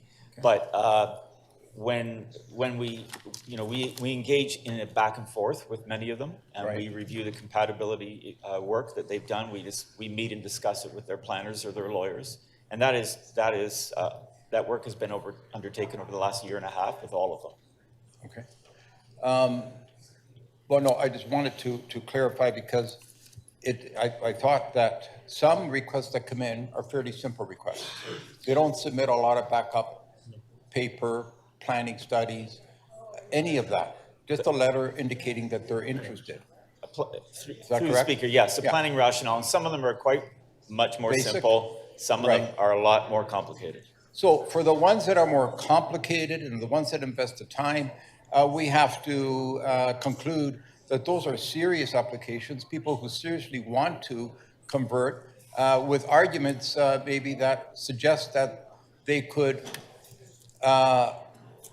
convert to a mixed use that would provide amenities, housing, and probably a lot more jobs than they're currently on a site right now. Through the speaker, I mean, I'm sure many of them are very serious. Right. It remains, though, that it's a $20,000 fee. Many of them do not include many supporting studies. It's just a planning rationale. So I would have to be a lot more specific about some of them being much more complicated. They may have had more extensive discussions with staff. Others, not so much. Okay, just one other question. Out of all the employment lands that are out there now, do you have a statistic that would identify which ones nurture more employment opportunities than others, and the ones that are just not producing employment, either not at all or at very small numbers? Yes, through the speaker, we do an annual employment survey. Right. We have for, I think, 50 years or so, 40 years. And many, they're not all created equal. It's 12% of our or 13% of our land base. Okay. But we have a very good handle on the types of industries, the types of employment uses that are arrayed across all of those employment districts. Fact remains, it's 400,000 jobs. It ebbs and flows over time. Right now, as economic development indicated, a 1% vacancy rate. It's a strategic resource that's vitally important for the future of the city. Oh, no, that's it. That's it. You're way over time. Thank you. No, you're way over time here. Councillor Cole, questions? Yeah, thank you. Yeah, to Mr. Lintern, I guess the good news is that our employment lands are almost at full employment, aren't they? Like the 1% vacancy rate or something? Through the speaker, 1% vacancy rate. So whether I think we can intensify on the employment lands, I wouldn't characterize it as full employment because there's more room to grow. There's more room to grow the actual employment that takes place, but the occupancy of the buildings is very tight right now. Yeah, so therefore, I guess the thing is the marketplace is responding to say we need more or we need to retain what we have, right? We need more or we have to go further afield to find it. Okay. Just on a related matter, in terms of this item here, this PH 48, right? I think there's a comment that basically these changes made by the province, in essence, treat Toronto like they treat the rest of the province in terms of planning for a variety of different scenarios. Yes, through the speaker, we've made comment in the report that in deleting the growth plan, which is our regional growth plan for the Greater Golden Horseshoe, the provincial planning statement treats the province more like the same set of circumstances. And we know that in Toronto, we have significantly different housing challenges, we have different environmental challenges, we have different infrastructure challenges, and that the policies of the growth plan that they are deleting were aimed at coordinating the growth in the infrastructure. And we feel they've gone backwards with the planning approach that they're taking with their proposed statement. Okay, and then the other thing is the major transit study areas, MTSAs. We put in a series of reports on what we thought would be appropriate at our major transit hubs. Have we got a response back from the province, from them yet? No, through the speaker, we have, I believe, 140 MTSAs with the Ministry of Municipal Affairs, and we have not heard back from them yet.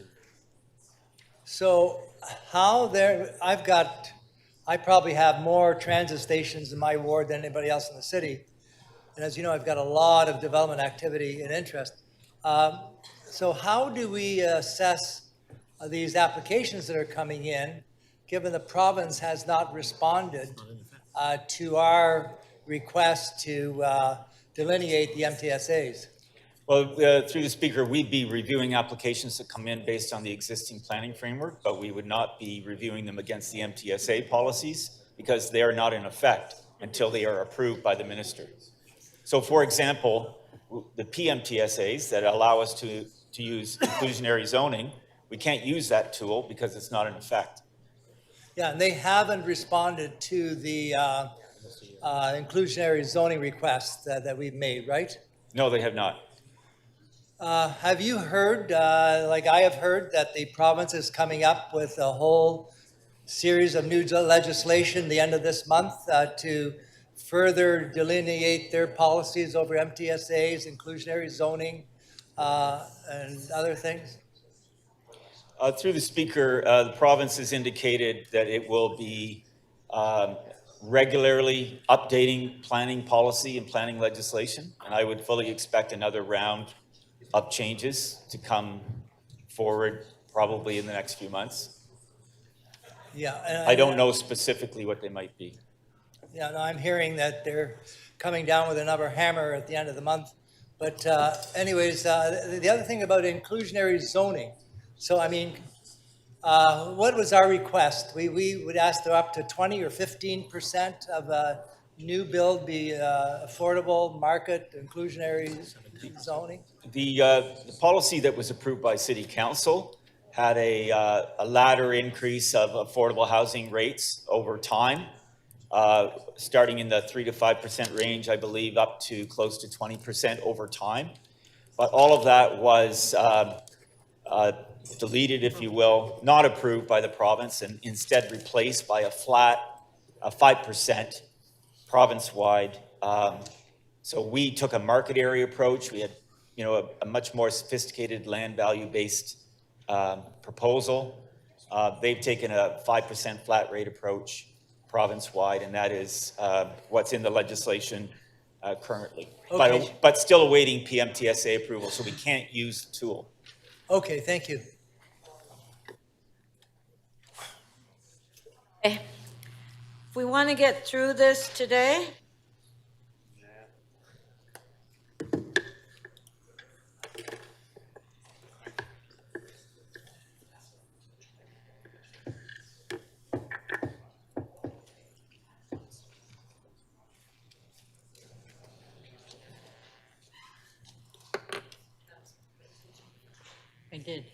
I did. Councillor Fletcher to ask questions.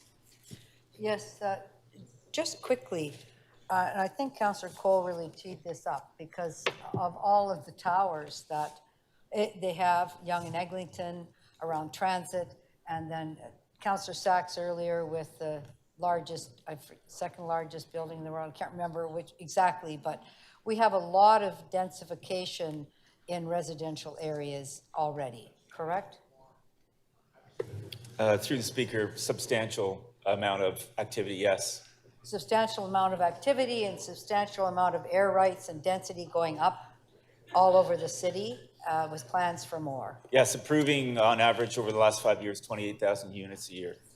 And so when we're looking at these conversions, and yes, I think the question was asked, anybody can ask to make a conversion, but your advice to us in this report and otherwise is there's a lot of space already for residential that we should be very careful with the existing areas that are only for employment. Yes, that's it exactly. We have enough land that's already designated for residential purposes to meet our land needs for population growth over the next 30 years. We do not need to convert land to achieve those goals.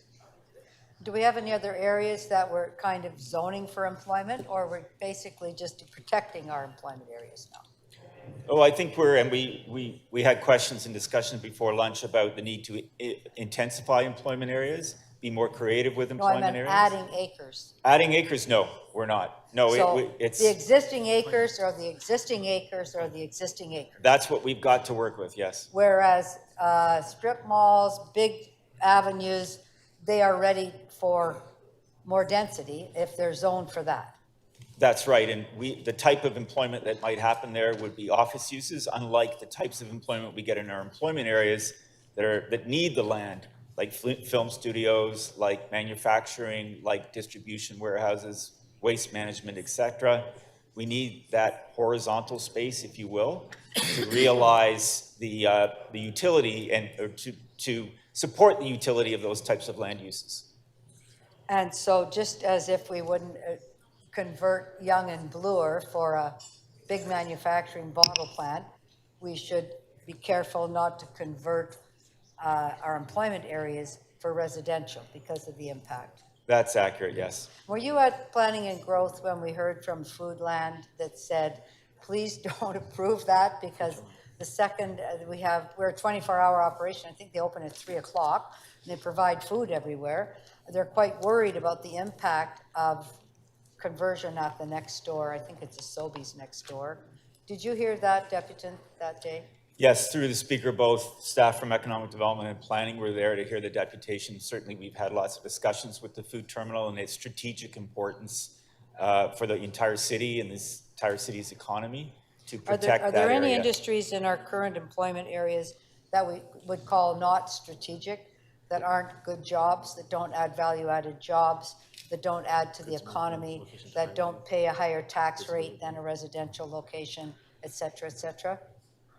The features of these areas include proximity to highways, that they are contiguous, that maybe they have rail access, maybe they have port access.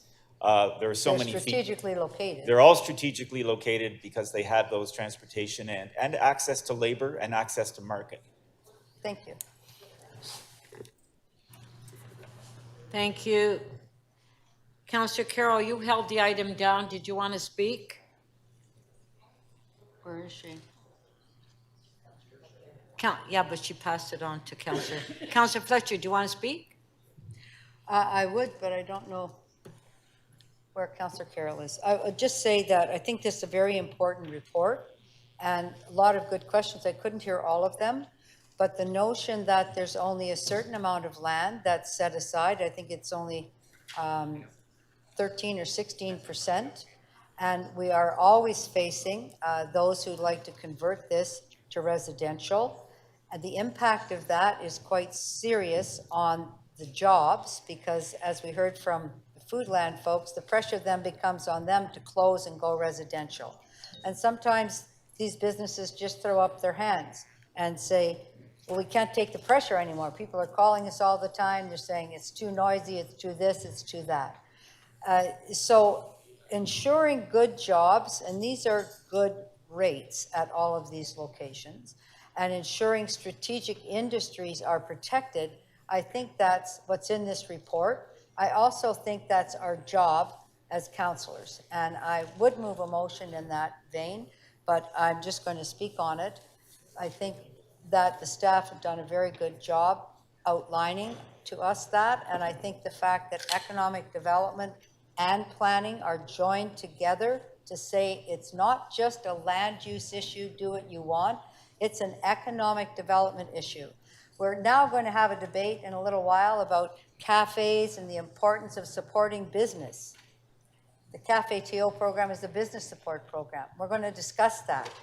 We need to think about this in the same way. This is supporting business. It's supporting a thriving economy in the city of Toronto. And I do believe that's one of our main jobs here, is to be able to think, not because somebody comes and asks me, oh, I really want to convert that, can you help me? It'll be great to have residential. And then some of the neighbors say, oh, that sounds great. We have a bigger job here in the city around planning, around thinking about the requirements and the needs of a big city, including where people are going to work, not just where they're going to live. We spend more time in this council chambers talking about where people are going to live. We spend more time talking about development applications, planning studies, garden suites, all of these things which are great for where people can live. We have to spend the same amount of time educating ourselves, listening to this, about where people are going to work, because that's something that everybody does, and they're not all going to work at home. And we know that from the pandemic, that many people were able to work from home. Most of the staff at the city were able to work from home, except Mr. Tanner, I'm looking at you, for all those people that had to work day to day to day to keep people safe in the shelter system. But there were many people, and we know they were on the TTC. It's why we couldn't shut it down. They were frontline workers. They were going to their jobs to make things, create things, move things, and they were going to those same areas that are so important that we can't start letting the edges fray. So I look forward to a debate next month, because we're going to have a lot of pressure next month to convert a lot of spaces. And I think many councillors will have been lobbied very hard. We need to think collectively about what's best for the city, what's best for the future, what jobs we need in the city, and what makes a strong economy for the city of Toronto. So this is a very important report to have prior to those discussions that we're going to have next month. Thank you. Thank you.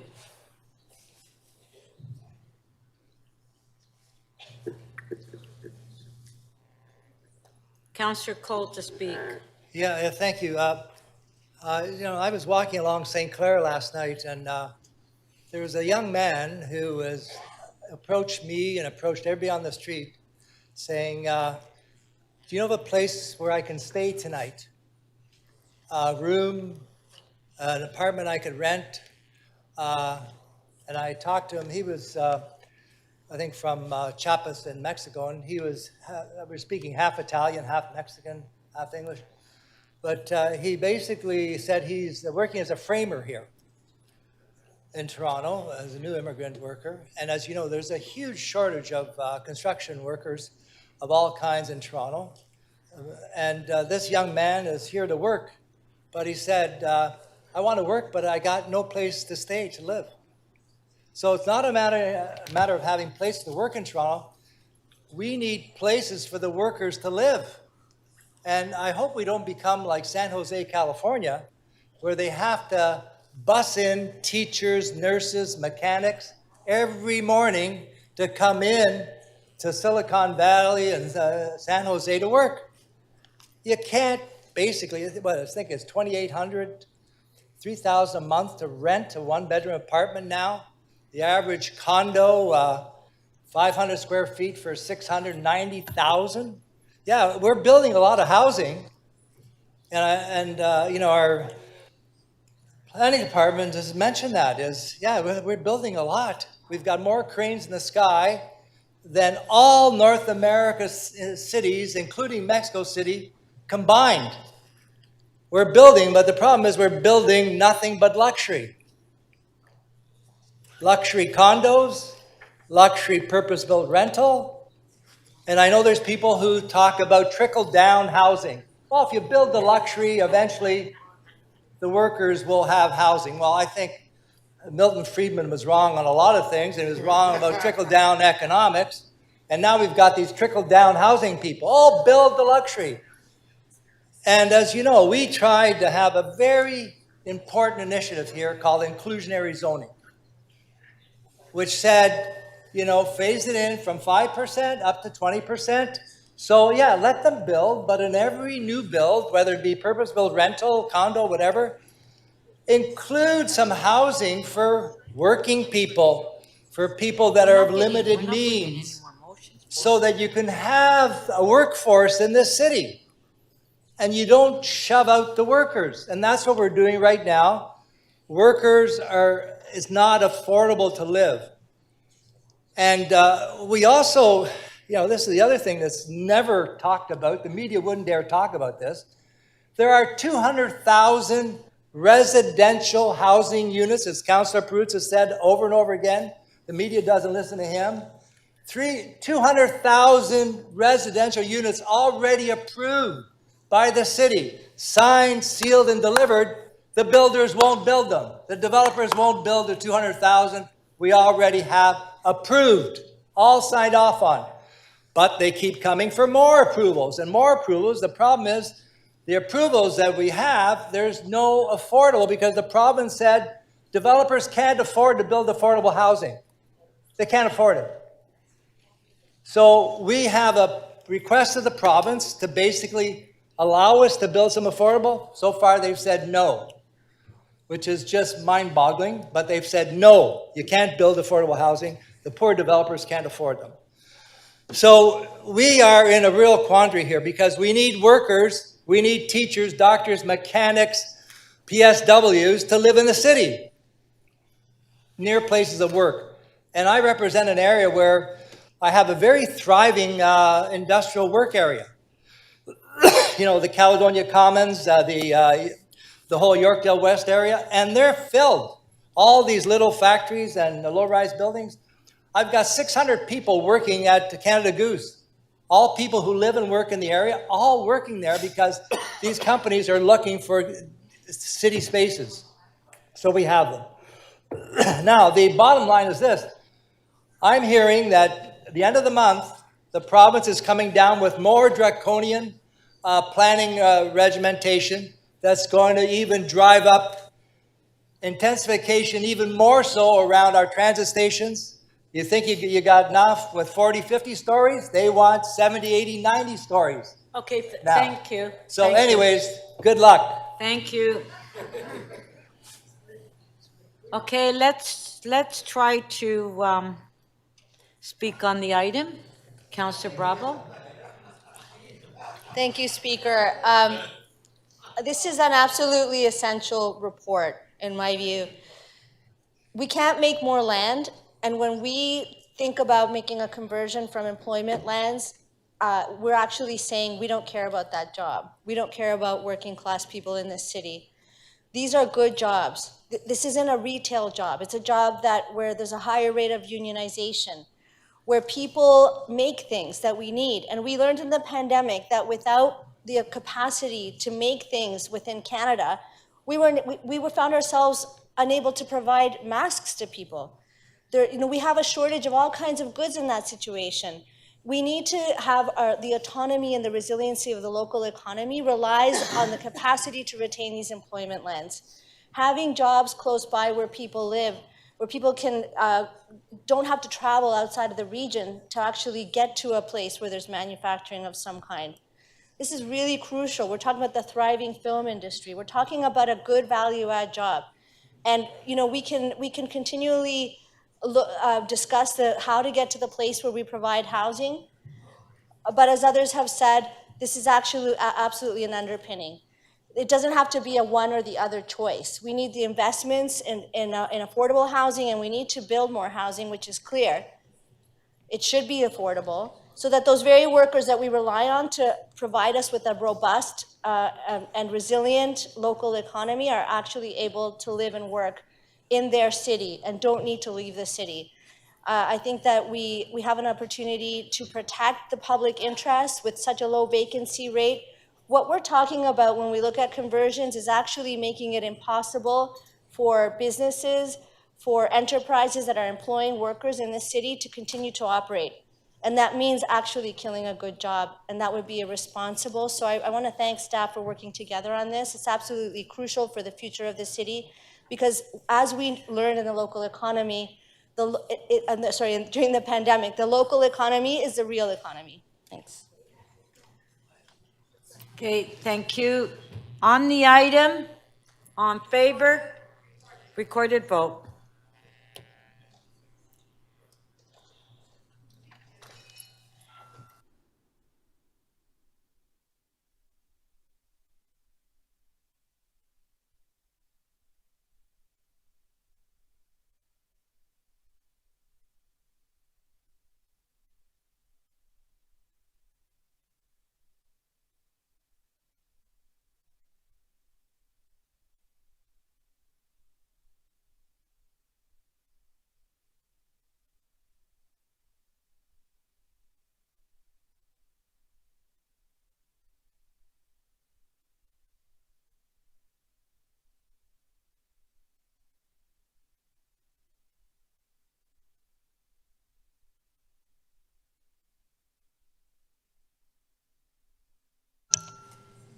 Councillor Myers, thank you.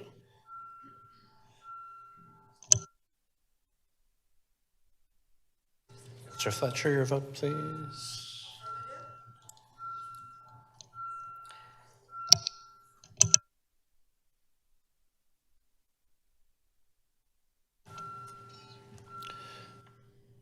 Councillor Thompson, please. Thank you.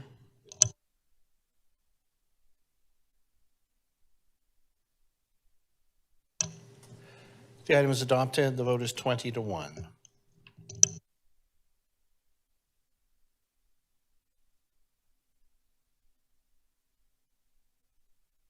Councillor Sachs, we do have your motion now on CC 7.10. If you want to move that. Yes, I want to move a motion. It's a confidential amendment to the settlement agreement that's been negotiated by the city solicitor for the development at 1 Bloor West. Okay. The second tallest, yeah. Well, the CN Tower. Okay. Totally. Councillor Cole, please, we're in the middle of a vote. Yes.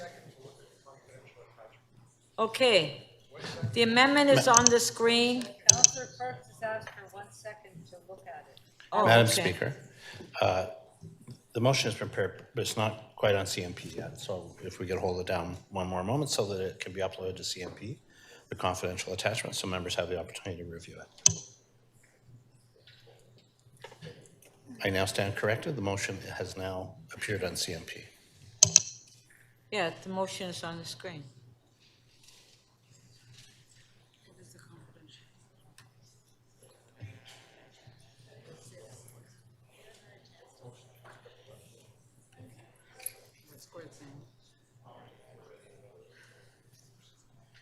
Are we ready to vote? No. Councillor Sachs, are we ready to vote? No, we're not. Oh. Councillor Perks, are you okay? I'm trying to understand this complex movement. No, sorry, I'm just opening it up. It looks good, but there's a glitch. But that I can't say.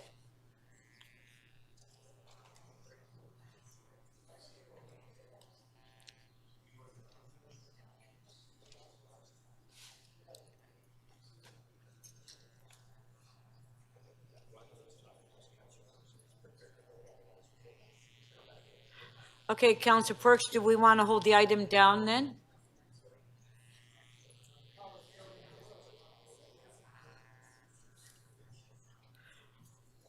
Okay, Councillor Sachs, we'll have to hold the item down. Okay? Yeah. Councillor Fletcher, the next item is CC 7.7, appointment to the Toronto Hydro Board. Do you have questions to staff?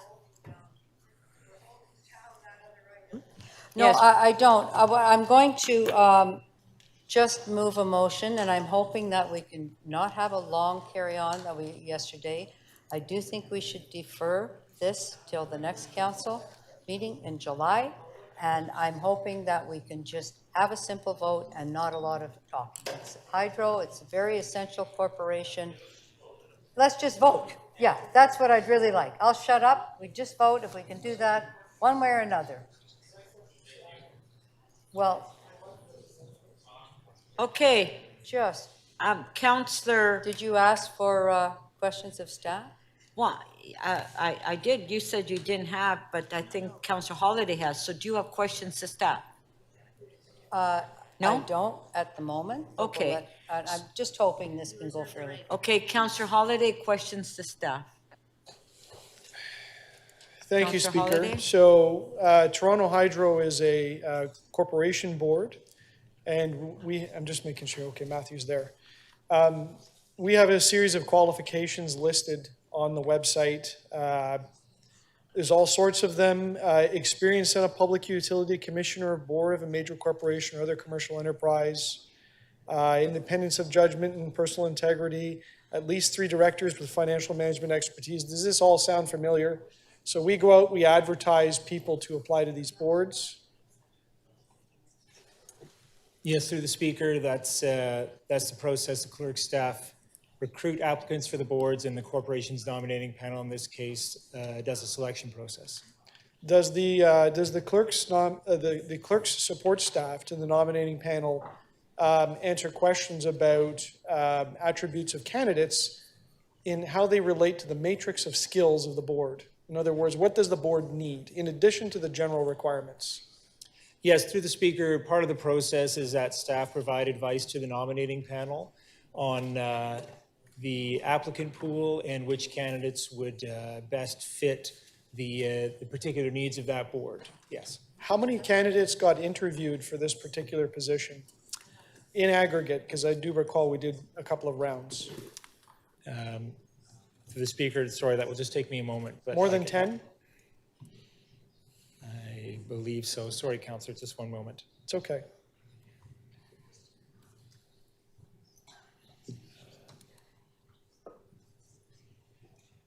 You can hold my time for a sec, Speaker. Sorry, there were, through the Speaker, there were 6 candidates initially interviewed in March. And then, as you may recall, a member was appointed by council, but shortly afterwards had to withdraw from the position. And then your panel interviewed 4 additional candidates in June. So there were 10 in total. And there is a vacancy on the Toronto Hydro Board right now? There's 1 of 8 positions is vacant right now, yes. And has Toronto Hydro, or is there any urgency to filling this spot?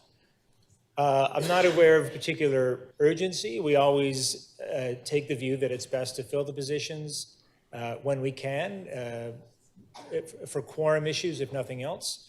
But I'm not aware of a particular urgency, I would say. From a skills matrix standpoint, is there an importance in filling the right candidate on an expedited basis? In terms of gaps of skills? Sure. Through the Speaker, I think we take the view that it's always important to find a candidate who can support the mandate of the board. Okay, and then otherwise, just an overview for the process, for any councillor that hasn't been involved. Extensive interviews occur, questions are asked of the candidates, and a panel of councillors evaluates them against these qualifications and what we understand to be the requirements of the job. And we bring a recommendation before council, and did we do that once before, and now we're back for a second recommendation in a short period of time? Yeah, that's correct, Councillor, yes. So work has been done to bring a candidate forward that meets the requirements.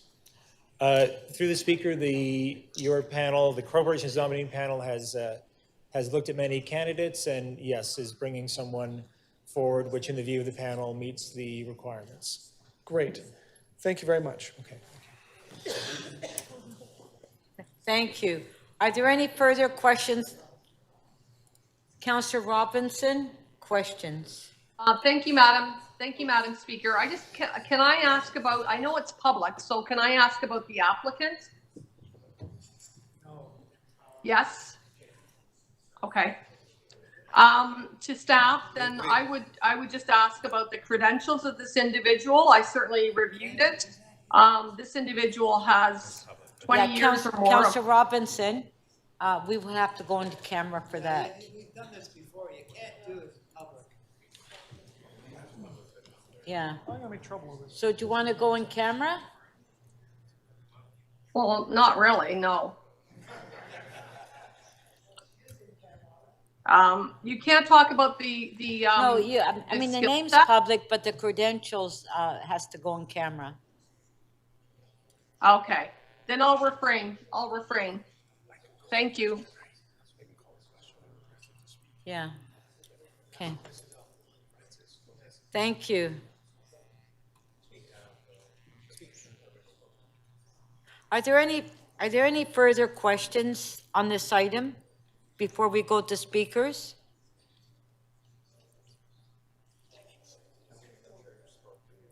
Sorry, Madam Chair, it's Councillor Ainsley. Councillor Burnside? Ainsley. Oh, We look similar, but No, because I see Burnside on the screen. Okay, Councillor Ainsley. thank you, Madam Chair. Madam Speaker, through to staff, for the Hydro Board, do we have any guidelines around equity or equality on the board, like 50% men, 50% women? Do we have any guidelines around that? Through the speaker, there are no guidelines particular to the Hydro Board. Council in the past did direct that appointees to corporate boards achieved that council have gender equity on corporate boards, but that is for all corporate boards together, not particular to the Hydro Board. Okay, is this not considered a corporate board?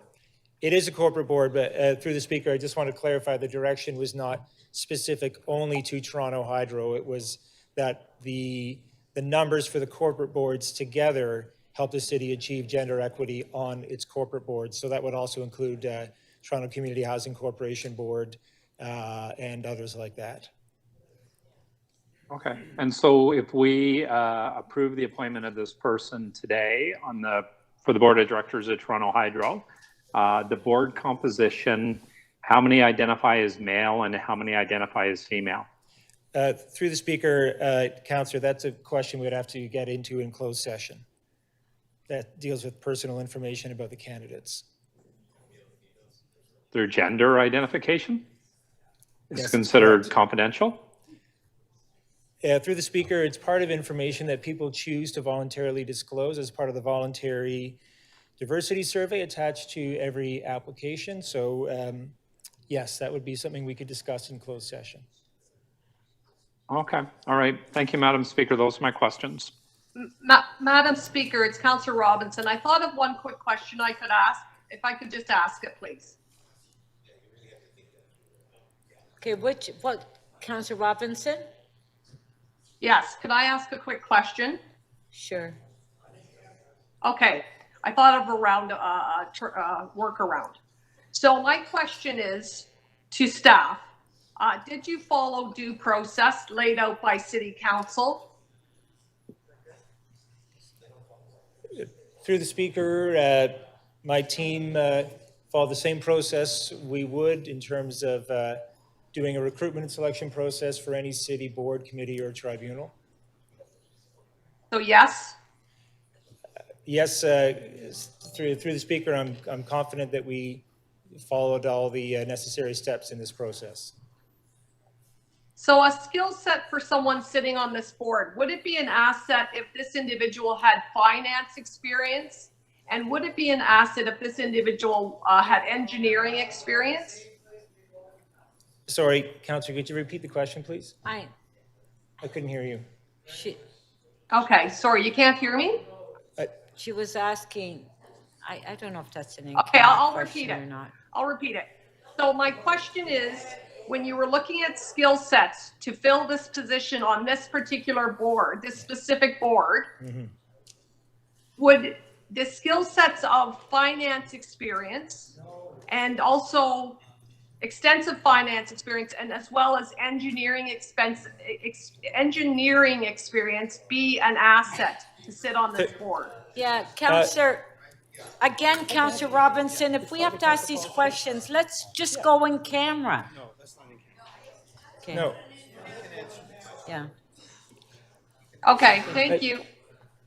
Okay, do you want to answer that question? Yeah, through the speaker, there are council-approved qualifications for this board, as there are for other boards. Those are public, those are on our website. Some of those qualifications do include experience in corporate finance, systems operations, urban energy industries. There's a number of bullet points there on the website which are publicly available. Finance is on that list. Thank you. Okay, Thank you. Thank you. Okay, now we'll go to speakers. Councillor Fletcher has spoken, but she's moved a motion to, we can put the motion on the screen. We have to vote on that first. So if we can put that motion on the screen. Do we have any speakers on the deferral? 2 minutes. Okay, so put your name on the list. Yes, you did. You moved a motion. Yeah. So you spoke. Okay, on the deferral, if you can please put your name on the screen if you want to speak on the deferral. I would like to speak. Okay, how come there's no names here? Councillor Holiday. Councillor Holiday, 2 minutes. I just refreshed it, now it came up. It came up now. Councillor Holiday?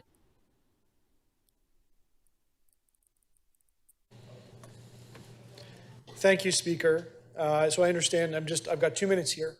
So I'm asking council to question what good could possibly come out of a deferral. We have before us a process, which I am proud to have been a part of.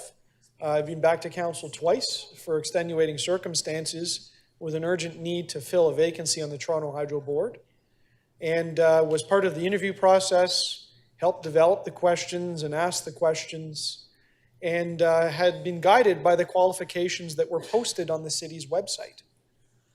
And they were very comprehensive, including, as Councillor Robinson raised, financial acumen. And it's my view that the candidate here helps address the gaps that are shown in the skills matrix of the board at Toronto Hydro. So I put to the council, either you accept the candidate or you don't. And if you don't, I hope you've got rationale as to why you don't. And I hope you've taken a look at the documents and all of the available choices and different interviews that were conducted and resumes that were selected, and that you've got an idea of what else you want. But even if you do have that viewpoint, then deal with it. Instead, this is being punted forward to another council day without any rationale as to why we would do that. And I'll go back to the comments that I made the last time we debated something similar to this in council, is that as a city, we reach out to people and ask them to put their name forward to serve a civic duty and a civic purpose. Yes, some boards have some modest remuneration, but at the end of the day, these are volunteer positions and people do this because they love their city. And so I ask, if we're going to do things like this on the council floor without any explanation or rationale, then how do we expect to attract good people to fill really important positions? And I really regret we're having this conversation. I feel embarrassed as a member of council. I wish somebody would explain what exactly is going on here, because I see a great package before us. I think that we should move forward, and that is an important not only for this city, but for the corporation that this future director will sit on. Please think carefully about what you're doing. Thank you. Councillor Robinson, 2 minutes on the deferral. Thank you, Madam Speaker. I would echo everything that Councillor Holladay just said. I would also say that due process was followed to a T. The skill sets have been met that were required. I'm still kind of gobsmacked what happened, what council did yesterday. And 2 former councillors, one of who's a lobbyist, who is actively lobbying me on a development issue right now, have been put on the Toronto Community Housing Board.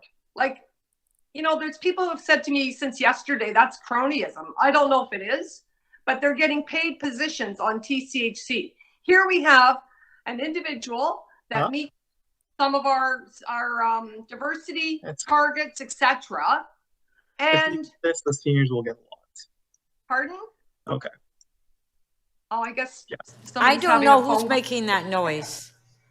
Yeah, somebody having a phone conversation. I know. So, Sorry. you know, like what is going on here? This is absolutely embarrassing. And I want to also say something else. I would like to move a motion, and I can't on this item, but I would like to move a motion for some of my colleagues to have an info session on the work Toronto Hydro is doing on the environment, because it's impressive. Quite frankly, they might be outmaneuvering the city in their efforts to go green. Like, it's phenomenal. I've been blown away by the work that Toronto Hydro has done on the green infrastructure front. And I think maybe a number of you are not informed and need to be informed. So I'm happy to work with Jennifer, the deputy mayor, as well as Councillor Holladay to coordinate that, so you can get up to speed on the phenomenal work Toronto Hydro is doing on the green front, because I know that's part of this. Thank you very much. Thank you. Deputy Mayor McKelvey to speak, 2 minutes. Thank you, Madam Speaker. Just like other items that I've risen to speak about, I don't support deferral. I think we're capable of making a decision. The candidate before us is either the right candidate or it's the wrong candidate, and you should vote accordingly. I think it's the right candidate. I think we have an experienced person stepping forward to serve their city, and I think we need to move forward with this today. Okay, recorded vote on the deferral. If you can ring the bells.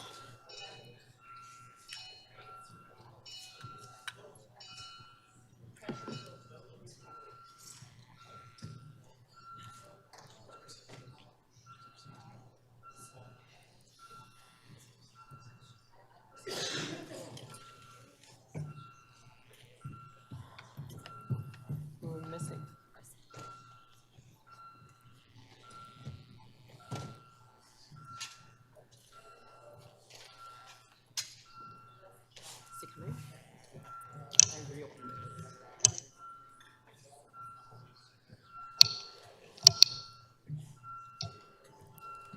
Councillor Crisanti, if we could get your vote when you have a seat, please.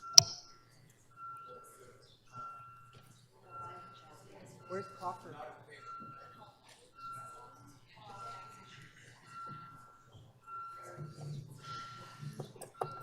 I can't talk. Councillor Mallow, how do you vote, please? In the affirmative, thank you.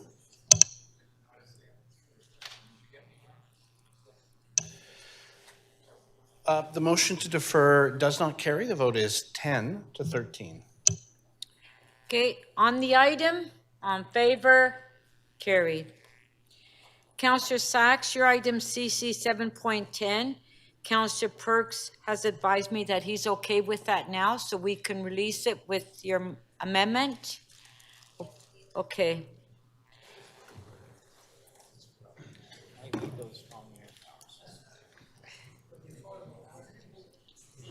Okay, there's the Councillor Sachs amendment. On favor, show of hands, carried. Item is amended. On favor, carried. Thank you.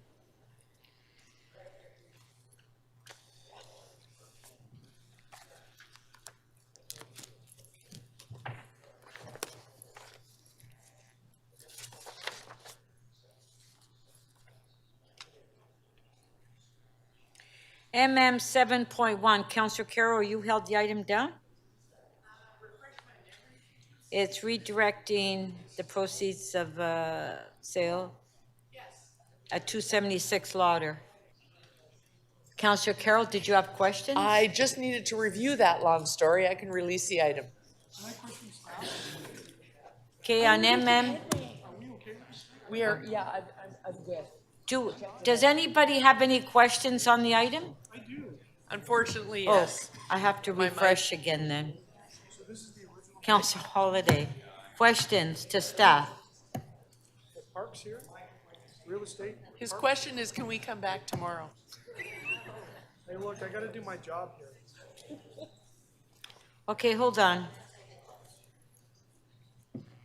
Would this be, Mr. Mendoza will take it. do we have someone from Parks here? I'll keep them straightforward. Do we have staff here? Okay.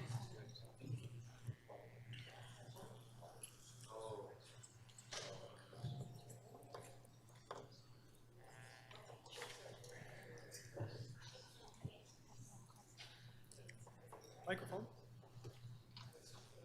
Okay, is staff ready? Yeah?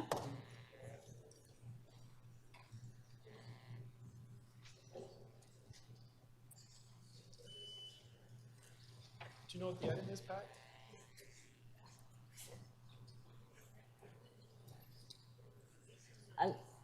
Is it just you answering questions? I can answer questions specific if it's the LARF, but. Yep, it's the LARF. Okay, I count, can answer, no, sorry, I can answer questions specific to the strategic acquisition policy.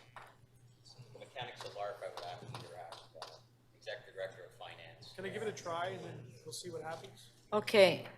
Counselor Holiday, go ahead. Microphone, please, Madam Speaker. Yeah. Thank you, Speaker. I think my question is fairly high level. So this proposal before us in council talks about the sale of a property, and then we got money from the sale of that property. And then typically, if I understand correctly, the proceeds of the sale of a property go into our revenue funds, into general revenue. Is that a typical way that we do business? Thank you for the question, and through you, Madam Speaker. The strategic acquisition policy, which was adopted and amended back in 2021, EX 27.4. In general, proceeds from land sales typically do go to LARF, and the purpose of LARF is actually to fund strategic acquisitions, typically required as part of future acquisitions. LARF also acts, and the second important note on LARF is that we're trying to build capacity for the fund to fund other future acquisitions or strategic acquisitions that typically wouldn't be in the 10-year plan. In the past, there have been instances where LARF has been used to make purchases of parks, but typically, limiting the revenues to specific wards is not generally the intent of using LARF. So that's the second half of the question. I mean, this is now directing it to a very, very specific, the proceeds to a very, very specific purpose. And I guess my question to staff is, are we setting up a precedent at council where the sale of a particular property then is to be used to fund a particular initiative? Is that a problem from a policy perspective? Because I know there's been several sales of properties in the community that I reside and have the privilege of representing. And so it would have been great to keep that money local, but I think that goes citywide, and we've got some pretty strict policies on that. So do we have a problem here from a policy perspective from council? Through you, Madam Speaker, to Councillor Holiday. Again, there have been instances where funds have been earmarked or directed to make acquisitions. In general, it's not the intent of the policy, but again, it's the will of council if they decide where the funding goes with respect to motions or recommendations that come forward with the use of LARF funds. Okay, maybe I appreciate this is a bit outside of your normal expertise, but would you say the circumstances before us here are generally exceptional as opposed to the norm? In this case, yes. In most cases, yeah, it's not typically the norm. Okay, thank you very much. Thank you.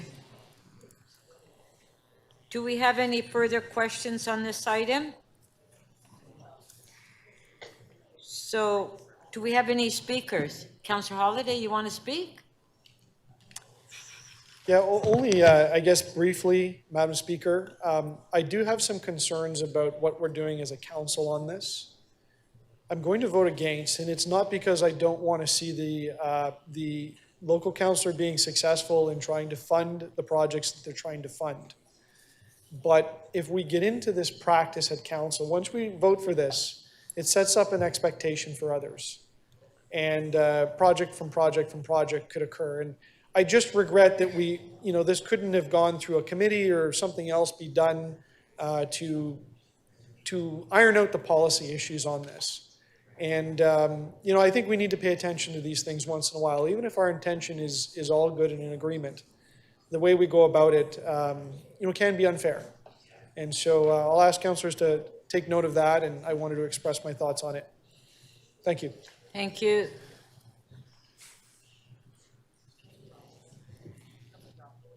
Yeah. Councillor Bravo to speak.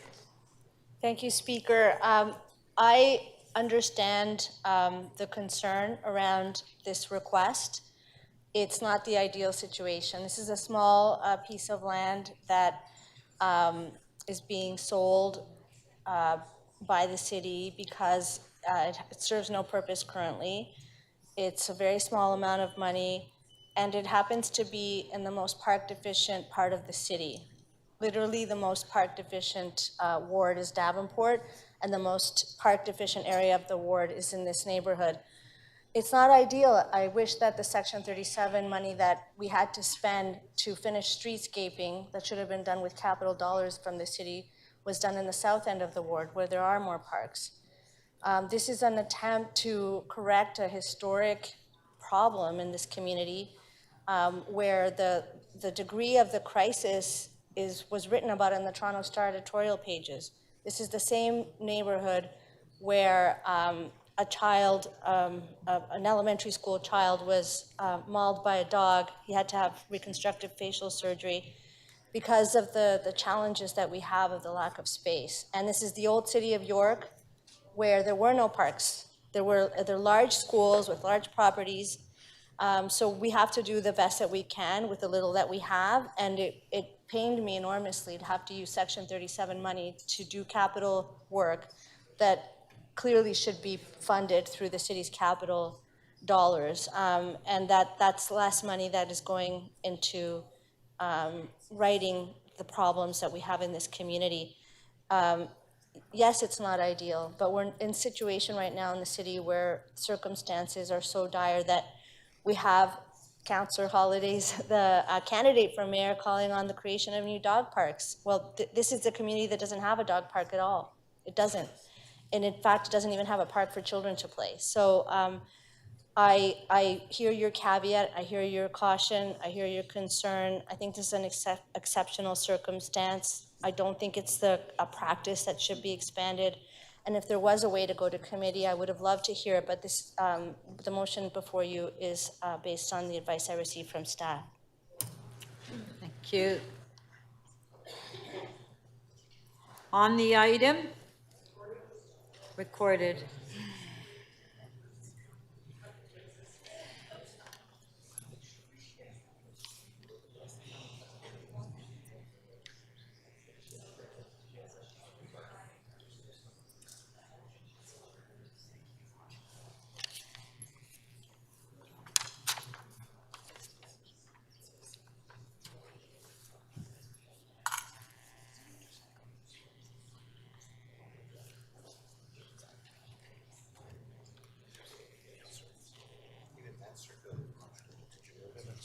Oh, sorry, I had to move the amendment to the, I neglected to move the amendment. I advance circulated the motion.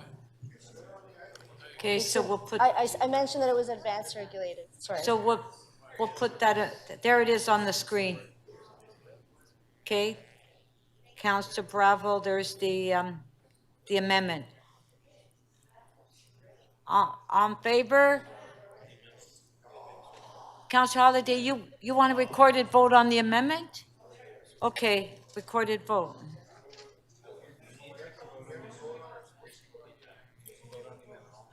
Yeah. On favor of the amendment? Oh, you want recorded on the amendment as well? He wants a recorded vote on the amendment. Yeah, okay, we're gonna do it. Recorded vote. Recorded vote.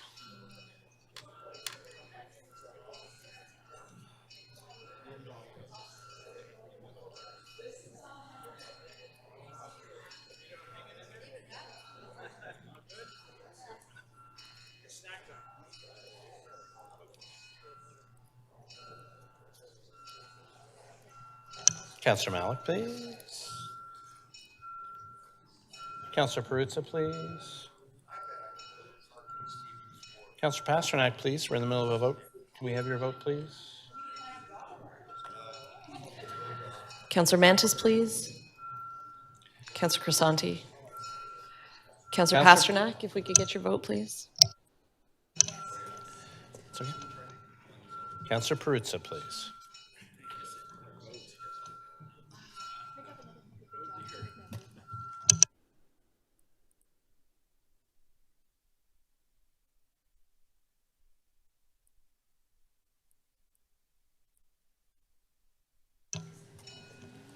Councillor Pasternak, how do you vote, please?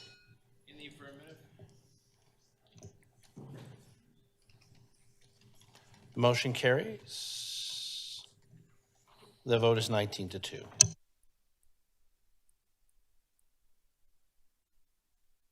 Item MM 7.5, Councillor Holiday, you held the item down as governance review of Yonge Dundas Square. Do you have questions to staff, Councillor Holiday? Okay, just one moment. Okay, there you go. Do we have staff here? Okay. Go ahead. We have staff, great. In this particular motion, I can't even get it on the screen, I'm sorry. But it does refer to asking the staff to hold back on any agreements that affect, I think, the funding and the operation of the square. Can you tell council what pending agreements or future agreements that could be held up on this, what their value is, what the impact is of this motion? Do we need to go into camera? I mean, I appreciate there may be a lot in that question. Through the chair to you, Councillor Holiday, the second part of the motion as written would limit the ability, if I read it correctly, of Yonge Dundas Square to secure any sponsorships that had an impact on governance or operations. As with many city agencies, they are frequently in market trying to secure sponsorships at a large level in the form of perhaps naming rights, or frequently much more discrete levels associated with specific activations. Is there anything public about work going on to that effect with respect to this place? Through you, through the chair to you, Councillor Holiday, Yonge Dundas Square's Board of Management does report up through City Council. They provide, for example, a budget submission, which indicates in the most recent year that the city would be subsidizing YDS at about 1.3 million, or at about 25% of their budget. YDS operates on a cost recovery model, and they will be moving, per their budget submission, towards no city subsidy by 24, should their projections hold. So they do provide information on their finances. And so how will they be not city subsidized in the future? Where will they get the money from? Through the chair to you, Councillor Holiday, through the budget documentation they provided for the purposes of the city's 23 budgeting process, talked about wanting to diversify the mix of revenues available to the square. That sponsorship could be a component of that, but there is also a fee structure charged to users of the square. Understood. So this could scuttle a sponsorship deal if they were working on one. Through the chair to you, Councillor Alday. Currently, the language would need to be scoped, but in combination with the city manager's office, EDC, Office of Strategic Partnerships, determine where that review would limit their ability to secure any sponsorship. So doing governance change and limiting their ability to bring in diverse revenue streams would cost the city and therefore the taxpayers more, I think. Is that fair? Through the chair to you, Councillor Holiday, they have historically raised sponsorship money that has reduced any subsidy that the city would have to provide them. So this could cost a lot of money, this particular motion, if it's passed. Through the chair to you, Councillor, it could cost money. This would depend on scoping out the terms of the review.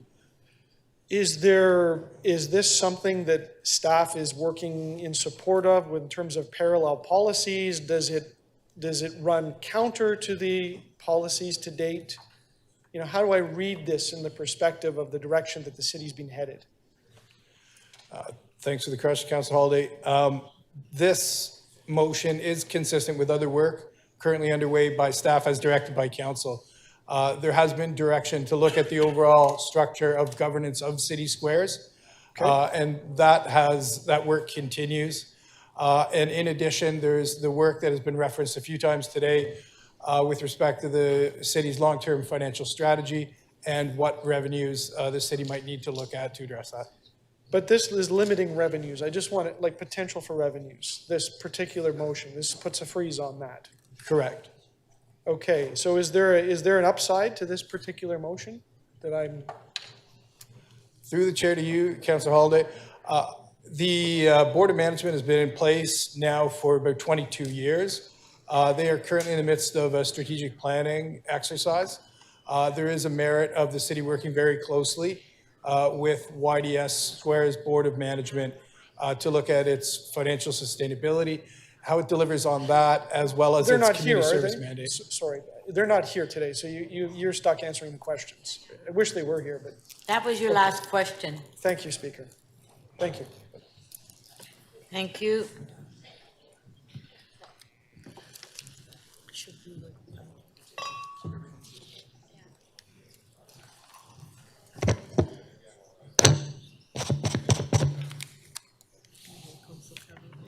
Councillor Carroll.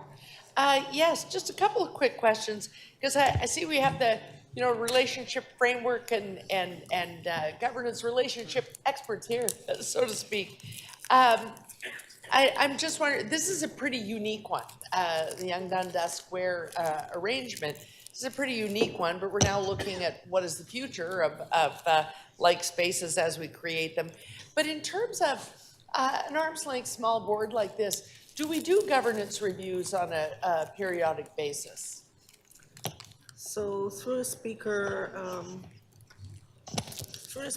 Councillor Carroll, we normally do governance reviews in specific cases where there are concerns about a board not meeting its mandate or outgrowing its mandate, or there are specific issues pertaining to let's say the conduct or efficiency of the board. Right, so that's a chance to go back. So you're not just reviewing, say, the membership of the board, but let's look at the mandate. If they've outgrown the mandate or they need to go in another direction, you want to look at the mandate. That would be part of the governance review. If that were the case, yes. Okay, and we heard from Mr. Tobin. I wonder if you concur. Is this a long process, a short process, expensive process? Thank you for the question, Councillor Carroll. The Yonge Dundas Square board is unlike the other civic squares in that it was specifically designed and established to be a commercially run board that's self-sustaining. Right. And it has a web of sponsorships and advertising contracts and so on. It's a very complex operation. And to do a governance review, I would estimate would take something like 2, maybe even 2 years, and would cost somewhere between $350,000 to $700,000. Because you would have to, if they have control of the commercial enterprises, then you've got to look at those relationships, review a few of the contracts. It would be an accountability check within the governance review. Correct. Okay, I understand. Those are my questions. Thank you. Thank you. Thanks, Madam Speaker. Thank you.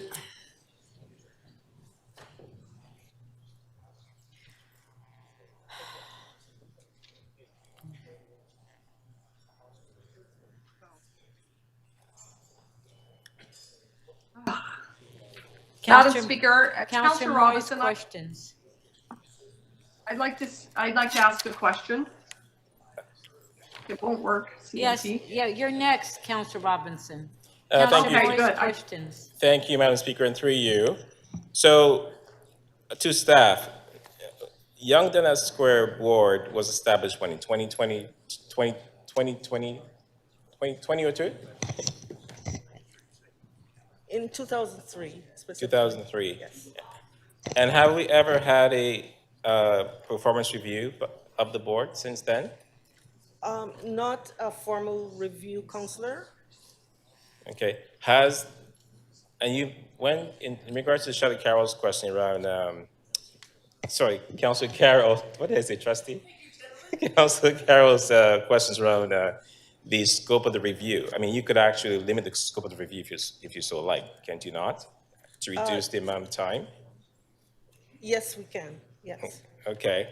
And in your opinion, do you think that the community around Young Dundas Square has changed over the last 20 or so years?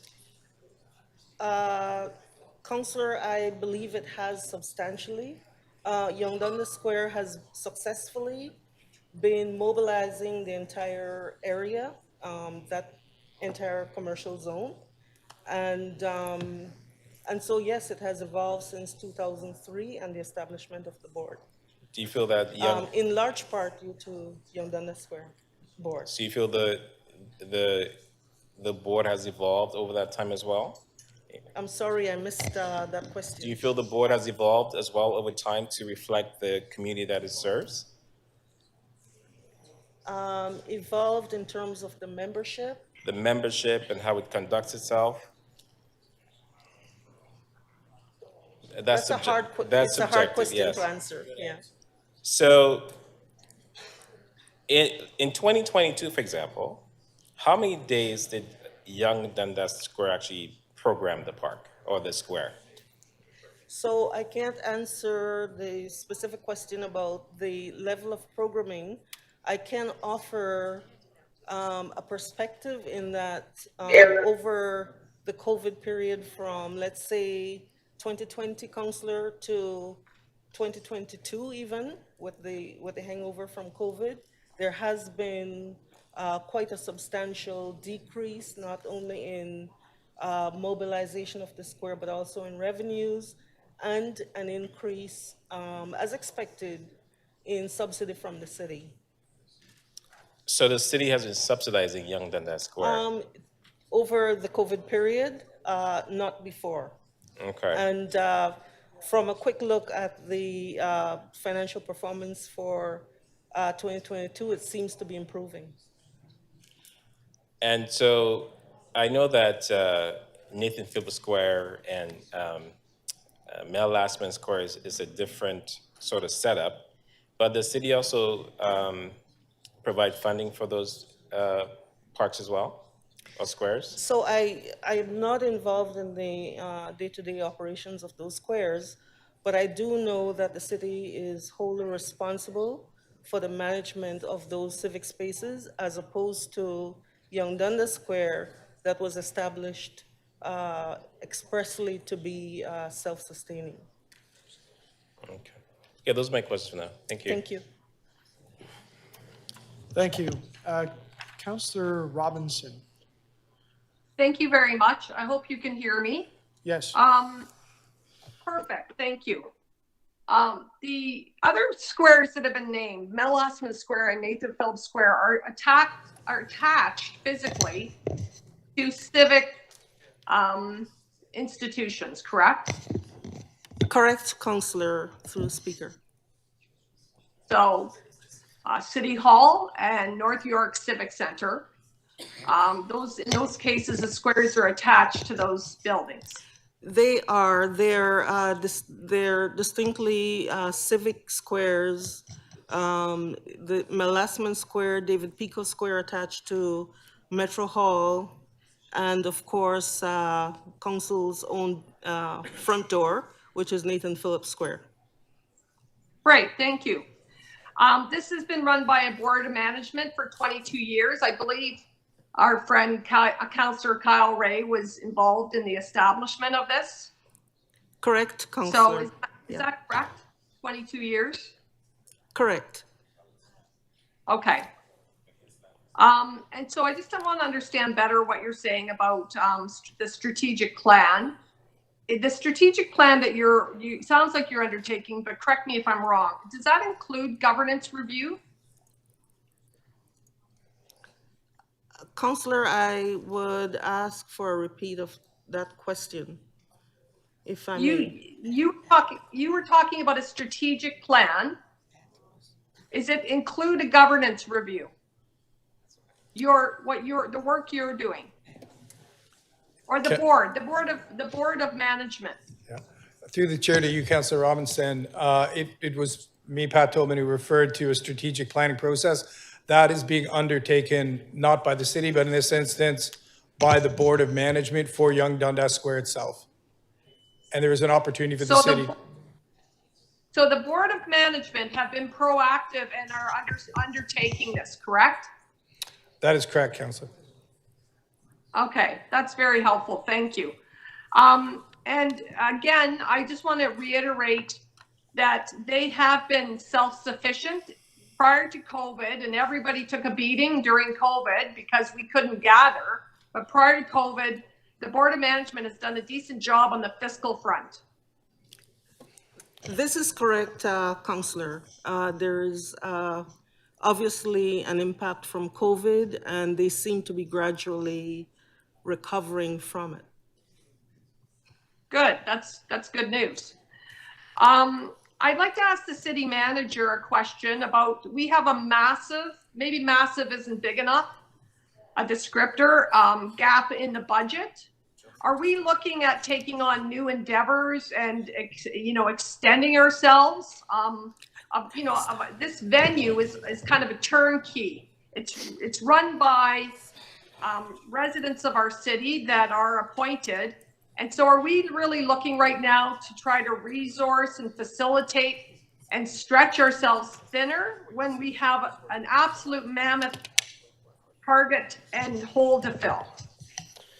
So through the speaker, you raise a good point. We're certainly looking at all the things we do and how we do them. And that's one of the things we do is we provide these financial impact statements. And so as you'll see attached to this motion, this does require work. It does impact the budget, both in 2023 and potentially in 2024. But I can tell you as we get closer and work through the budget process, unless something changes dramatically. So the only caveat I'll use is if something changes dramatically to our financial situation, then yeah, absolutely, we could look at other ways of doing business. But given the current situation, it is tough to see how we would continue to take on more and more work. Thank you very much. And then back to Pat Tobin for my last question. Councillor Holyday was alluding to the ripple effects of this member's motion, which hasn't been vetted by staff. It just showed up as a member's motion. So what are the ripple effects? Is it going to impact revenue sources like sponsorships, partnerships, patrons, etc.? Through the chair to you, Councillor Robinson, the full impact would depend upon the scope of the review. But yes, potentially it could put a chill into the sponsorship market for Yonge Dundas Square. And as they are on a cost recovery mandate, they may have to make up revenues in other areas, such as the fee structure used for commercial and nonprofit activations on the square. Thank you very much. Thank you. Councillor Myers. Thank you, Chair. I just had a quick question. So I will note that for Asia Heritage Month, the Chinese Cultural Center of Greater Toronto Area was able to secure Yonge Dundas Square for free. I know this because I wrote the letter supporting it. But then I received reports that Pride Toronto was experiencing financial difficulties because they had to pay to use Yonge Dundas Square. So I'm just wondering if someone could please explain why these two organizations are being treated differently in terms of their use of the space, with one having to pay and one not being able to pay, or am I incorrect? Through the chair to you, Councillor Myers, thanks for the question. There is a fee structure that is roughly based on an ability to pay, whereby commercial activations on the square would pay, let's call it a full market rate, and there is thereafter other categories of effectively subsidization to allow for community use. While the square does have a mandate to be self-sufficient, it also has a mandate to allow for community use of the amenity. So is that something open to public understanding? Like from my understanding, Pride Toronto is a community organization.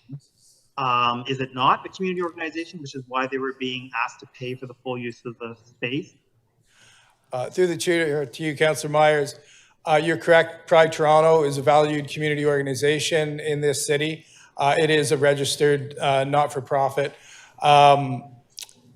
However, some of the activities that take place during Pride Month, particularly around the festival, are revenue generating, and therefore Pride Toronto has had an ability to pay a still subsidized rate, but perhaps higher than a community not-for-profit that is not generating any revenue. Last year, for example, Yonge Dundas Square hosted the Beer Garden for Pride Toronto, which is one of the significant revenue generating tools for the Pride Festival overall. So when we signed the letter, when we did Asia Heritage Month at Yonge Dundas Square, which was amazing, by the way, there were vendors set up on Yonge Dundas Square. So that was revenue generating, and I'm not trying to take anything away from CCGT, but I'm trying to understand the distinction between, like, do they have to generate a certain amount of revenues? Like, who's making this decision in terms of which community organizations can use Yonge Dundas Square for free, particularly if this is being subsidized by the city? Through the speaker to you, Councillor Myers, directly to your question, Yonge Dundas Square management, working under direction of its board of management, does set the fee structure and then does negotiate contracts on a case-by-case basis with organizations looking to activate on the square. Okay. Okay, thank you. Thank you. Councillor Fletcher.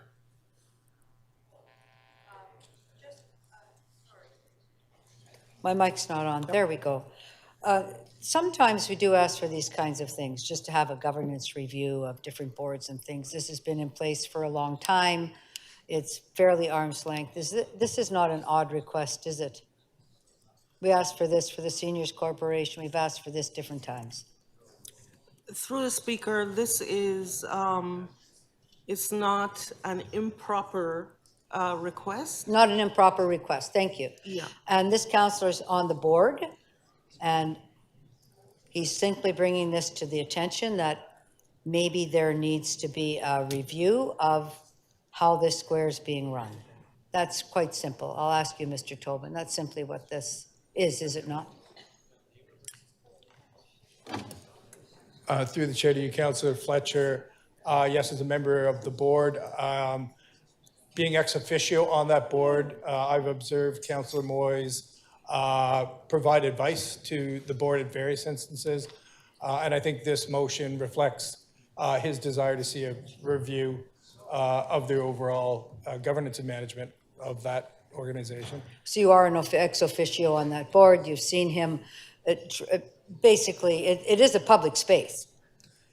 YDS is a public space. It's a public space. It's Yes. not a private corporate space. It's a public space that has a board that's set up through the city, just like any other space, or in particular, any other board, right? Through the chair to you, Councillor, correct. Thank you.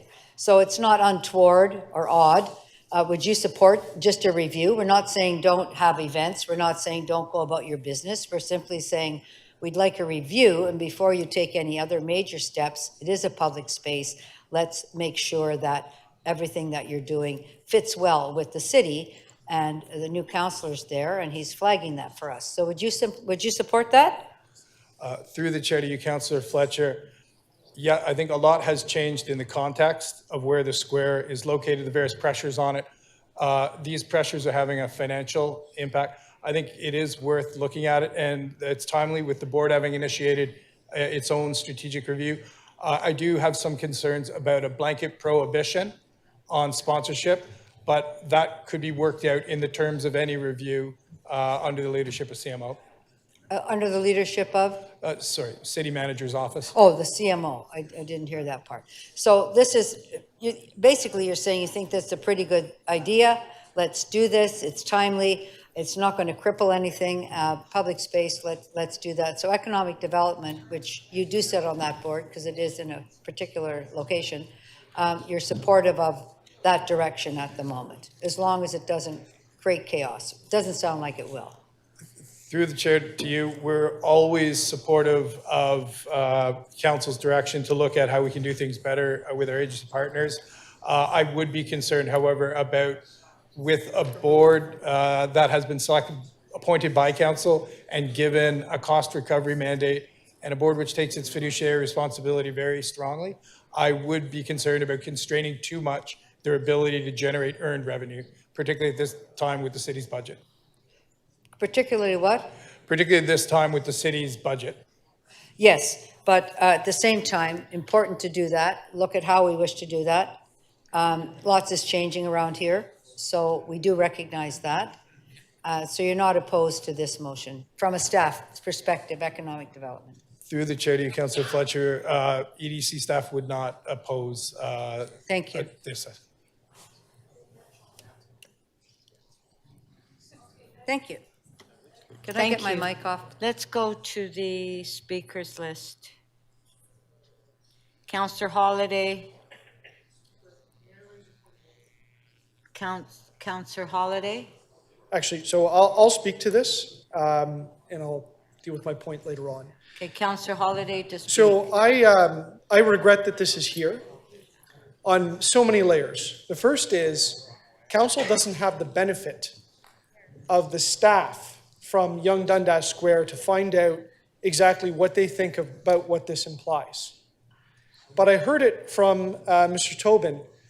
You know, there's a plan to have this square no longer operate on tax dollars. They're working towards self-sufficiency. And part of that requires them to be nimble and to operate and to be able to enter agreements.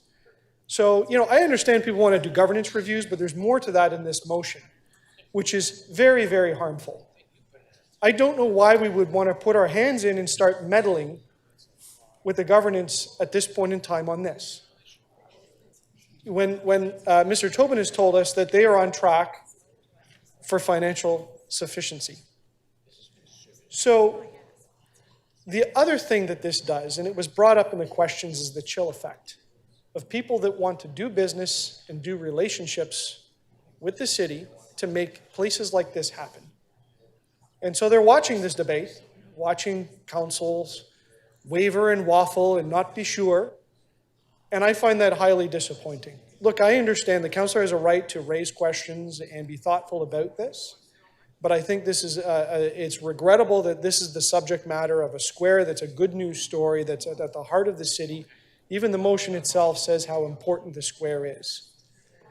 But I think members should pay very close attention to what the impact means and what this does for taxpayers across the city, if anything. We're supposed to be dealing with the financial pressures in the city, and I heard it from Mr. Tobin, that this could cost money. This could result in them being less self-sufficient.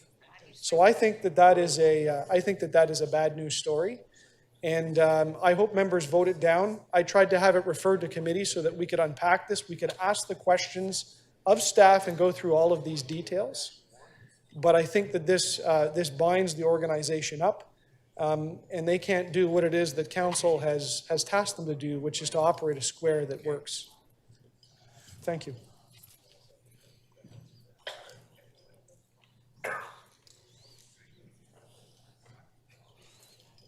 Okay, Councillor Holiday?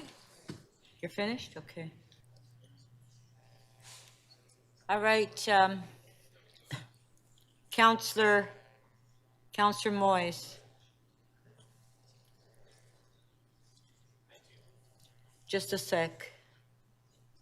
Councillor Moyes. Thank you, Madam Speaker. In the interest of time, I'm going to call the question. Okay. And a recorded vote. Councillor Holiday, Councillor Moyes has called the question. I understand, Madam Speaker, but I wish to raise a point of order on this matter. The Chief Financial Officer has attached a financial impact statement to the member's motion. The number on that is $1.35 million to $1.7 million net.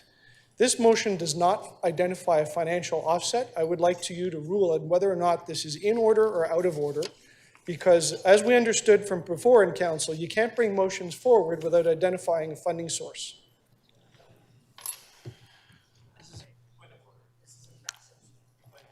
Okay, point of order, Councillor Moyes.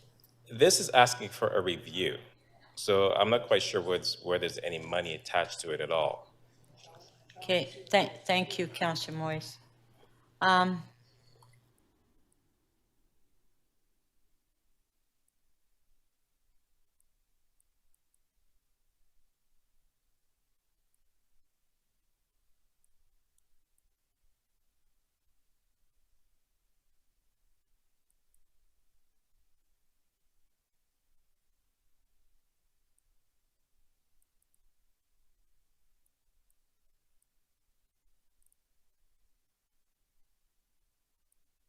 Okay, I'm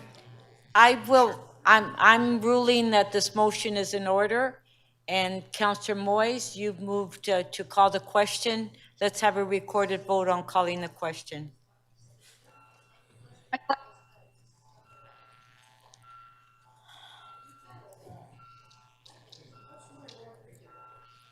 Recorded vote on calling the question.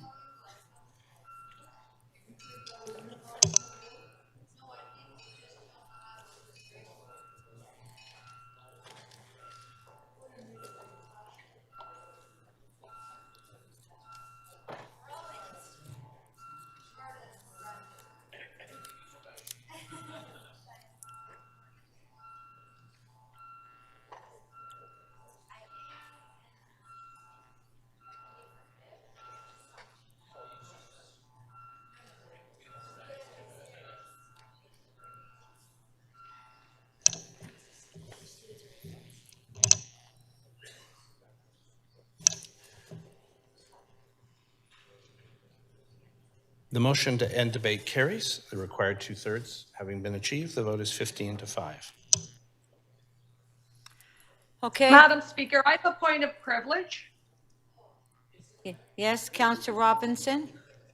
I have to say that only one person spoke on this. It's so disrespectful to not allow council to voice their concern. Okay, on Councillor something that comes Robinson, before- Councillor No, Robinson, this we is took a personal privilege. we No. took It's a it's a recorded member's vote. motion with no data or evidence around I it, know, it's and not it a point of, deeply affects- okay, thank you. Deeply affects, Okay, it deeply affects, on the item, recorded vote. it deeply affects the music industry, deeply affects the music industry. Councillor Robert, That's what council's doing. Can you? Pause. Recorded vote on, we did take a vote on calling the question, it was carried. So now we're voting on the motion. Recorded vote.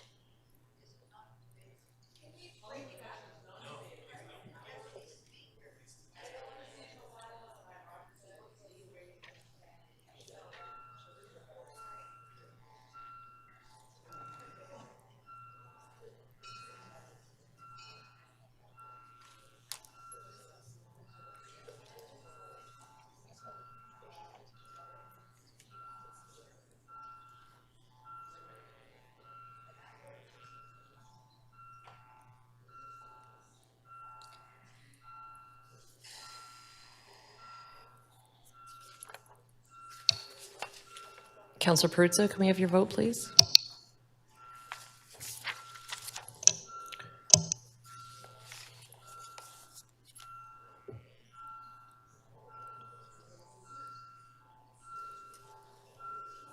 Councillor Perruzza, please.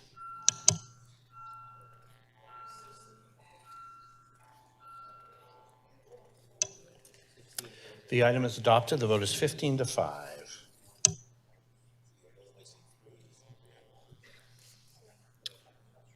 Yes. Madam Speaker, I have a point of privilege. It's Councillor Robinson.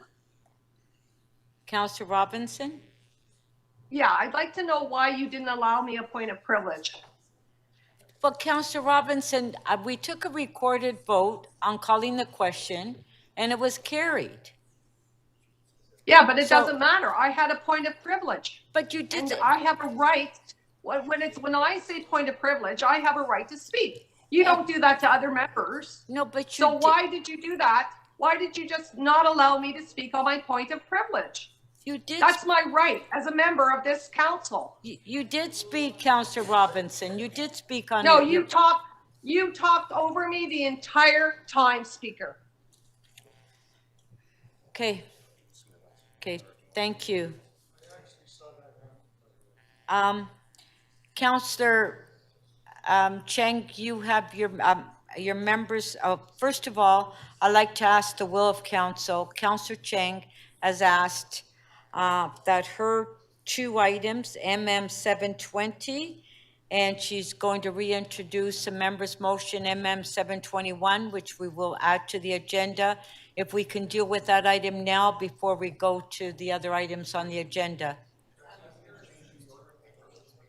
Yeah, she wants to change the order paper.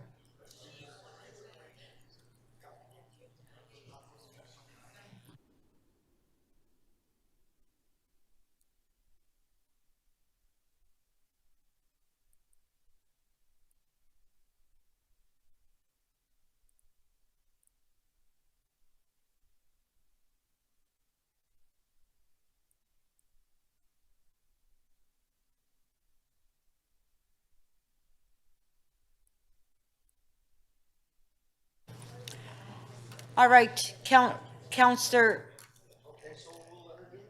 Cheng, okay.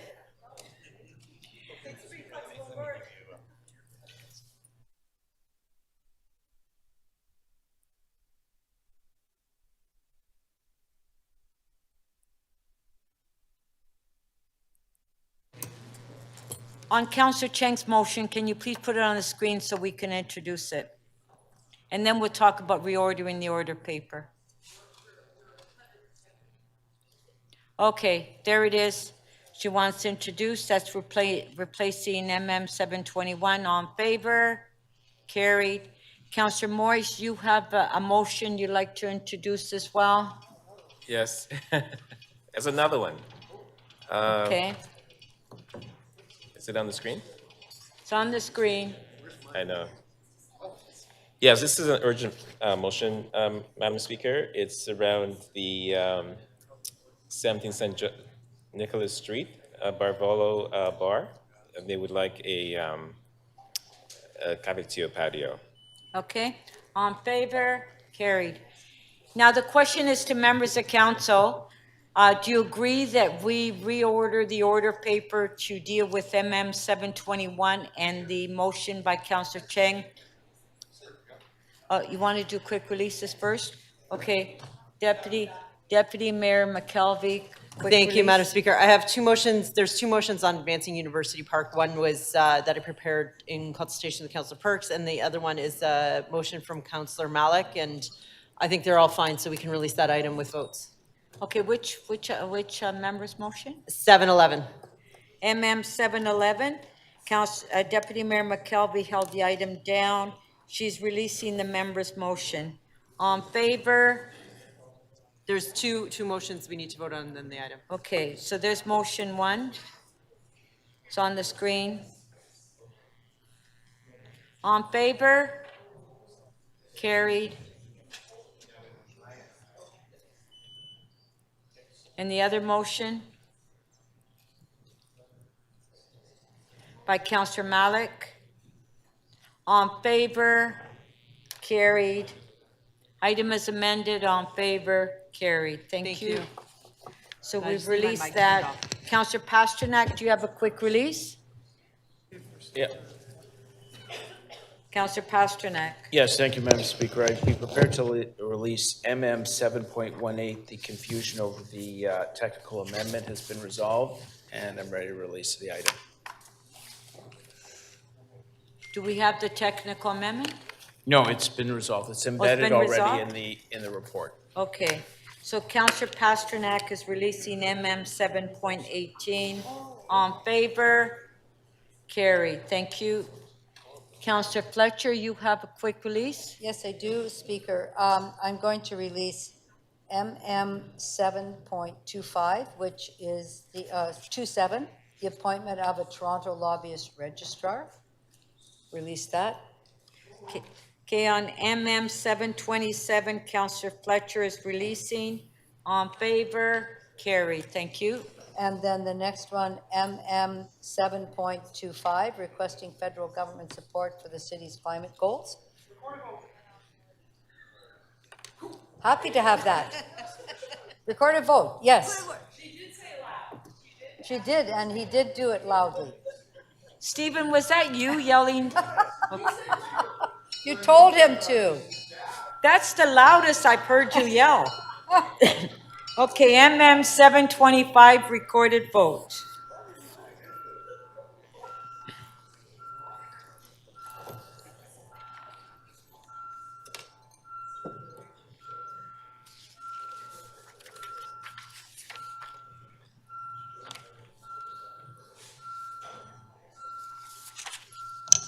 Councillor Perruzza, please.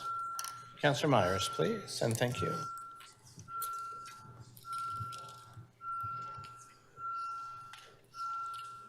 Councillor Perruzza.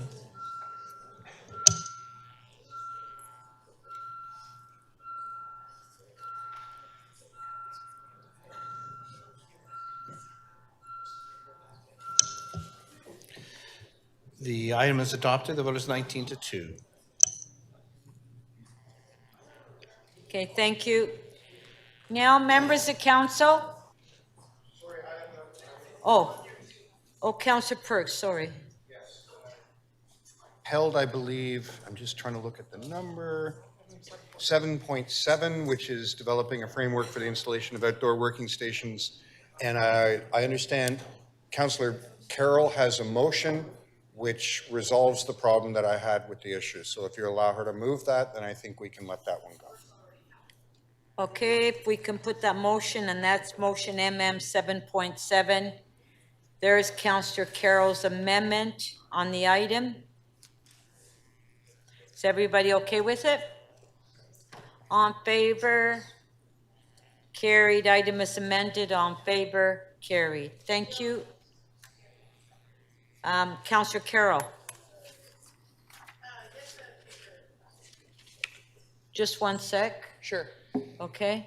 Yes, on MM 7.8, on the adequate temperature bylaw, I'm actually quite grateful to Councillor Holiday for having held it in the first place, because the revised version that I thought I had submitted turns out was not submitted.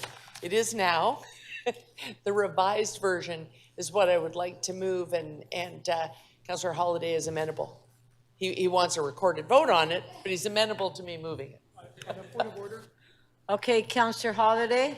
Point of order, first of all, I consent to the quick release. I consent to the quick release of this item. It was under my name. But I do ask for a recorded vote on item number 1. But I understand that Councillor Carroll has been kind enough to share this with me. It's a replacement of the recommendations, not an amendment. So you're going to have to split that vote. But I would like the opportunity to vote against item 1 in its entirety, and the balance I'm fine with. Okay.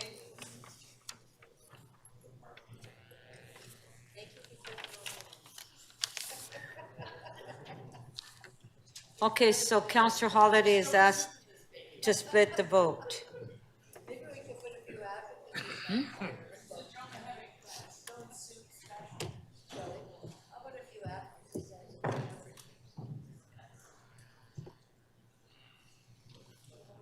And did you want a recorded vote, Councillor Holyday? Only on item 1. Thank you. Okay, so we'll take a recorded vote on item 1.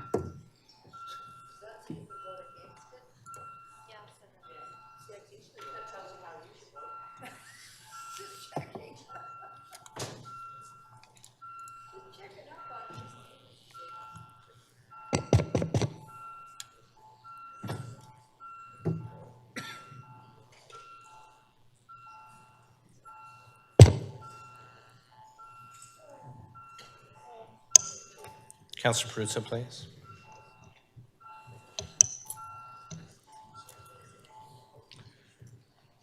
Part 1 of the motion carries. The vote is 20-1. Okay, so on the remainder, on favor? Carried, thank you. All right. So that was it, Councillor Holyday. I see your name up. Was that pertaining to this item? Correct. Okay, thank you. If you could turn my mic off, please. Okay, so can I now ask members of council if we can reorder the order paper to deal with the 2 items by Councillor Cheng? On favor? Carried. Okay, Councillor Cheng, do you have questions to staff? MM 720. Yes, I do. So we recently went to visit Wood Green with some residents from my neighborhood, and they said it would have greatly benefited the whole process if they had been brought in earlier in the community engagement for the surrounding neighborhood. And I'm wondering, why do we not select operators earlier so they can be part of community engagement rather than hiring consultants like Lyra, who did not build trust with the community?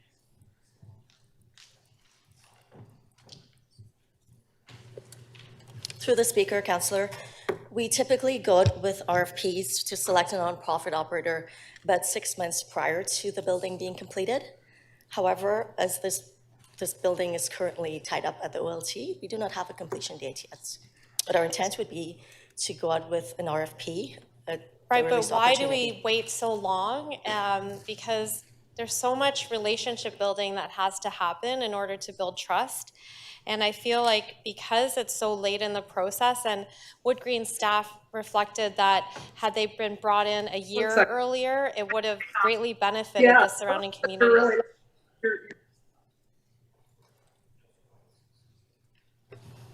Through the speaker, Councillor, we cannot bring in an operator before they're selected. And with these modular sites, this was a response to the pandemic. When Council approved the Modular Housing Initiative in 2020, this was an urgent response. It was a life-saving response. So we moved really quickly.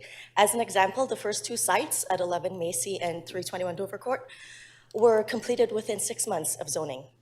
So we were moving really, really quickly to get a qualified operator for these buildings. So you need an RFP on the street for at least 8 to 10 weeks. So it takes a while to get the type of experience. Was there ever an opportunity for the seniors to speak in person to someone related to the project through a translator? Was that opportunity ever provided to the seniors, the 600 seniors who live on site? Through the,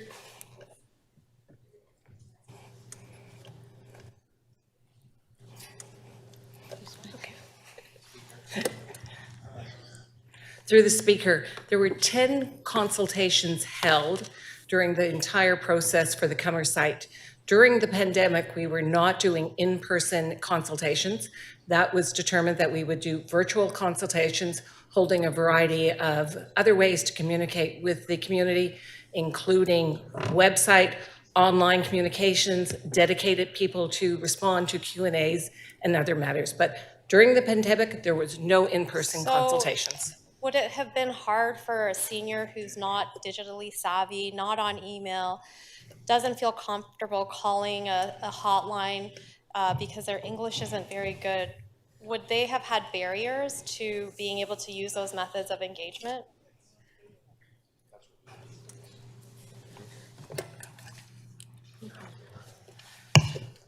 Through the speaker, there was material was printed in different languages and phone numbers were provided. So there were, in my opinion, ample opportunities for people to reach out and obtain any information that they required. And was the site designed and units ordered before or after consultation happened?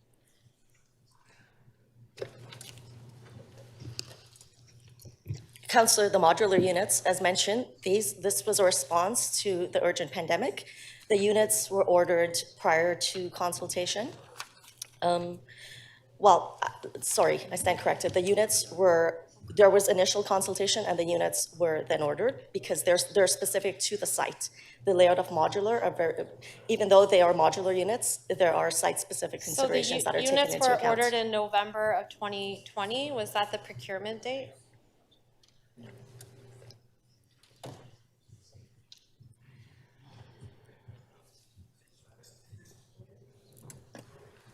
Through the speaker, Councillor, the process is concurrent. As we are designing, we are achieving steps where we can actually order. So when we achieve a design, a specific the design point, we order the units. So they are were they ordered November 2020? Councillor Cheng, please allow the staff to answer. Right. Well, I was just asking for a date, confirmation of a date.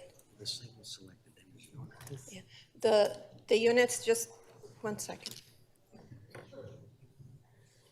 The units were ordered in May 2021, Councillor. In May 2021. So, but the procurement began in November of 2020. Is that correct? Through the speaker, the procurement happened before, through November 20 to December 20 through Creatio. That's correct. So prior to the consultations happening. Through Madam Speaker, if I can, Councillor,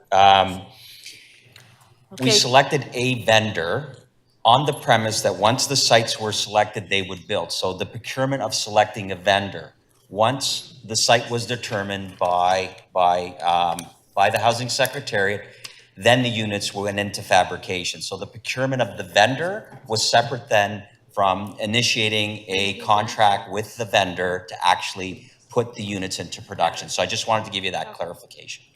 Okay, thank you. Now, just to make it clear that we are dealing now with MM 720. That's the item that we're dealing with. No. Yeah, Councillor Perks. Councillor Perks. So many members have expressed this confusion to me. There are two related items. Yeah. There's 20 and what I now understand to be numbered 43, 43. which is introducing a new motion. And they're intimately related. So I'm trying to understand how I ask questions on this, or do we debate the same issue twice? Okay. Well, that was the clarification I was trying to get from the clerk. Hold on, Okay, Councillor Perks. thank you. Yeah.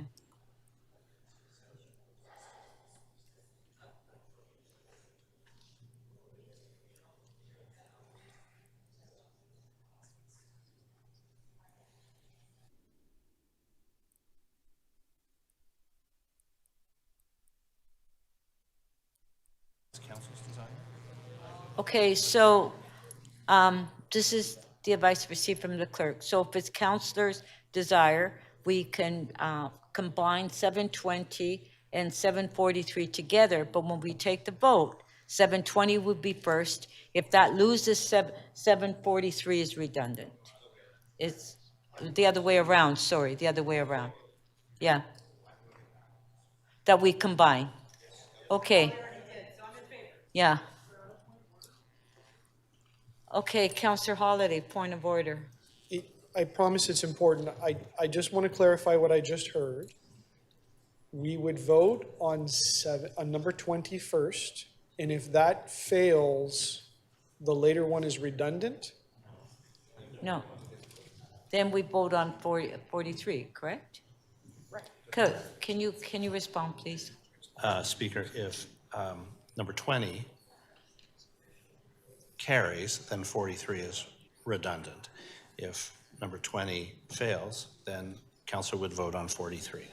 Thank you for the So clarification. it's reversed. I Okay. appreciate it, thank you. So right now, we decided that we were going to combine the two, 720 and 743. Councillor Cheng, please, we're in the middle of asking questions. Yeah, and we can't be distributing material during a council debate, Councillor Cheng. Council's vote. Okay, Councillor Perks, questions? Yes, I have questions of staff. And they pertain to the motion that was just added, 43.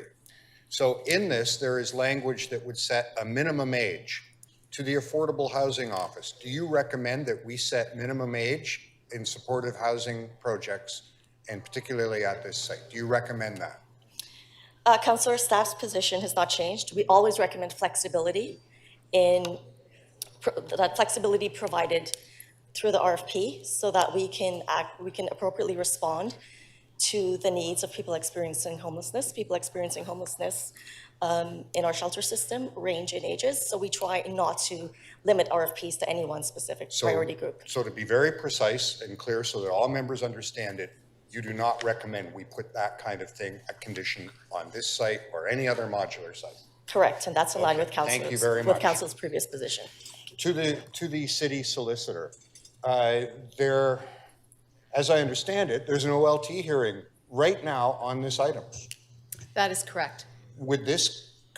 Could these motions be construed as us changing the directions to you and your staff in the middle of the hearing?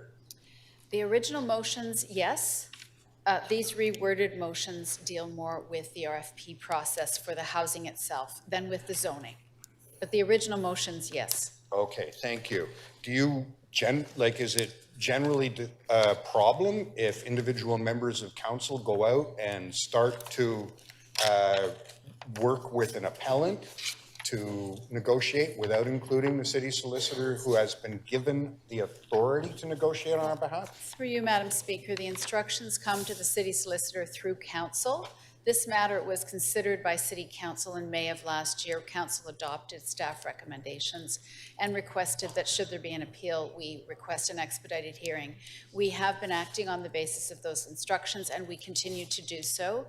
Any amendment to the instructions would be something that would have to come through council. Any parties to the proceeding should deal with the city solicitor on behalf of the city. Not with one of the clients, but rather directly, as I understand, is just an ethical requirement of lawyers to deal lawyer to lawyer, not lawyer to client. That's correct, and the instructions come from council as a whole. Thank you very much. Some of the items in motion, the new motion, 47, would restrict the kind of individuals and the kind of health services provided on that site. Is there any legal jeopardy in council attempting to do that? Well, we would certainly review any proposals with the Human Rights Code lens. And as we're in public, what I will say is that certainly disability is one of the prohibited grounds of discrimination. Disability is one of, yes, okay, That we would thank you. have to consider. I think your meaning is implied there. Just in general terms, council should not be approving directions for us in a development application which would prevent somebody who's a group identified in the Human Rights Code from living there. That is correct. Okay, thank you very much.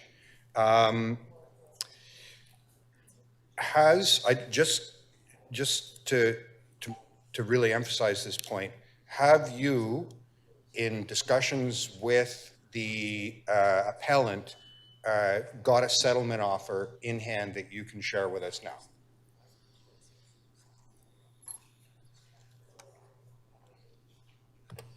Through the speaker, no, Councillor Parks, we have not. Would it be appropriate for members of this council to represent us passing a motion as being equivalent to a settlement offer without getting direct advice from our solicitor on a settlement offer?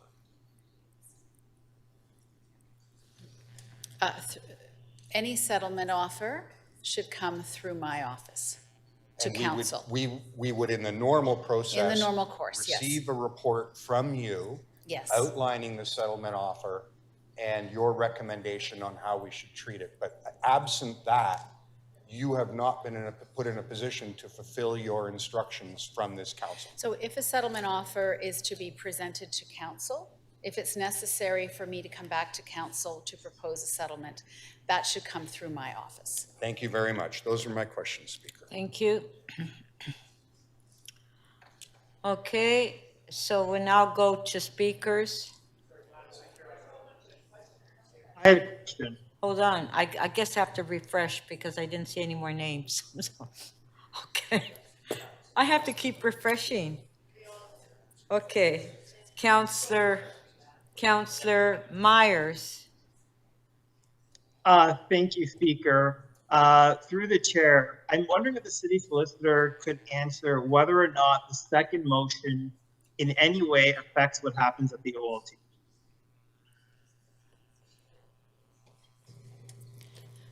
Madam Speaker, I missed the last couple of words. It was a little bit muffled, whether or not the second motion in any way affects, and I lost you after that. Sorry, affects what happens at the OLT. No, in fact, and I think I did mention that earlier, that this motion is really about the housing. It's not about the zoning. Correct. The zoning is what's before the OLT. That's correct. Thank you. So I've answered some general questions about process regarding settlement of OLT matters. I will say that this second motion is about the housing. So any questions about that would be best addressed to the housing office. Thank you very much. And I do have some questions regarding the housing. Is staff able to confirm that the second motion does not in any way slow down the building of modular housing on this site?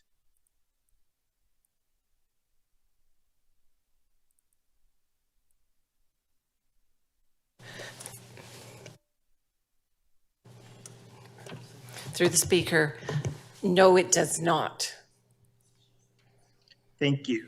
And can staff also confirm that the second motion does not in any way meaningfully add to the cost of building the affordable housing?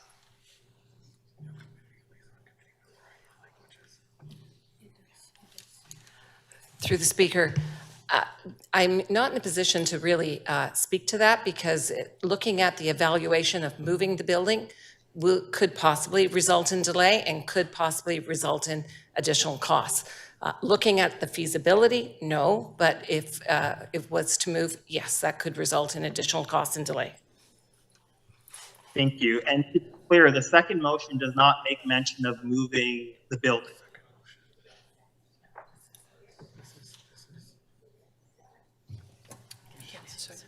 Through the speaker, the second motion mentions examine the feasibility of maximizing green space and community space closest proximity to the front door. This could result, that is without any study we've done it so far, this could result in moving the building and additional costs and additional timelines. Okay, so it could result, but would that result in a meaningful delay, in your opinion, or you don't know?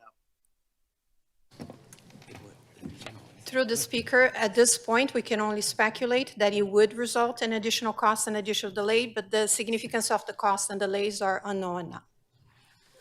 That's fair. We mentioned that we generally do not like when we have limits on putting who can live within certain building affordable units.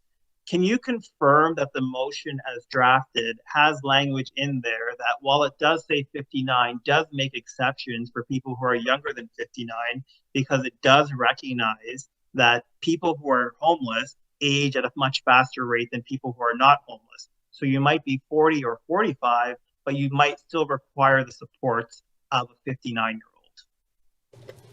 That's correct, Councillor. The motion does provide for some exceptions as drafted for people who are below 59 years of age. And can you also confirm that while the motion says that this should not be for a safe injection site, nothing in the motion prohibits providing counseling services for people who are coming off drugs and or alcohol? They would still have those wraparound supports available to them. Through the Speaker, yes, Councillor. The motion as drafted does provide or does allow for other types of supports like harm reduction and other types of supports to be provided on site. It explicitly says that no needle exchange clinics, etc., would be open for the public, but services would be provided on site as contemplated in that motion. Thank you very much. No further questions. Thank you. Councillor Bravo? Through you, Speaker. Question. My first question picks up with the city solicitor. What is the reason, the principle for why settlement offers come through council? Through you, Madam Speaker, under the legislation, council makes decisions on behalf of the city. So my instructions come from City Council. My instructions to, so the bylaws are passed by council, and my instructions to take a particular position at an OLT hearing come from council as a whole. So when we initiate a separate set of instructions that are not coming through council, but through an individual councillor, for example, does that actually undo an established process that is intended to be transparent, understood by all parties, and accountable? So that would be somewhat confusing, but I would not take instructions from an individual councillor on an OLT hearing, particularly when I already had instructions from council, if they were inconsistent.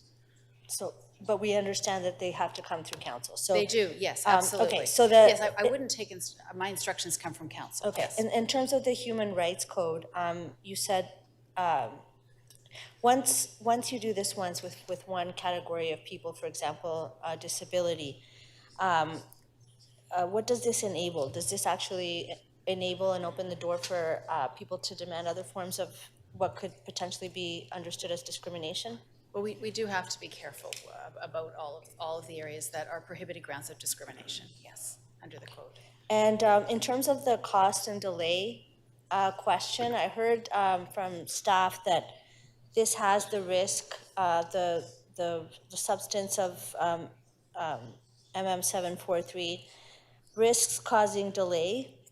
Would that any cost and delay, particularly the increase in cost, have an impact on the city's ability to deliver this kind of urgently needed housing?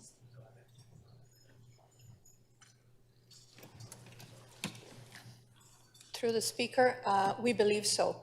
The costs are very much high right now due to the delays that we've already experienced, and the tendency is that those costs will only increase. And what is the need right now in the City of Toronto for this? What is the need right now in the City of Toronto for this kind of housing, for this intervention? I will direct, through the council, I would direct the question to. Yeah, through the Speaker, Chief Councillor Gord Tanner with the Shelter Support and Housing. We're sheltering 9,000 people each night in the city. We're turning away 200 people we can't house. We're desperately in need of this housing. When housing was brought to my ward of Davenport, were there any caveats about what kind of people could live there? What categories of people, what characteristics? Through the Speaker, no, there were not. The RFP document listed a number of priority groups, so there was not any specific restriction against any one group. And what were the results of the creation of that housing in Davenport? The project on Davenport right now, it's a building that's has a range of clients from a range of population, range of ages, and for staff's position, it's a very well integrated, well operated building. And is it accurate that in my office, I'm the counselor for Davenport, that we do not receive complaints of any nature? In fact, would it be accurate to say that there is broad community support for that project, for its capacity to integrate and bring more neighbors into our community? Through the speaker, absolutely, Councillor. Thank you. Thank you.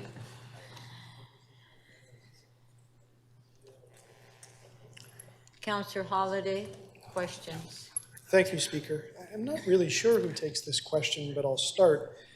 I'm a little fuzzy on this concept about identifying populations for housing and for supports.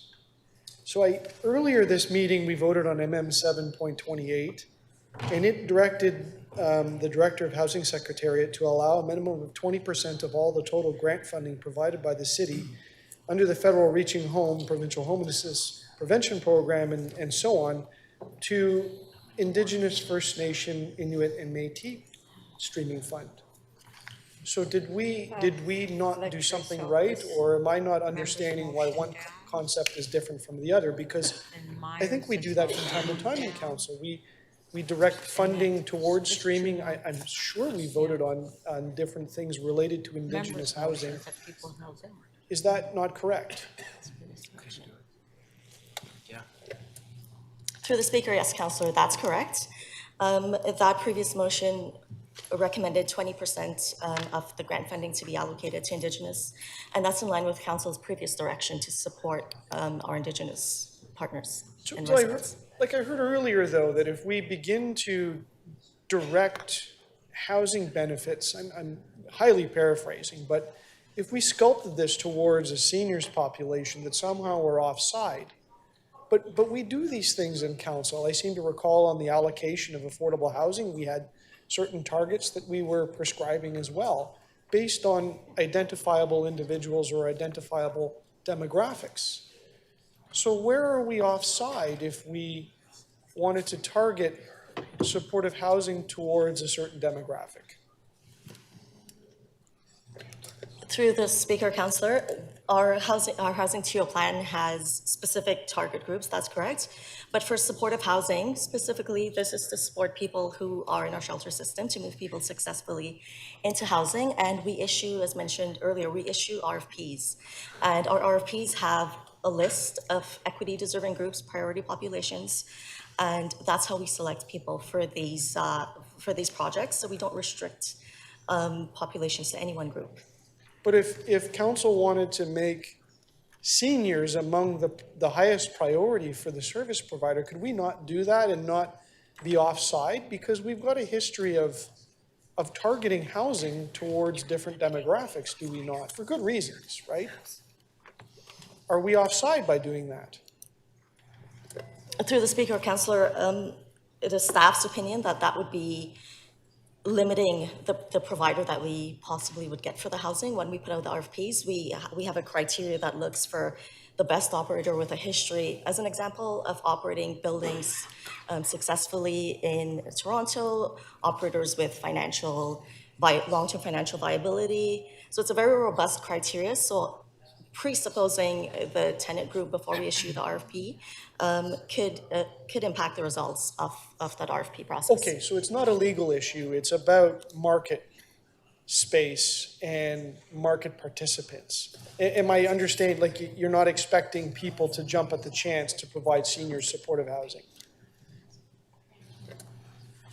Through the speaker, that's hard to say. When we put the RFPs, the market responds, and we have a robust nonprofit sector in Toronto, but they're also stretched. So we look for the best possible operator, and also for operators who operate within certain catchment areas. Okay, and just to confirm, and maybe it's a broader legal question if I've got this, but the Toronto Seniors Housing Corporation isn't offside now because it's targeting seniors, and I understand the academics in this. I think anyone can live in that building, but obviously they're targeted to seniors. And, you know, like the countless retirement homes across the city, I suppose anybody could live in them, but, you know, they target seniors and they build a community around that. They're not in compliance with the law or the Human Rights Code or anything like that.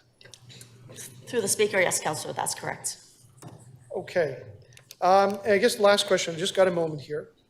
The supportive housing, there's a range of different types of housing. Like I think a long-term care is an institution, right? I think it's that end of it.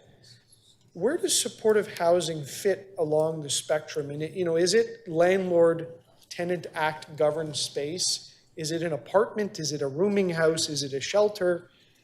How do I compare it to all of those? And how do I know the difference between what is an institution, right, that has maybe more... Councillor Holiday, last question. I'm finishing. Thank you, Speaker. More of an institutional feel, employees, that kind of thing, versus housing as you think of it governed by the Landlord-Tenant Act. Through the speaker, Councillor, the supportive housing that we're delivering are rental apartments with support services for tenants. So the tenants who live in our supportive homes are like any other tenants across the city. They have a lease, they are protected under the Residential Tenancies Act, they have their key to their doors. The difference being is that we also provide a range of support services on site for these tenants. Thank you. Thank you. Councillor Bradford, questions? Thanks, Madam Speaker. I'm going to try and plow through a few here, and I'm going to start with CREM. I heard that you haven't fully estimated the costs, but you have of relocating the modular units to another site or even on the same site. But could you give us a sense of some of the soft costs that might be involved in that? Could you ballpark a number on that? And then the follow-up is, if you are relocating it on the site, or if you're relocating it off the site somewhere else in Willowdale, what would be the time implication of that? Thank you for the questions through Madam Speaker. So if we had to relocate, then we'd have to go through a complete due diligence process, geotechnical, civil, engineering, environmental, et cetera, to determine if the site is suitable, because no two sites are alike. So then we'd have to factor in what would be the difference in the type of site. We'd also determine whether or not we could find the site with the required zoning, and if we can't, then we'd have to go through again the record of site condition, which could take up to 2 years. You know, ballpark figure in terms of due diligence, it could range from anywhere from about, you know, I'd say 1 to 2 million in terms of additional costs in terms of doing due diligence. With respect to actually... That's your due diligence costs. That's correct. Geotechnical, all the things you just all the consulting engineering work that would be required. It's not even moving the building, that's just... So whether you move the building on site or move it to another location, then we'd have to look at, again, the engineering and the site services perspective, right? Because the elevation could change, that means we'd have to look at whether or not we'd have to change the foundation. We'd have to look at whether or not we'd have to actually change the engineering of the site services, and then change the configuration in the basin, whether the mechanical room would have to go somewhere else, electrical room, and look at those things as well. So it's always a plus in terms of cost. Whether we relocate on the site would be probably less than actually relocating it to a different site. So it's not nothing. No, it's Okay. not. It's not. I'm joking, but it's not nothing. Okay. What about reconfiguring the units? There's talk about reconfiguring the units. This was constructed, built at the factory, shipped down the highway in a certain way. What if we wanted to go taller? Can you? So let is me it just- Lego bricks that you just stack together? So, Councillor, if I could just sort of dispel what modular is, right? Modular is built in an environment, right, indoors, right? So what it allows us to do is speed, right? So we can move ahead on the site services, building the foundation, at the same time in a controlled environment, build these units ready-made, deliver to site, and then put them in the site. It's not, we can't reconfigure, because again, we have to follow building code, right? The elevator, if it's a lift or an elevator, it's gonna go in that exact same spot. I can't take a rectangular building and say, you know what, can you make it L-shaped? We can't, right? It's designed for a built form. Modular is around being built in a controlled environment, delivering those units to site, and installing them, and then after that, we still have to do the electrical hookups, the mechanical hookups, do the finish off the common areas, put on the facade of the building, put on the roof. So there is some work post installing of the units. All right, thank you. Swinging over to legal. Intergovernmental agreements. We have funding arrangements with the province and the federal government as it relates to this site on Cummer. If we were to change the location of the site, would that potentially have an implication on the funding, the financing, the agreements with other levels of government, which were penned specifically for this location? So through you, Madam Speaker, the Housing Office will have more details about the CMHC agreement, but there are deadlines in it.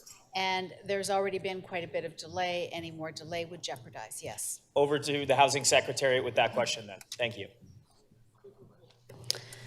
Through you, Madam Speaker, yes, we're confirming that there are risks related to further delays on this project that could jeopardize the funding that has been provided by the federal government to support delivery of this site. So more delay introduces more risk to this project, undermines the viability of this project moving forward. Through the Speaker, absolutely, Councillor. Okay, 3 final questions, perhaps over to planning or housing. Number 1, did the other modular housing units like I built in my ward and others across the city, have we ever put restrictions on the types of individuals, the people who are living there? Has that ever happened? Through the Speaker, no, Councillor, we did Okay. not. Do other modular housing sites have consumption sites that are open to the public, harm reduction services?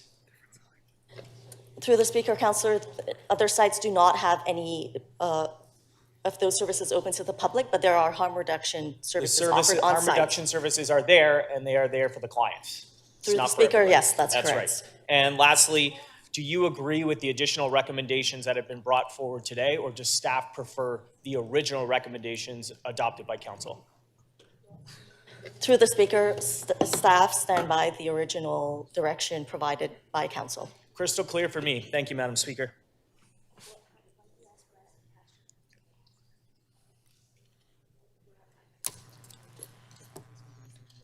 Thank you. Councillor Pasternak, questions? Yeah, thank you, Madam Speaker. Just a couple of points of clarification. Earlier in the questioning, you said your preference was, as far as admittance into the modular homes, were equity-seeking groups. And you also said there's no restrictions on who is admitted to the modular homes. Those seem like contradictions. If it's your preference is equity-seeking groups, and you're also saying there's no restrictions, that doesn't seem like a very clear policy. Through the Speaker, Councillor, to be clear, our RFPs are based on funding requirements as well as city priorities. So the RFPs that are issued list a number of priority groups. And that includes, for example, seniors, it includes 2S LGBTQ persons, it includes youth, and a number of other priority groups for the city and for CMHC.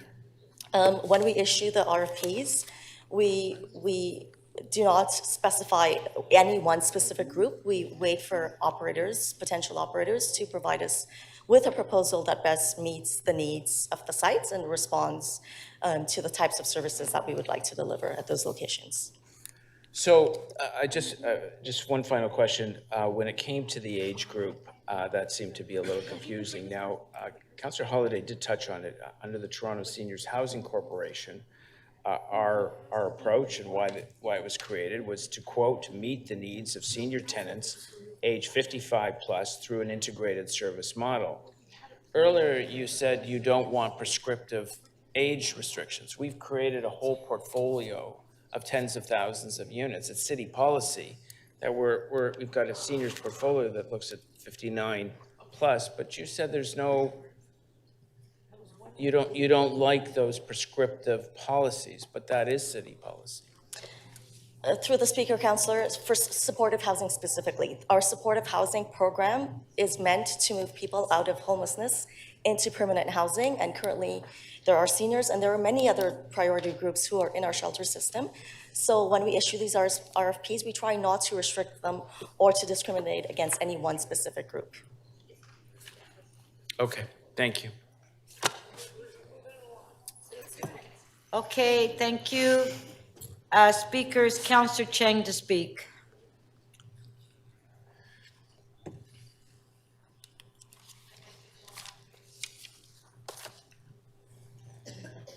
Thank you. So many of you, I think, know already how you're going to vote, and I just ask you to take a moment and think, what is it that we can achieve together?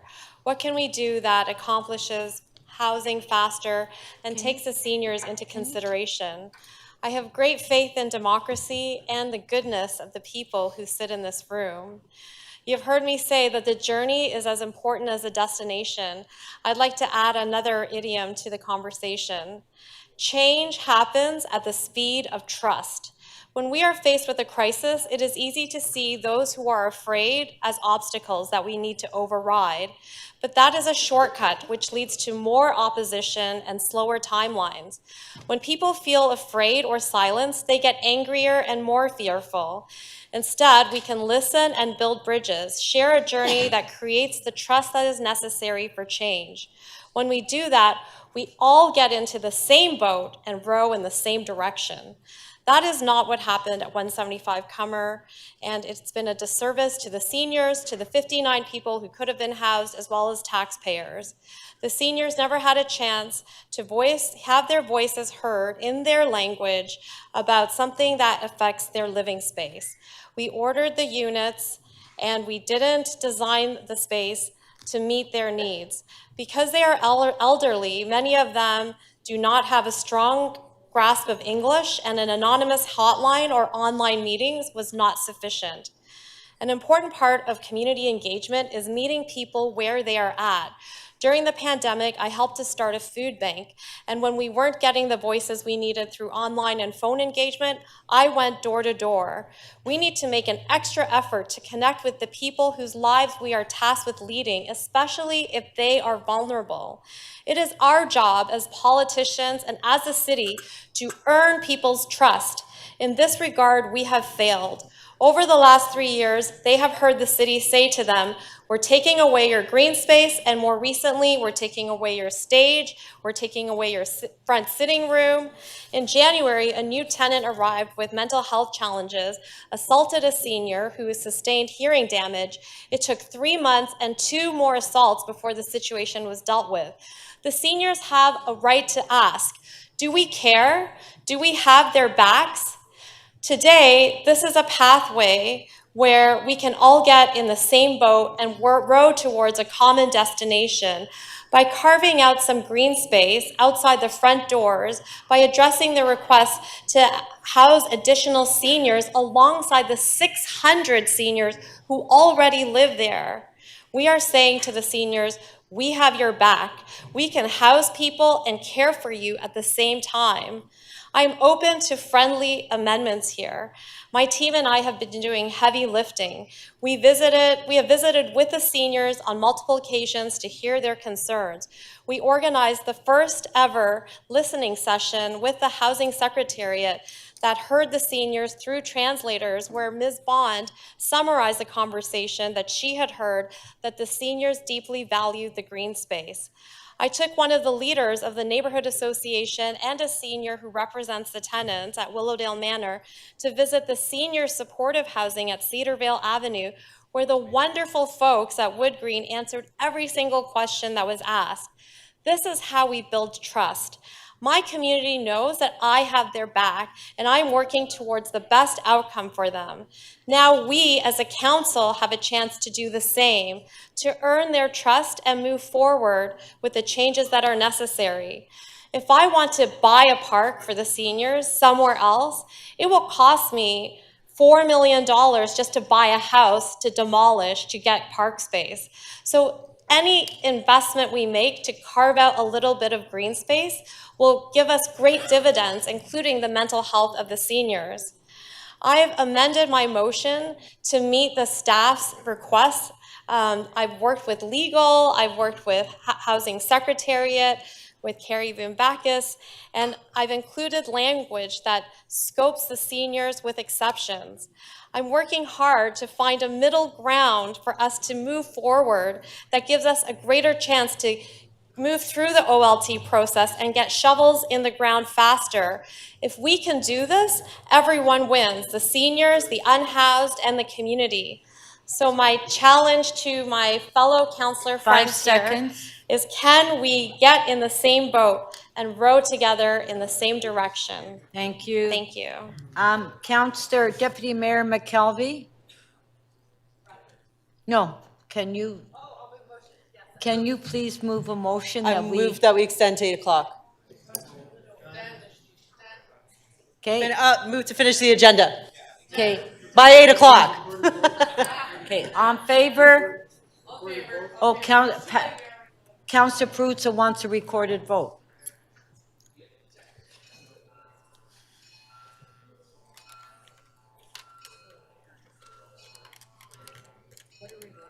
To finish the agenda.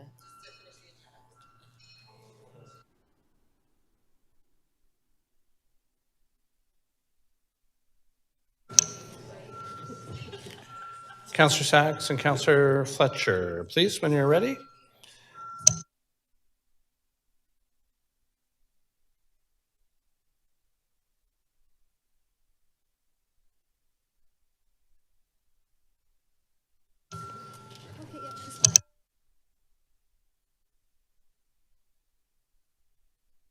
The motion to extend the meeting to complete the agenda carries. The vote is 18-2. Okay, next speaker is Councillor Bradford.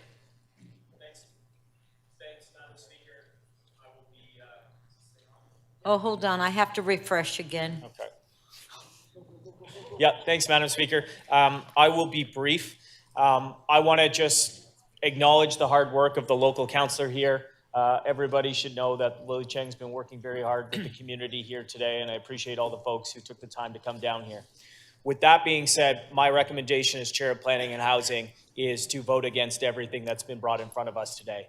We can't support it. This is in front of the OLT right now, and we should not be changing council's position midway through, midstream here. So we can't support any of the recommendations in front of us.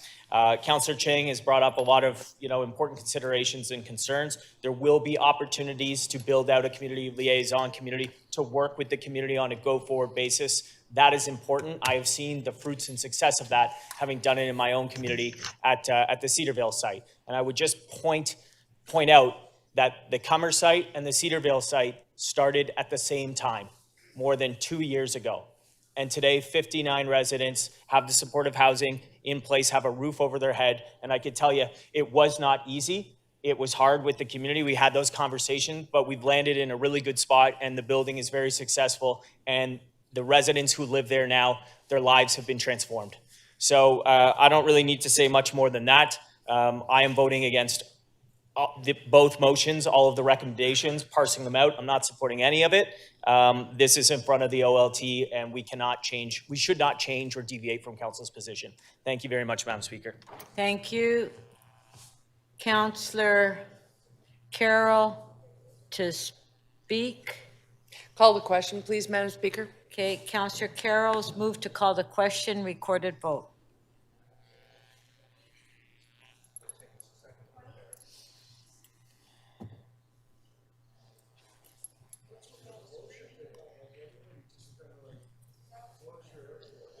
Well, that's because, Councillor, we've been here since 9:30 this morning. We've been here since 9:30.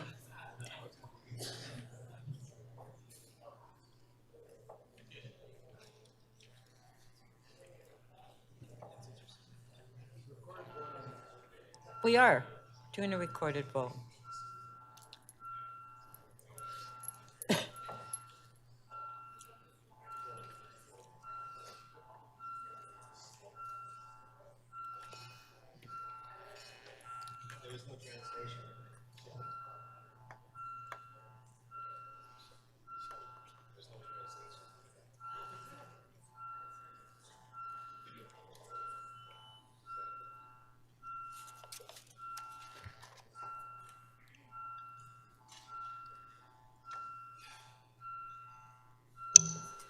Deputy Mayor, please.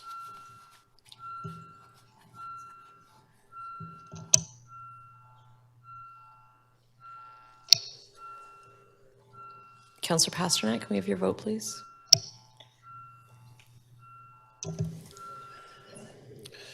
The motion to end debate on the item carries. The vote is 17-3. Okay, on MM 720, recorded vote. We'll vote on that first motion first, MM 720.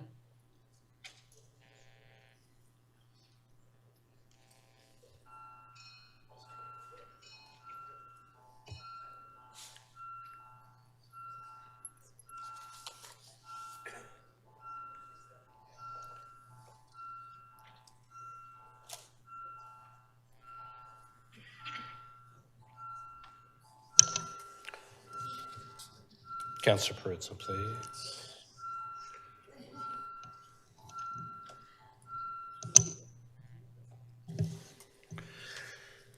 MM 720, the item does not carry. The vote is 2-18. MM 743, recorded vote.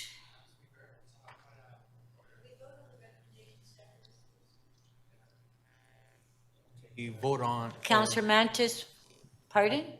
I guess also Councillor Sachs is saying to vote on the recommendation separately? You want to vote on the recommendation separately? Okay, I'm sorry, I can't hear you, Councillor Sachs. I'd like to vote on recommendation 3 separately, please. 3 separately? And then the rest? Recommendation 3 separately. Okay, we'll just vote on it separately. Okay, on 1 recorded vote.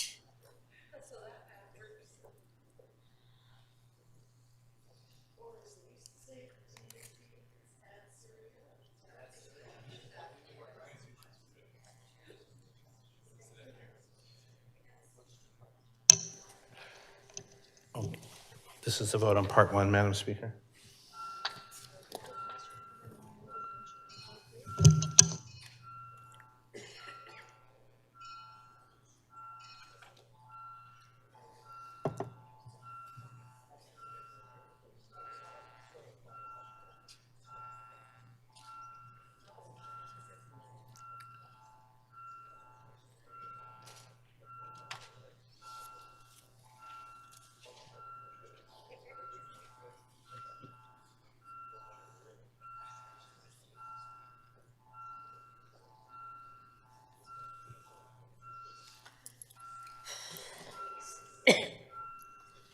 Councillor Perruzza, please.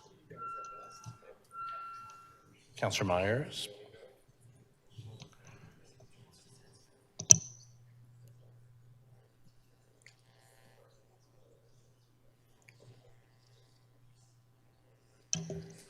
Part 1 of item MM 743 does not carry. The vote is 6-14. Part 2. Recorded vote.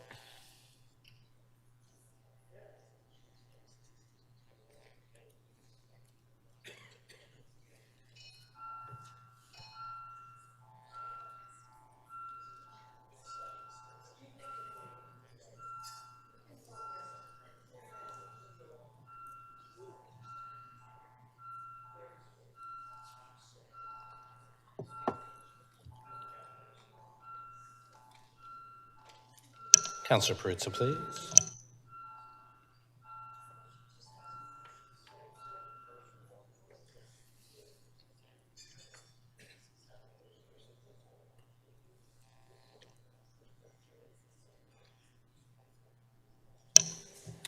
Part 2 of item MM 743 does not carry. It loses on a tie. 10 votes aside.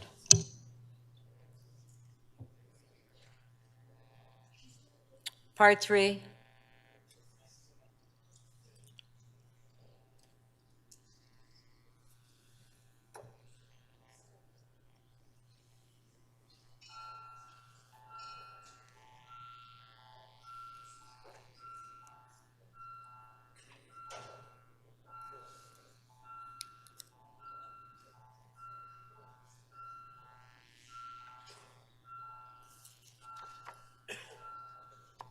Councillor Perruzza, please.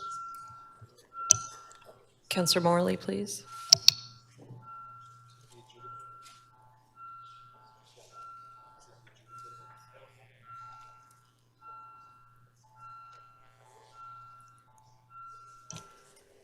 Part 3 of item MM 743 does not carry. The vote is 8 to 12. Okay, that's done.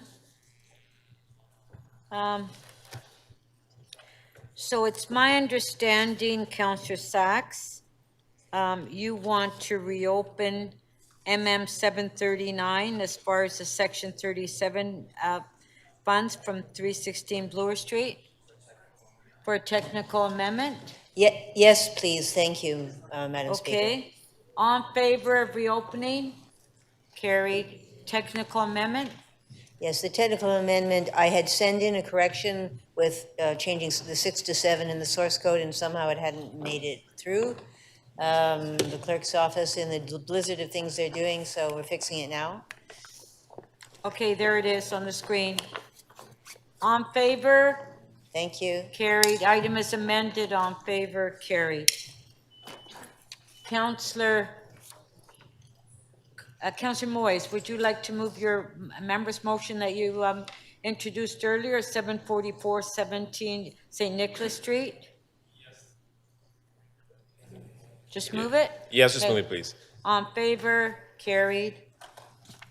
Okay, we have Councillor Fletcher. You held down MM 7.19, staying on top of sinkholes. You held the item down. Sinkhole. I just wanted to ask, because I think it's important. I did have a sinkhole. Few of us have had a sinkhole. And if it's on a subway or a streetcar track, it becomes a very difficult situation for you, for the TTC, and of course for everybody who's dependent on that streetcar. Do you have any, and you can't tell how long it's going to be a sinkhole, am I right? You just have no idea. Through you, Madam Speaker. Yeah, sorry, Mr. DiGiorno, yes. Yeah, that's correct. We don't know how long a streetcar would be out of service until we can get in and investigate. So we have to shut down the line, and there's been a couple instances this past winter, once we found that there was a serious collapse, to do the repair. It took several weeks and cost a lot of money as we had to remove the wires, et cetera, and work with TTC to do bypass transit arrangements as well. And just a quick question, thank you for that, to Ms. Gray. Yes, Ms. Gray, it's a long day, I do know your name. That there are so many diversions right now with construction. Nobody's here from the TTC, but so the intersection's closed over here, and then we've got construction on Broadview. So if we get the sinkholes and then we have all the construction that's underway, that then becomes an added problem, doesn't it, for Yeah, through the moving speaker. people around the city? Emergency and unplanned work, especially at a time when we have so much planned construction ongoing, becomes a significant challenge to manage. So the request here is to the TTC. I think you've asked Mr. DiGeronimo to be able to go in at night, or to be able to go in and check the sewers so the faultiness of them can be managed ahead of time before there's a sinkhole. Am I right about that? Through you, Madam Speaker, that's correct. Like elsewhere in the city where we have a preventative program where we're inspecting the sewers in advance and hopefully catching problems and doing planned repairs instead of emergency repairs, it's been difficult gaining access to those sewers that are directly underneath streetcar tracks because it's difficult to program them going out of service. So we've been limited in our ability to complete those inspections. Are you able to work at night? The streetcars aren't running at night. Yes, we Only can one. schedule. Pardon? Yes, through you, Madam Speaker. Yes, we could schedule the contractors to work at night, but we will need a block of time to make sure that we can mobilize, set up safely, and complete the inspection. So we do still need a duration of time, but we can schedule them at night. So what's that duration? 4 hours, 5 hours? Through you, Madam Speaker, usually we would like to program 6 to 8 hours so we can do a longer run and make it more efficient because it does cost more to do that work at night and does that complexity for safety. Could that be one of the issues, though, why the TTC cannot accommodate you? Because 8 hours, you'll be running into when the streetcars are going to be actually operating at that point. That's correct. That's why it's been difficult to coordinate with their operations. And we've been discussing with them, how do we make sure that both critical services can work together and we can get on with doing our inspections. So therefore, we don't interrupt them with longer duration emergency repairs. So am I hearing that you can have a shorter time, you can accommodate the needs of the TTC, which is not 8 hours? I can't understand why you don't have access for your needs at night. Maybe I'll ask Mr. Johnson, because that he's our new DCM acting. What I was Yes, going go to, ahead. through the speaker, what I was going to say, Councillor Fletcher, is one of the other things of being able to plan this work in advance, similar to when we have other work that we do with the TTC that is ongoing and happens in many locations, is we try to plan and schedule the delays or the streetcar shutdowns for times that aren't going to impact other significant events like sporting events. And, you know, we try to be more planful about it. So having the ability to do that in advance would be very helpful. So who's the liaison then from the city to the TTC that could really make that request where they would have to say, yes, we're going to work together and come up with a schedule to inspect the sewers so we're not having collapses where there are tracks that make it very difficult? Whose responsibility is that? I would offer through the speaker that we have a capital coordination group with the TTC, and that would be the place where we would table that and have a solution. But maybe I guess I'm asking the city manager, who would that be, since they can't get the TTC to agree to that? They're having trouble, and this motion says, we want you to do that. What does that look like in trying to accomplish something that makes an awful lot of sense, but seems to be very hard to do? So through the speaker, it looks like an outreach to the CEO. We'll put our heads together about how our teams can work through some of these issues. The very group that Barbara talked about is exactly the type of group that should be formed, but I'm happy to reach out to the CEO and see what we can do to move this forward. If this motion passes, then I think you are asked to do that. I need to just check. Yes, Through the city speaker, manager correct. and deputy city manager Yes. to go to the CEO of TTC and say, could you please accommodate these critical services? That was your last needs? question. Thank you. Thank you. Okay. So do you just want to move it, Councillor Fletcher? Or do you want to speak? Okay, go ahead. Sorry, I'm not on here. I'd like support for this. I'm going to ask for a recorded vote. When you have something collapse beneath your road and it's got tracks on it, that becomes a very difficult thing because you don't know how long it's going to be out. Thankfully, the one on Queen Street was fairly quick, but other ones have not been quick. And then it interrupts everything. It interrupts all of the traffic flow. It interrupts all of the transit vehicles. It interrupts all of the businesses that are there. And it seems such a simple solution. I don't really think I should have to bring a motion here that would ask for somehow the TTC and our critical divisions to be able to figure out how to inspect our sewers in off hours from streetcars. It's mind-boggling that I have to bring this motion here, and but I have to, because it can't happen again, needs to be proactive, and I am bringing it here, and I'm hoping to get support, and when I ask about it, I'm hoping I will ask a follow-up, and if necessary, a motion, find out that, yes, that's now happening. It's one of those things where everybody's in charge, nobody's in charge. Everybody's expecting something. It's the same issue we're going to talk about shortly with our Cafe Tio. Who's the lead? Who's the person that reaches out to our ABCs and says, this is not working for the city staff. You have to come to the table, and we have to get that sorted out. So that's what this motion does. I'd like your support, colleagues. Thank you. Happy to take any questions. Okay. On the item, on favor? Oh, sorry, recorded vote.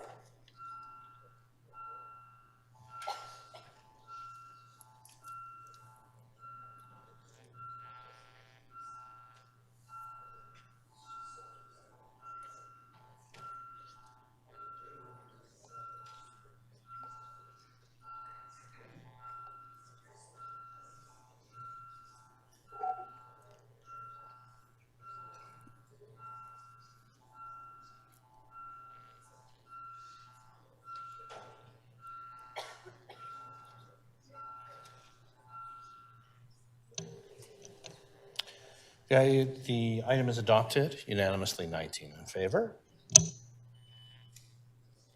Thank you. Okay, Councillor Fletcher, you also held down MM 7.16, improving Cafe Tio. Did you have any questions on that? Yeah, I don't know how many people are going to have questions on that. Pardon?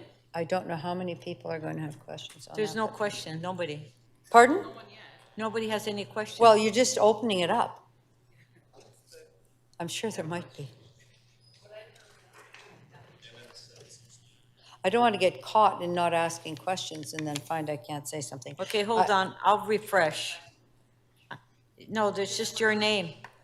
Well, unfortunately, despite all of the pieces of paper and training, I can't get on CMP, so there you go. What's that? Counselor, I'm here refreshing myself every 2 minutes. I tried to refresh myself, but I can't, like it keeps, every minute it cuts off. all Okay, right, so you're nobody here- can get you're their here name on the on, list, so I'll do you just want to put talk? my name. Do you want to ask I will. questions? I'll just ask for a couple of questions. Okay. It's very loud, my mic's very hot. But, we decided, I forget when we decided to make this a permanent program. Was it in January or was it in February? Through the speaker, February 2023. Oh, February 2023. And up till this point, it had been a free temporary program for COVID. Correct. And then we had quite a long debate to make it permanent. Correct.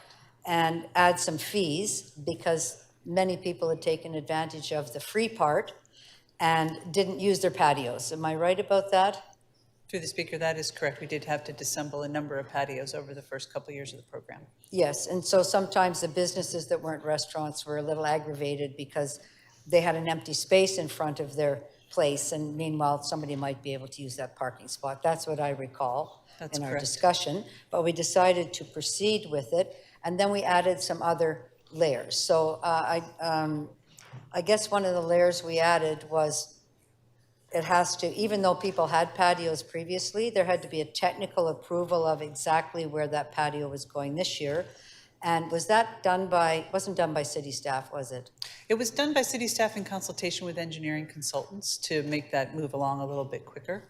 And part of the reason why that had to be so precise, because we always did the evaluation of the setups previously for safety reasons, but this year we also required platforms to ensure accessibility. And so we needed to be quite precise because the restaurants were actually going to have to build those platforms to the space constraints Yes. of their patio. So we added a few new things. We added the technical requirements, we added the platforms, we added the barriers, we added a permit, we added the fees, a lot of new things in a very short period of time. Would you agree with that? Yeah, that's correct. And I think the only other thing that I would add that we did add was trying to get a more equitable balance of curb space use, because during the pandemic, when we were trying to really support the restaurants and having as many tables as they could, because that was their only dining option, there was a lot of other curbside uses that were impacted by that. Loading zones, taxi stands, delivery Yes, stands, thank you. exactly. So try to. But this was what it really is, I'm just going to ask this is a business support program, is it not? It's to support small business, and when they came to speak to us, they said, and Restaurant Association said, everybody's still hurting from the pandemic, we can really use this. So just as a business program, signature business program, would you consider that that's what that is? Through the speaker to you, Councillor Fletcher, yes, it was a hard-hit segment of the economy given the nature of the health protection measures, and this was designed to be rapidly deployed, very accessible, and to assist small business in the city. So it's a business service, essentially, and it was set up in a way that, would you agree with me that the business model could be further refined as a support for businesses rather than what has been a fair amount of back and forth, many divisions, red tape, permit, not getting your permit, etc., that we, perhaps it's not as finely tuned business model as we would need in the city of Toronto if we're going to keep this program? Through the speaker to you, Councillor Fletcher, in keeping with your motion, the three divisions party to delivering the program are interested in undertaking a review of 23 and earlier, and to move into 24 to iron out some of the kinks and making this a high-functioning permanent program. I just do have a amended, I've got a revised motion that essentially asks the city manager and the division heads to come up with a business model to support business. And doesn't sound like you've seen that one yet. Through the speaker to you, Councillor Fletcher, yes, I've seen the amended motion, Part 1A. So as a business service, in sitting back now, I would certainly think that it was very fast. Everybody had to go very, very quickly, and perhaps the capacity wasn't there or the model wasn't there. That you can work very hard, but if you don't have all the ingredients in place, it doesn't matter how hard you work, that it's not going to be successful. Would you agree with that? Or as successful as people are hoping? Through the speaker to you, Councillor Fletcher, yes, certainly there are things that we could learn out of this 23 cycle and improve upon for the 24 iteration of the program. So work smarter, not harder, might be a good motto for 2024. Perhaps. My opinion. You don't have to comment on that. But there are certain things that we could do that would streamline that program, make it more of a business model, because we are supporting businesses. Through the speaker, Councillor Fletcher, I would agree with you. There are things we can do to streamline it. I think with Cafe TO, the improved governance that you are asking us to look at is something we are eager to do. I think given that we will always be doing setups in the public right-of-way, it will always be an issue of trying to navigate that. So yes. I think we can certainly get a lot crisper and business-focused in how we deliver it. I think we will always still need to have those site-specific discussions and negotiations around setups. Correct. Thank you. Thank you.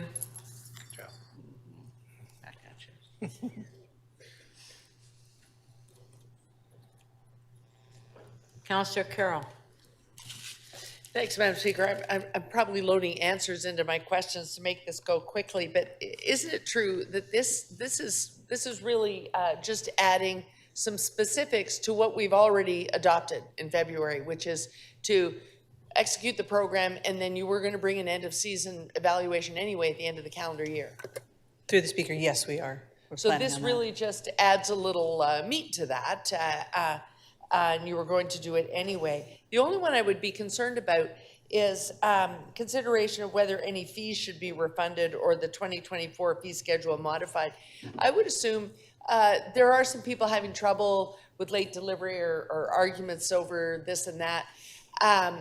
Are those sometimes, you know, if we need to mitigate through refunds and things like that, is that an individual conversation with the individual Cafe TO applicant? I mean, I think we can certainly have, through the speaker, I think we can certainly have that conversation and come back with a recommendation as part of this year's report. We have had some fee modifications that we've done this year in areas where the patios are set up in locations that are either going to have construction later in the season or maybe have construction in the first part of the season. Right. You'll remember we did a phased-in approach of those fees as well. Right. And so we've tried to manage that. We know that in the pandemic version of the program, the free nature of it also did contribute to the fact that many people got the setups and then didn't use them. So we wanted to try to find that balance, which you remember we talked about, I think, a bit at council. I think we found the right balance. So the circumstances around which people might get a refund are kind of already taking shape. You're not concerned then that this recommendation being part of the list to report back on would result in everyone thinking, I just have to come up with the right reason and we all get a refund. That's not the case, because it's sort of taking shape now. We would certainly hope that that's not the message that's being communicated, because private use of the public right-of-way requires entering into that kind of a transaction. Right, right. Okay. Thank you. Those are my questions. Thanks, Madam Speaker. Thank you.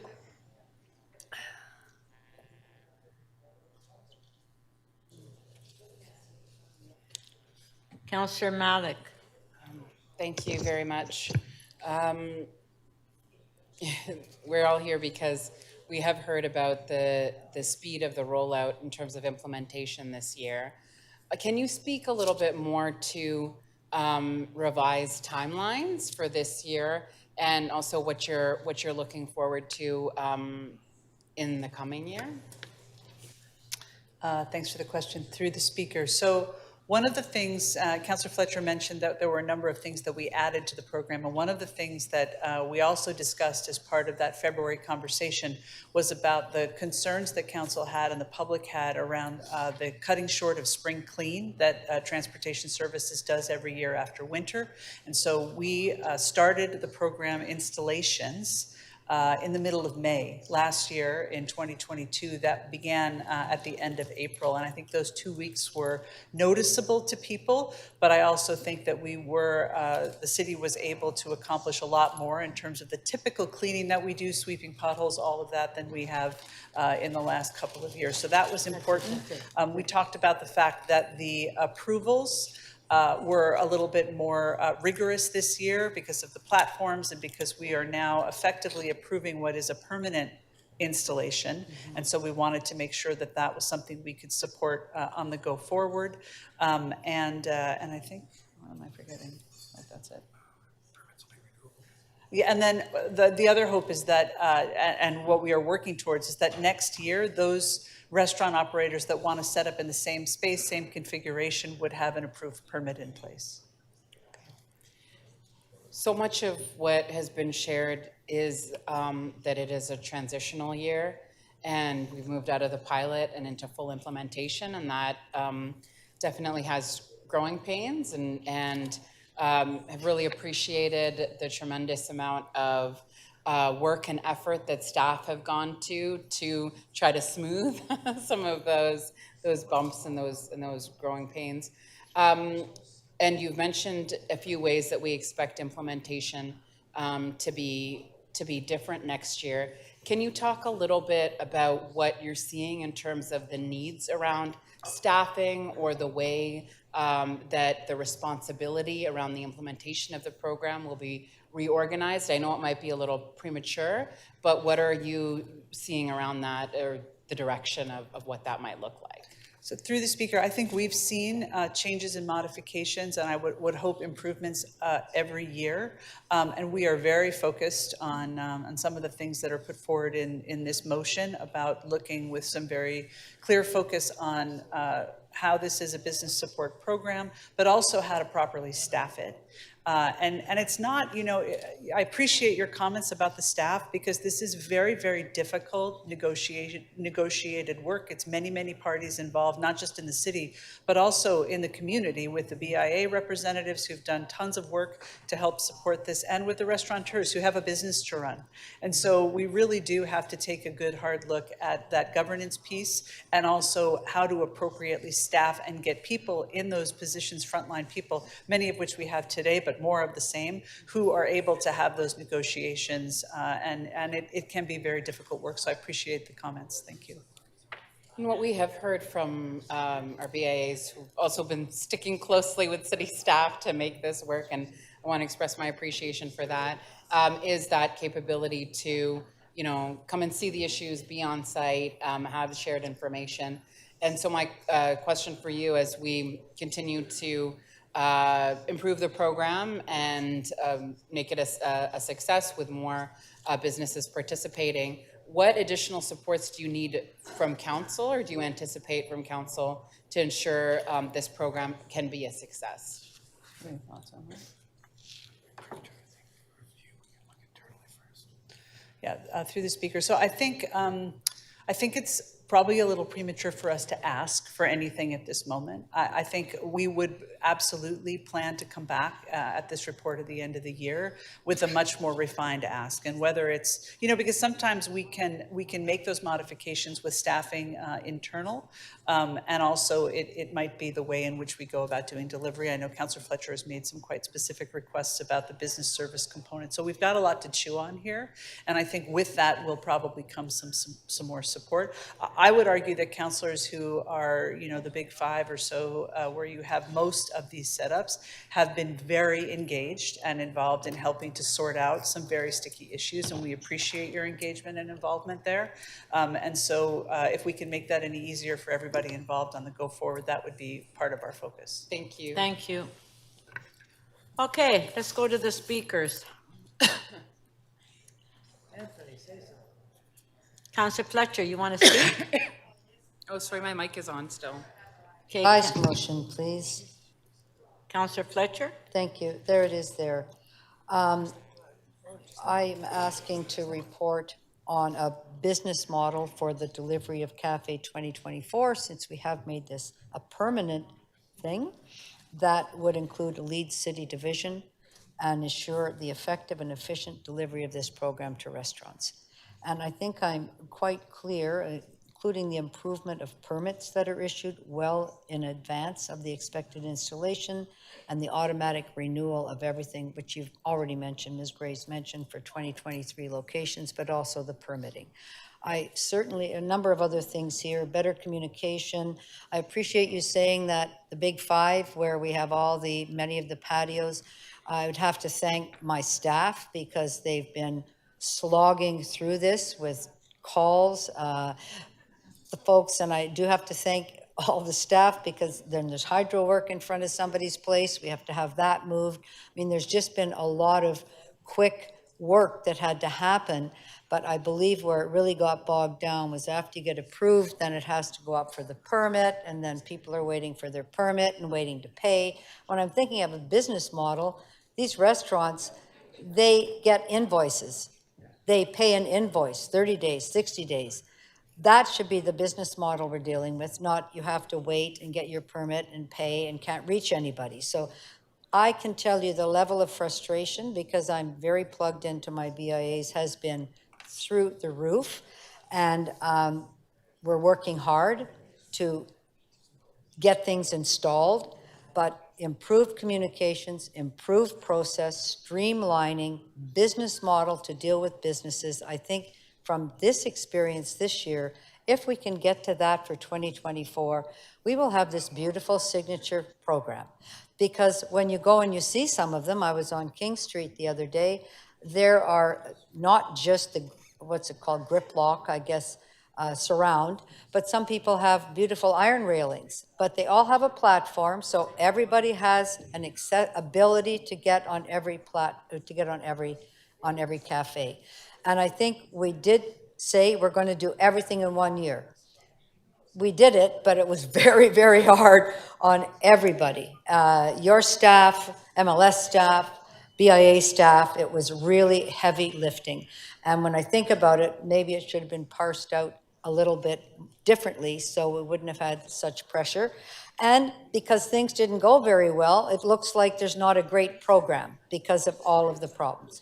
We've had technical problems. I know that just with the AGCO, where can you serve? So that's a motion for that. Another person today, a motion for the intersection. We've just been fixing things all day with our motions. Can you get down the street if there's a cafe?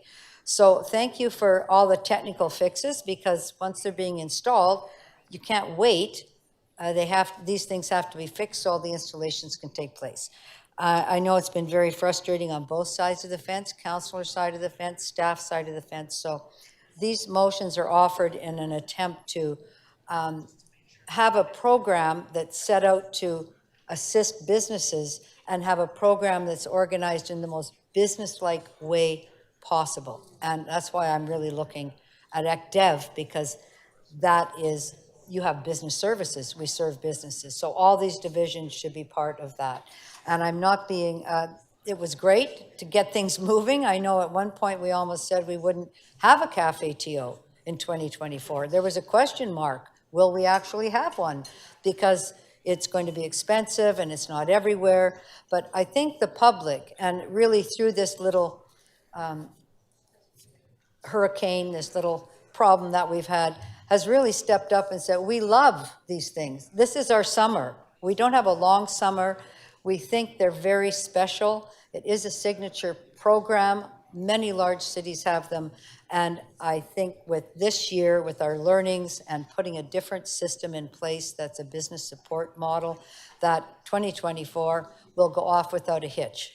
That's, yes, I'm crossing my fingers, but I think we can all do that, and I have full confidence in staff and this motion that goes to the city manager, all the deputy city managers, and all of the staff to come up with that and let us know what that's going to be. And of course, we're going to hear from the businesses, the BIAs and others, that what they think would fine-tune this program, because they're on the ground and they're going to let us know. So thank you very much for answering the calls every time we call to say, my God, this isn't working and we have to fix it.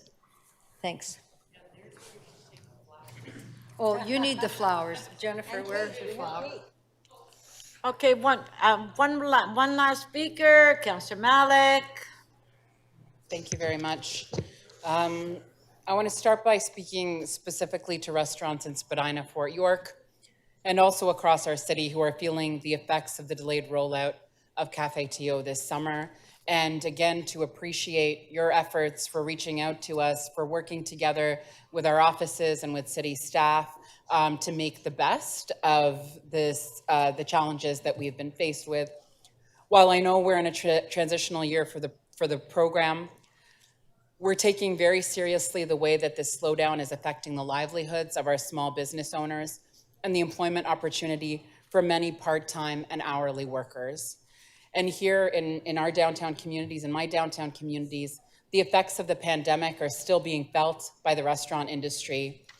And while Cafe TO originated as a pandemic pilot, the program has grown to protect and nurture our downtown restaurants that have not had the same return of office workers and others since the pre-pandemic levels.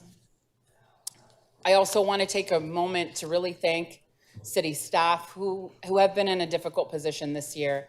Thank you for, as Councillor Fletcher said, for picking up the phone, for answering our calls, and for working creatively and as quickly as you possibly can to fix the issues that have arisen, and each step of the way to also share with us how we're collectively learning lessons to do this better as we move forward, and our shared commitment to make this program a success.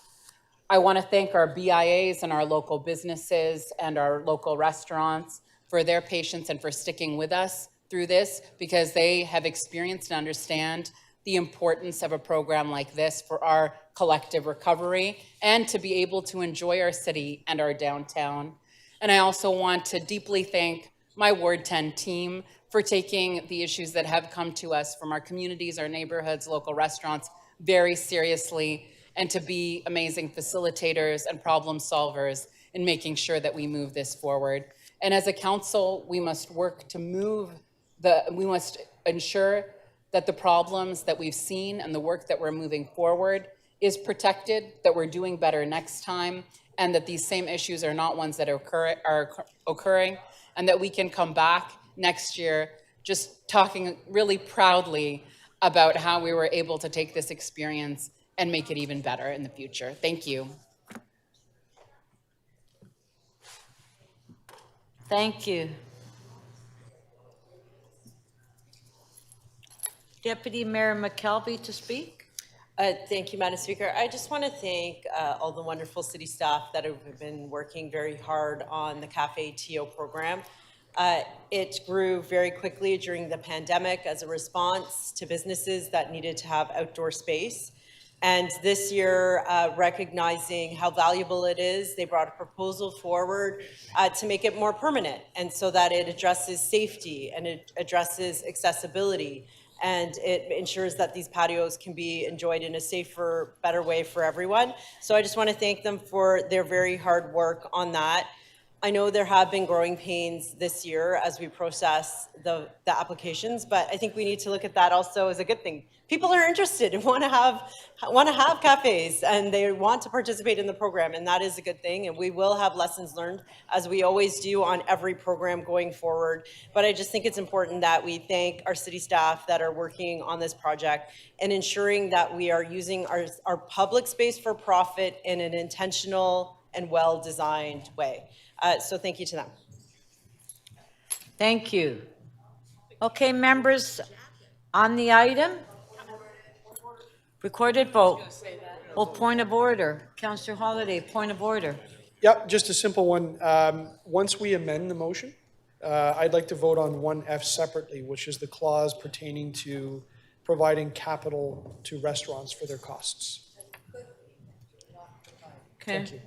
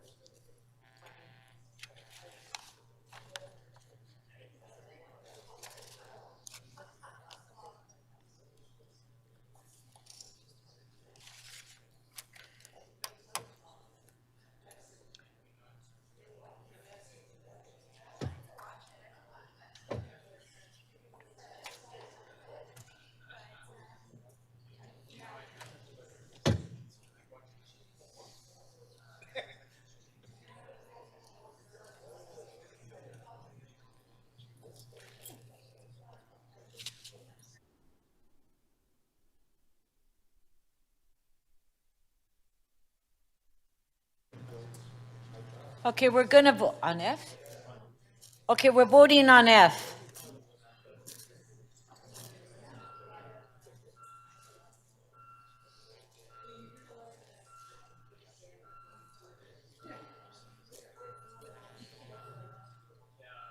Where's the? Oh, I don't see F there. Oh.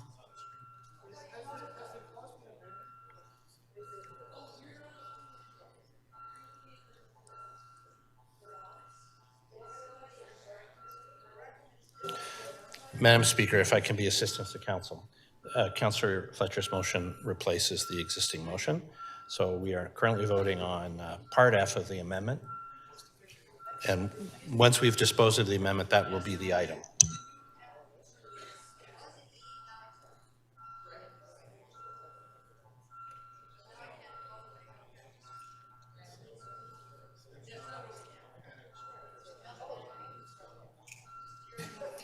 Madam Speaker, I'm sorry, we're late in opening the vote. Okay, Just it's opening open it now.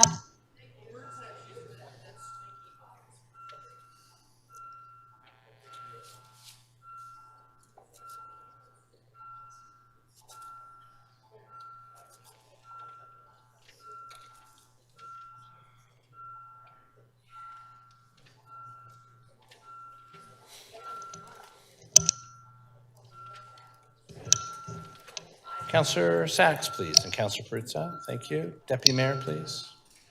Councillor Thompson, Councillor Crisanti. I'm in the affirmative. It's not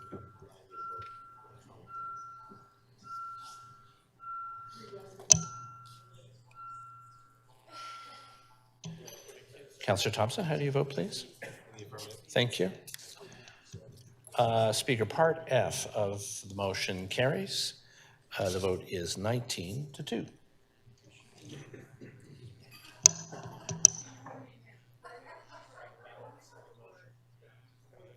Okay, the balance of the motion recorded vote.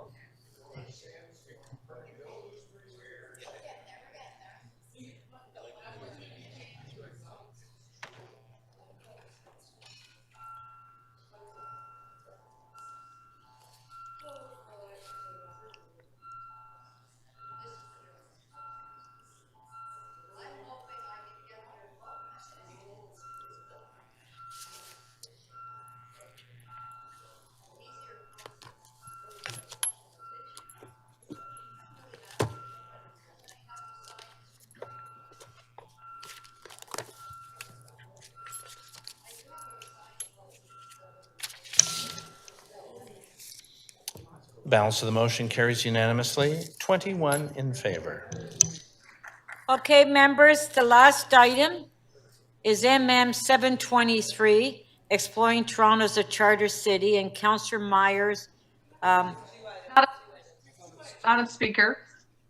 Okay, just. Madam Speaker. Okay, just one sec, Councillor Robinson.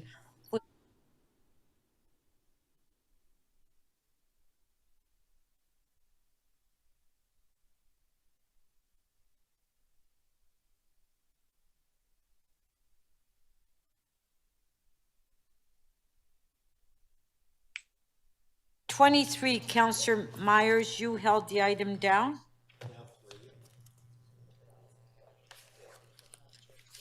Yes, I did.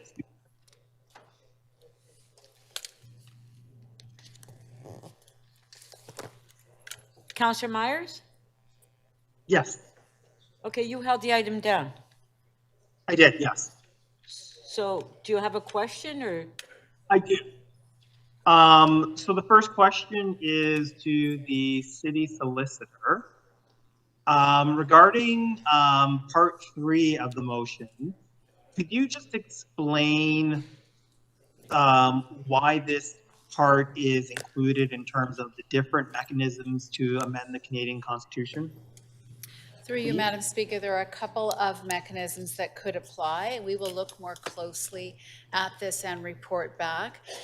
The mechanism that applies will depend on the wording, so in our report back, we will discuss possible approaches and the mechanism that would apply in those, if those approaches are taken. But in either case, the federal government's consent and the provincial government's consent would be required. And in one of them, the consent of some additional provinces would be required as well. Thank you. And to the best of your knowledge, has there ever been a formal legal opinion by a Canadian municipality on this question? Yeah, I know, I'm having difficulty too. I think you may. I can say that we did, when we did work on the City of Toronto Act around, well, it's 2006, but we started that a couple of years ahead.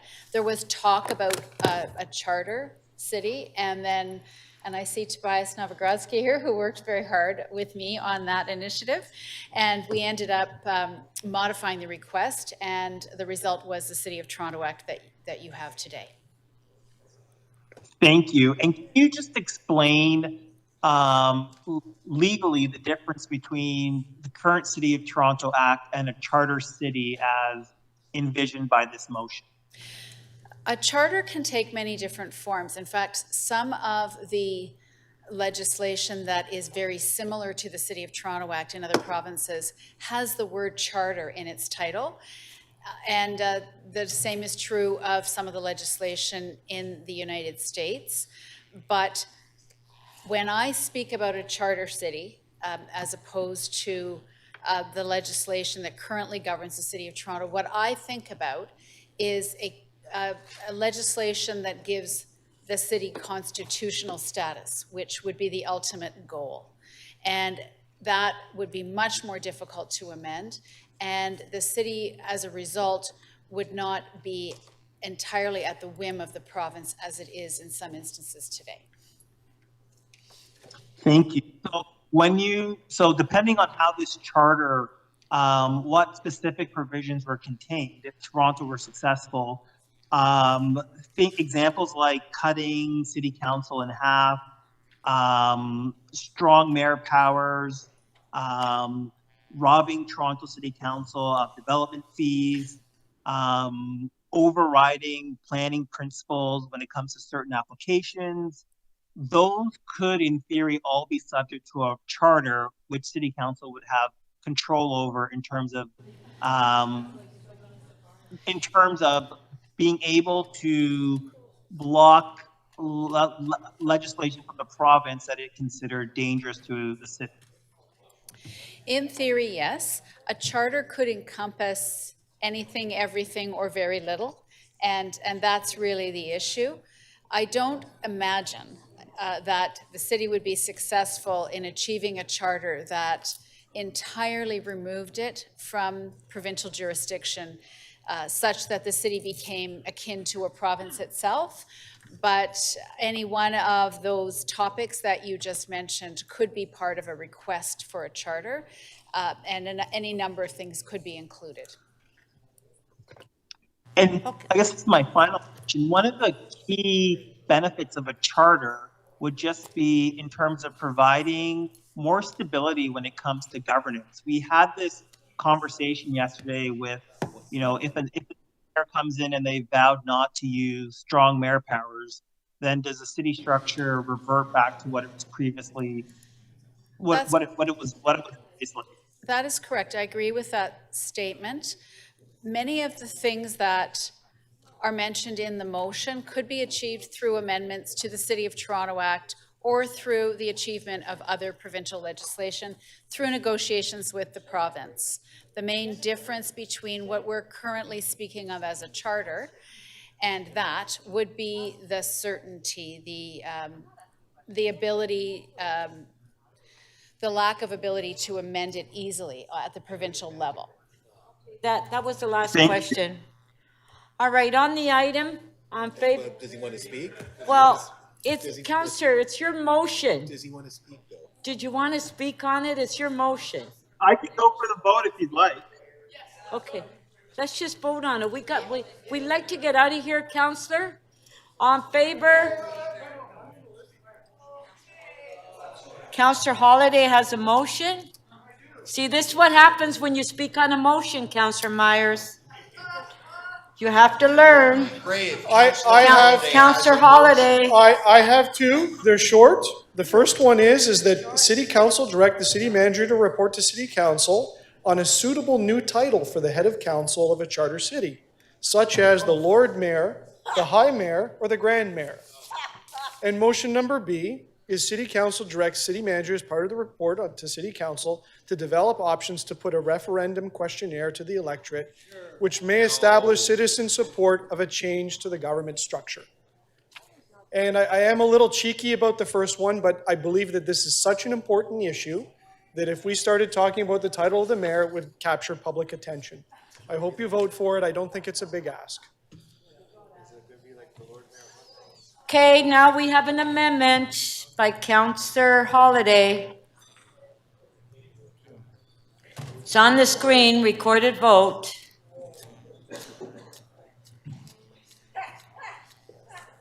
Why not?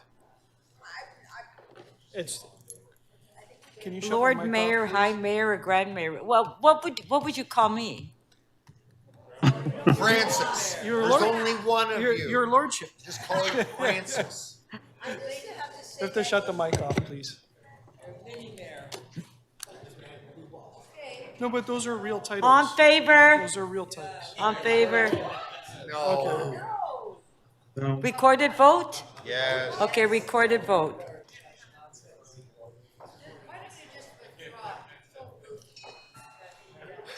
Just vote it down if you don't want. Counselor Perks, what did you say you would call me? For me? What did you say you would call me? Francis, because there is no other one like you. You're unique. With an E. Francis. With an E. Yes. Yeah.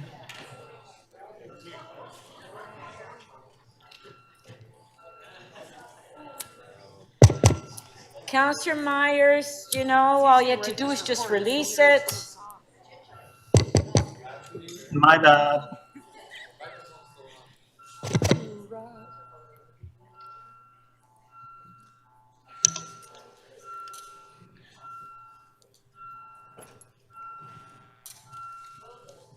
Okay.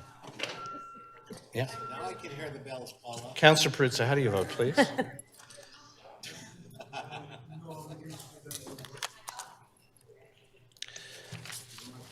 Motion 1A does not carry. The vote is 5 to 16.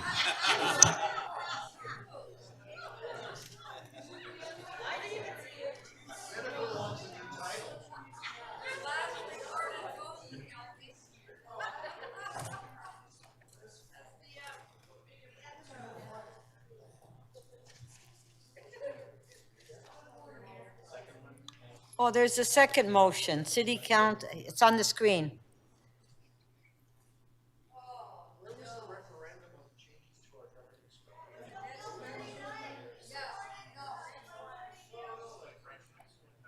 Recorded vote.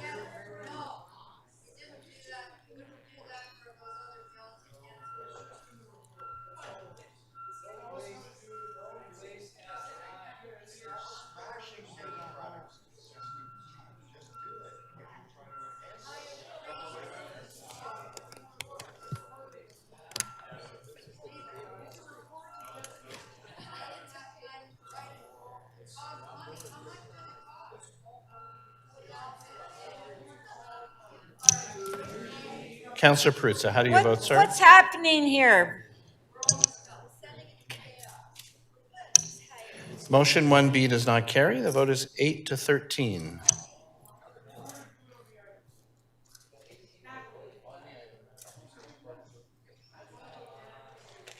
Recorded vote on the item.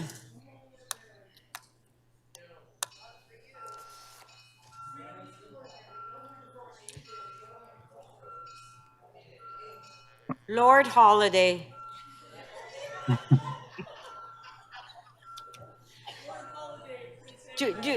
Do I need to go on my knees, Councillor Holiday? Do I need to bend down? Councillor Perruzza, how do you vote, sir?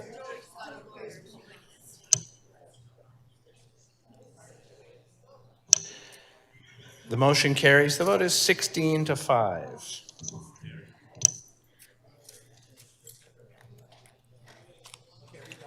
No, we just have one more motion. 40, what number was it again? Number 42. Yes. Okay, it was a motion by Councillor Matlow and Councillor Myers again. Okay, on the item, all in favor?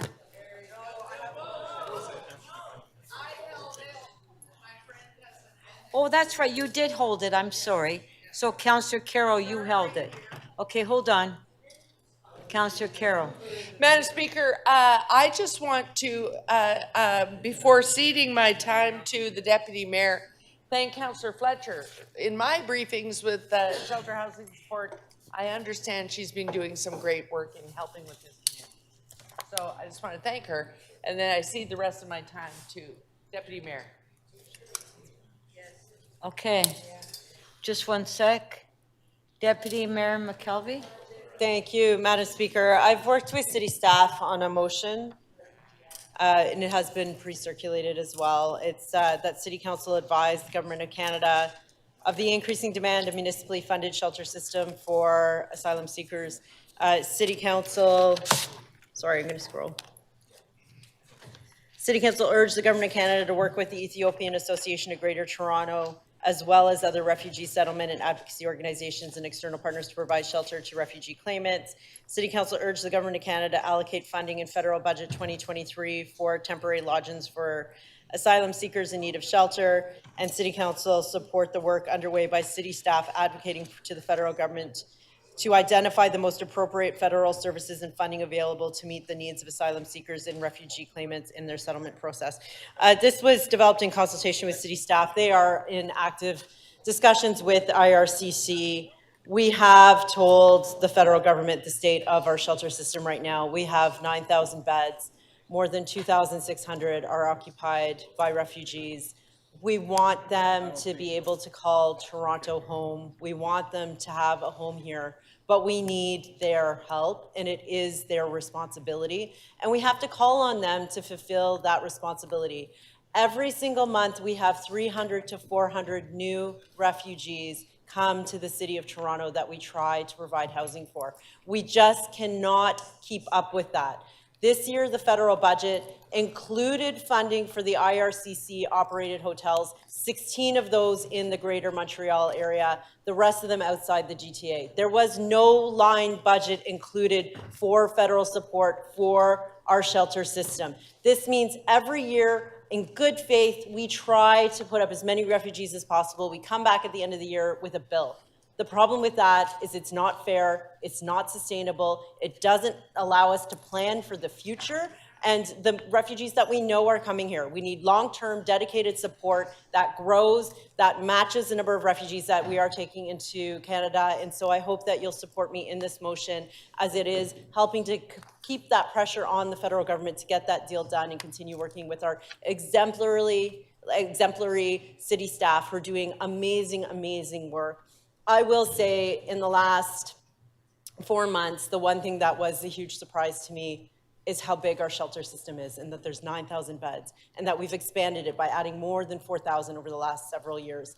That is also in addition to all the beds that we've added in supportive housing. So it continues to be a huge level need. The federal government hasn't stepped up. They also haven't helped us with the $366 million that we know we're going to need for just operating our regular shelter system as well. So I hope you all join me in calling on this unanimously to the federal government, show them strongly that we mean business and they need to help us out. Thank you.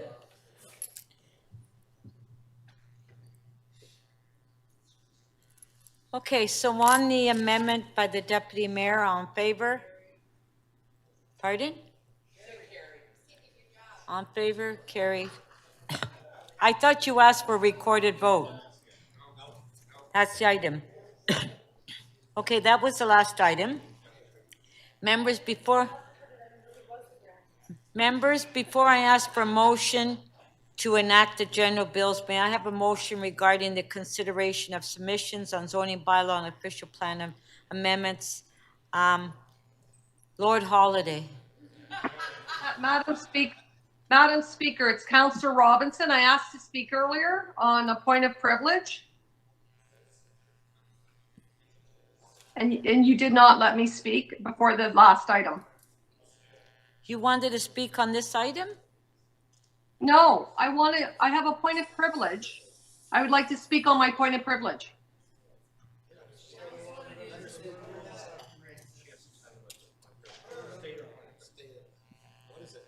Okay, state your point of privilege, Councillor Robinson. On 7.25, requesting federal government support for climate action goals, I voted for, but apparently it showed up as I voted against it, and I would like that corrected. So I voted for it. So was that on 7.25? Yes, and I've tried to get this corrected this afternoon. I voted yes. I pushed the yes button, but it showed as no for some reason. I've been advised. Well, we're having problems today, all day. Huh?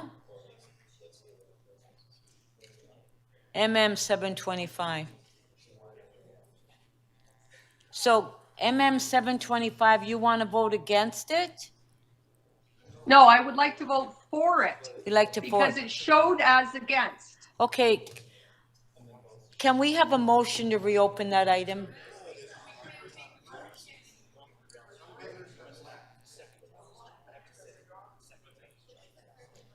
Okay, then I don't know how to accommodate Councillor Robinson then.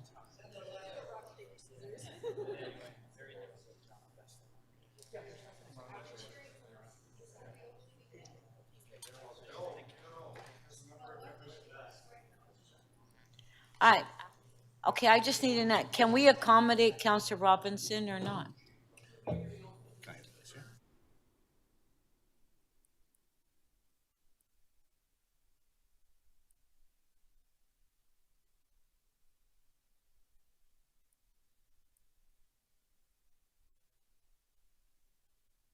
Okay, so members,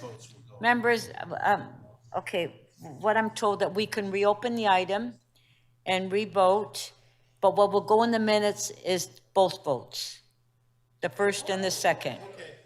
Okay, motion to reopen. Okay, there it is on the screen. Yes, we are. We're doing a recorded vote. Recorded vote.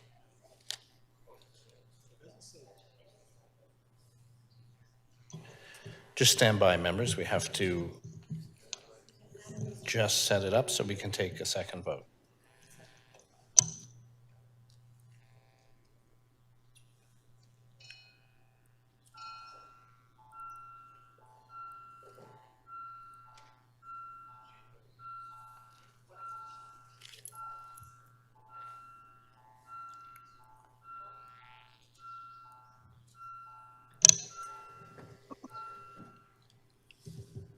Councillor Perruzza, how do you vote, please? In the affirmative, thank you. Speaker, the revote on MM 7.25 carries. The vote is 19-1. Okay. Thank you, Councillor Robinson. You're on record. Okay, we got your vote, Councillor Robinson. Okay, Lord Holiday, can you read the motion?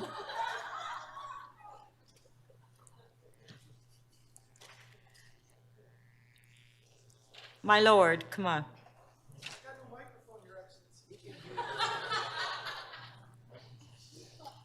Oh, sorry. Okay, go If ahead. it pleases Your Excellency to give me a microphone. Okay. That the committee and council considered submissions in making a decision on zoning bylaw and official plan amendments. On favor, show of hands. Opposed, if any, carried. May I have a motion to introduce the general bills?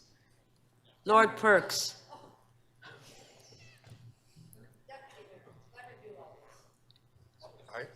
Yeah, I am at the No end. microphone. I haven't got a microphone. You can Oh. use mine. I haven't got a mic. Here we go. I move that leave be granted to introduce bills 501 to 520 and 522 and 561. Shall leave be granted to introduce these bills? On favor, show of hands. Opposed, if any, carried. Shall these bills be declared as a bylaw and passed subject to section 226.9 of the City of Toronto Act 2006? May I have a motion to introduce the confirmatory bills? Queen McKelvey. Yes, Your Highness. That leave be granted to introduce bills to confirm to the point of the introduction of the motion, the proceedings of City Council Meeting 7 on June 14th and 15th, 2023. Leave be granted to introduce these bills? On favor, show of hands. Opposed, if any, carried.